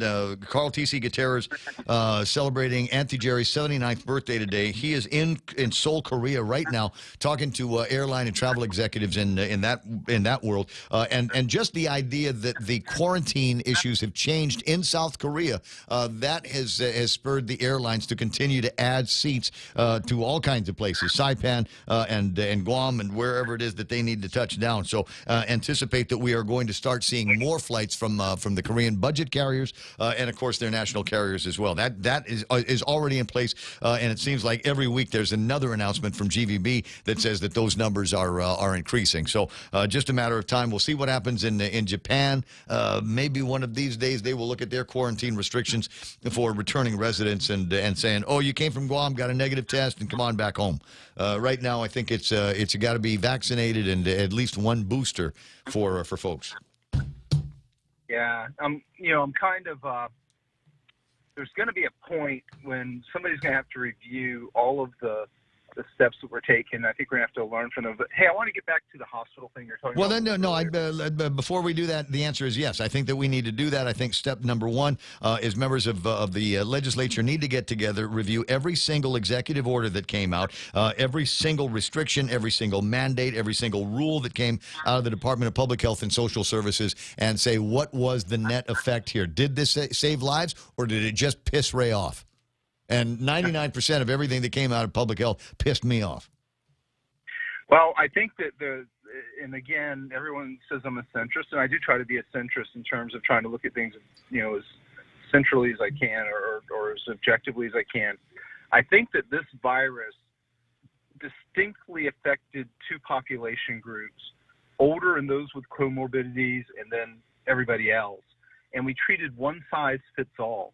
And I don't think the one-size-fits-all approach is good for anybody because, there were people that did not have to take the drastic measures that were impressed on everyone. We know this in retrospect. It's all armchair quarterbacking. But it's known that they didn't listen to any of it. That science has been known since February of 2020. They knew that crap in 2019. And so it was mind-boggling that everybody, the WHOs and the CDCs and all of the different health ministries all around the world at the same time seemed to move away from what the science was saying. And you're right, went into a one-size-fits-all. Hell, they're still doing it, Ron. I mean, there's still kids in schools that are wearing masks. We know that kids are not super spreaders. We know that for all intents and purposes, they don't generally get poorly affected by COVID-19. Why are we forcing this on them? And the answer is to get them used to having the authorities tell them what to do. Here's your muzzle. But even the word science itself has been perverted in this environment. Oh, well, I don't think we own the language anymore. I think we've given that up. The words immune doesn't work anymore. Vaccine doesn't work anymore. All of the things, the pandemic. I think pandemic is the definition has changed. Pandemic used to be something that was worldwide scare and is going to kill half the human population. And this one here didn't manage to kill all of the people that it predicted it would. And we just kept going and going and going. Like any minute now, this is going to turn into the Spanish flu, and it never did. Absolutely. So we gotta get control back. The people of the world need to take control back from their government. We've given them far too much, and there needs to be, and I hope there will be a revolution at the polls. 9:48 in the morning. Last word on the hospital. Go.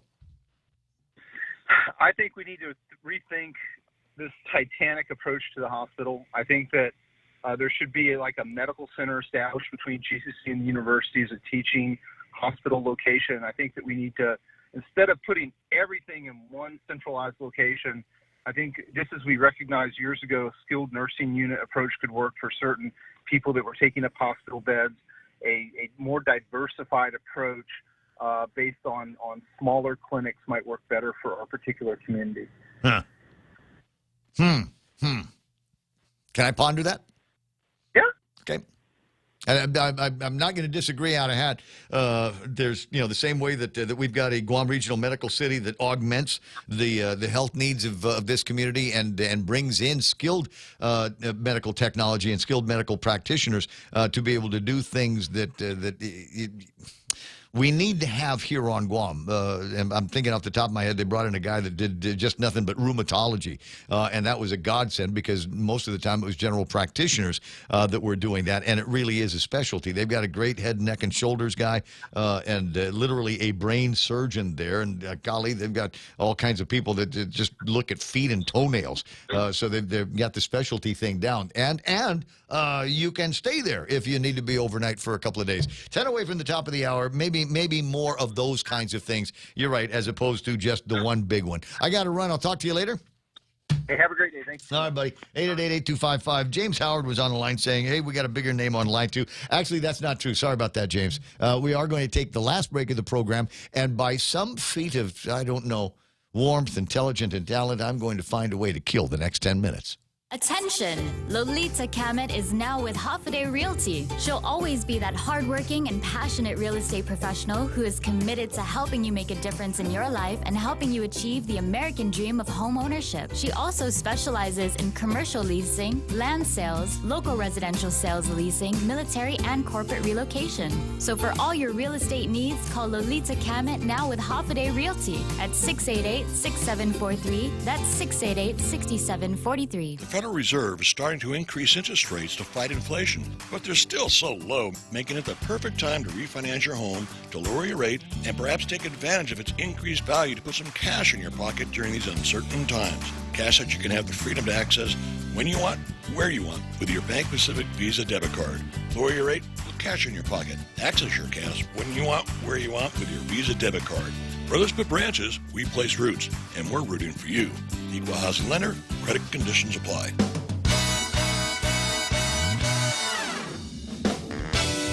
Man, it just feels so weird. We didn't talk to Chris Duenas today.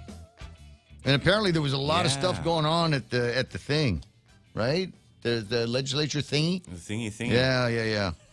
So my homework today is to take a look at some interesting news coming out of Hawaii, some of which we've talked about here today, and trying to run the parallels through with regard to a variety of things that are on my mind here on Guam, that they are simultaneously attacking in the state of Hawaii. In Hawaii, there is a bill, SB 3089 SD2 HD1, relating to emergency management. They are going to, now that the public health emergency is winding down in the state, they're going to take a look at the laws that provided Governor Iggy and the lieutenant governor and a variety of mayors, et cetera, to be able to wrest control over people's lives and without the legislature's concurrence. Technically, it's there, right? But the legislature never went into a special session to be able to deal with the question mark on why their public health emergency there was simply being extended time and time and time again. Kind of like here. But they're all fond of saying, well, the government, chapter and verse of the government of Guam, blah, blah, blah, gives those powers. Actually, the legislature gave those powers to the governor many years ago, many moons ago, back when Eddie Calvo was the governor of Guam. Well, you can change those things, and it looks like they are. Another bill that is moving through here relating to the general fund. I love this one here. There's an incredible surplus in the budget of the state of Hawaii. Something on the order of, are you ready? Are you sitting down? $4 billion worth of surplus for the state. And there is active work being done right now by a variety of people in House Committee on Finance. That's Sylvia Luke and Kyle Yamashita. And the idea here is that because we're sitting on $4 billion in money that we didn't think we needed to spend, we're going to rebate that. A tax rebate to the people of the state of Hawaii. I don't know what that number could end up being. It might be something as low as $100 a head. Who knows? Could be higher.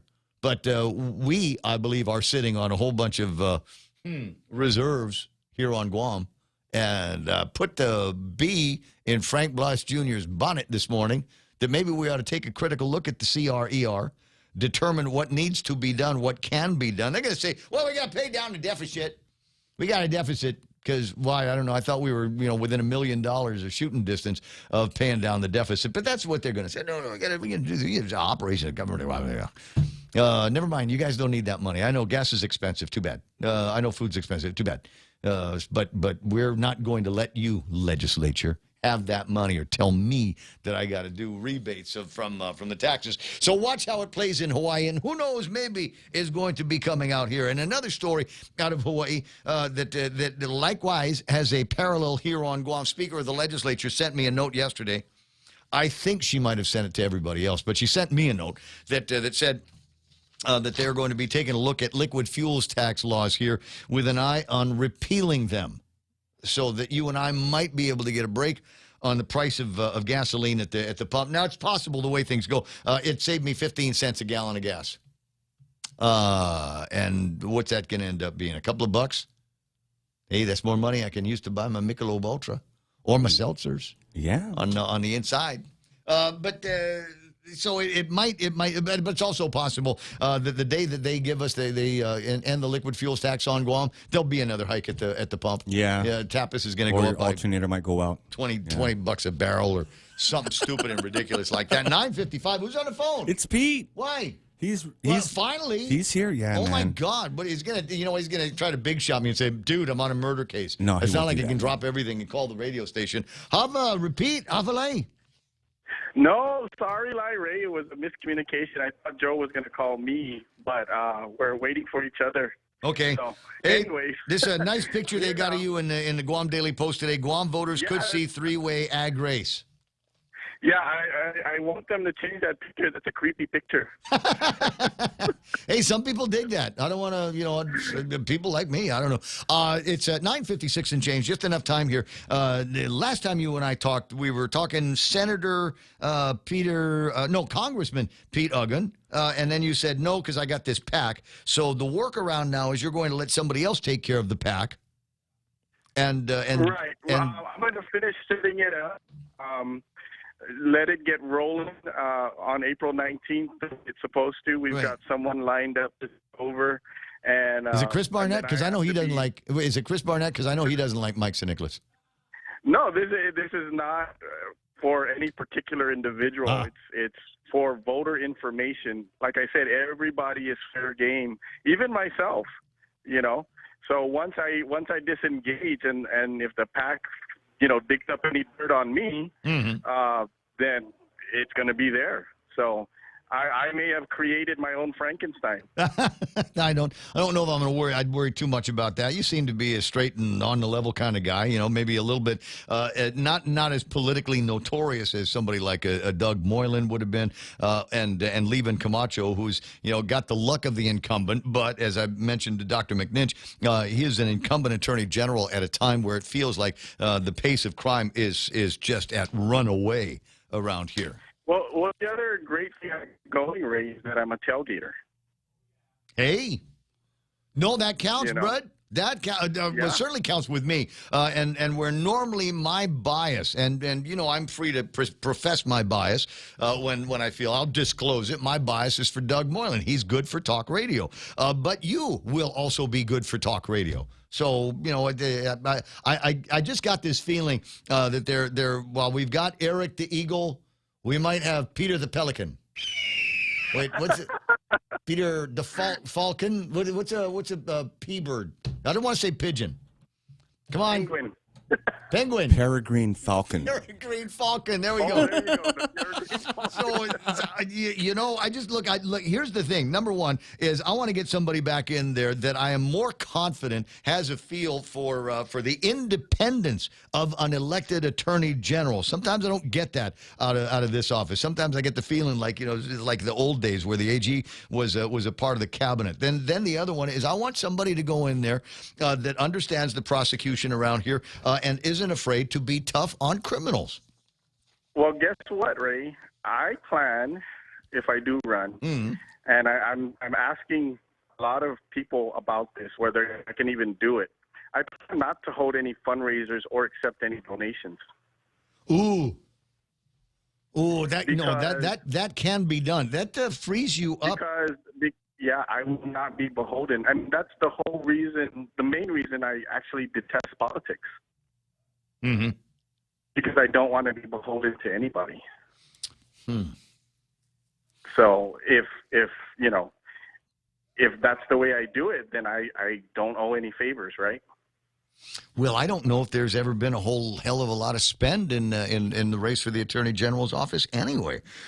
Tell you what, we're almost out of time here. I'm going to let you go. Real Joe and you can communicate tomorrow. We'll see if we can get you in a little bit earlier because I would like to hear more about your plans for the Attorney General's office, win or not, okay? All right. Thanks, Ray. Groovy. Peter Santos on the radio with me, and that's it for the radio with me now. It's 10 o'clock in the morning and time for Fox News Live on the Point. Kyiv brutalized and apparently tortured. Pentagon spokesman John Kirby says the U.S. is going to work with our European allies to make sure evidence of war crimes by Russia is documented. We have said now for a couple of weeks that we had clear evidence that the Russians were committing war crimes. This is of a piece of that, as devastating, disgusting, and sickening as it is. President Biden again today called Russian President Vladimir Putin a war criminal and is again calling for him to be put on trial. The Senate has voted to advance the nomination of Judge Ketanji Brown Jackson to the Supreme Court. A deadlock among the 22 members of the Senate Judiciary Committee put Judge Jackson's advancement in the hands of all 100 senators. After a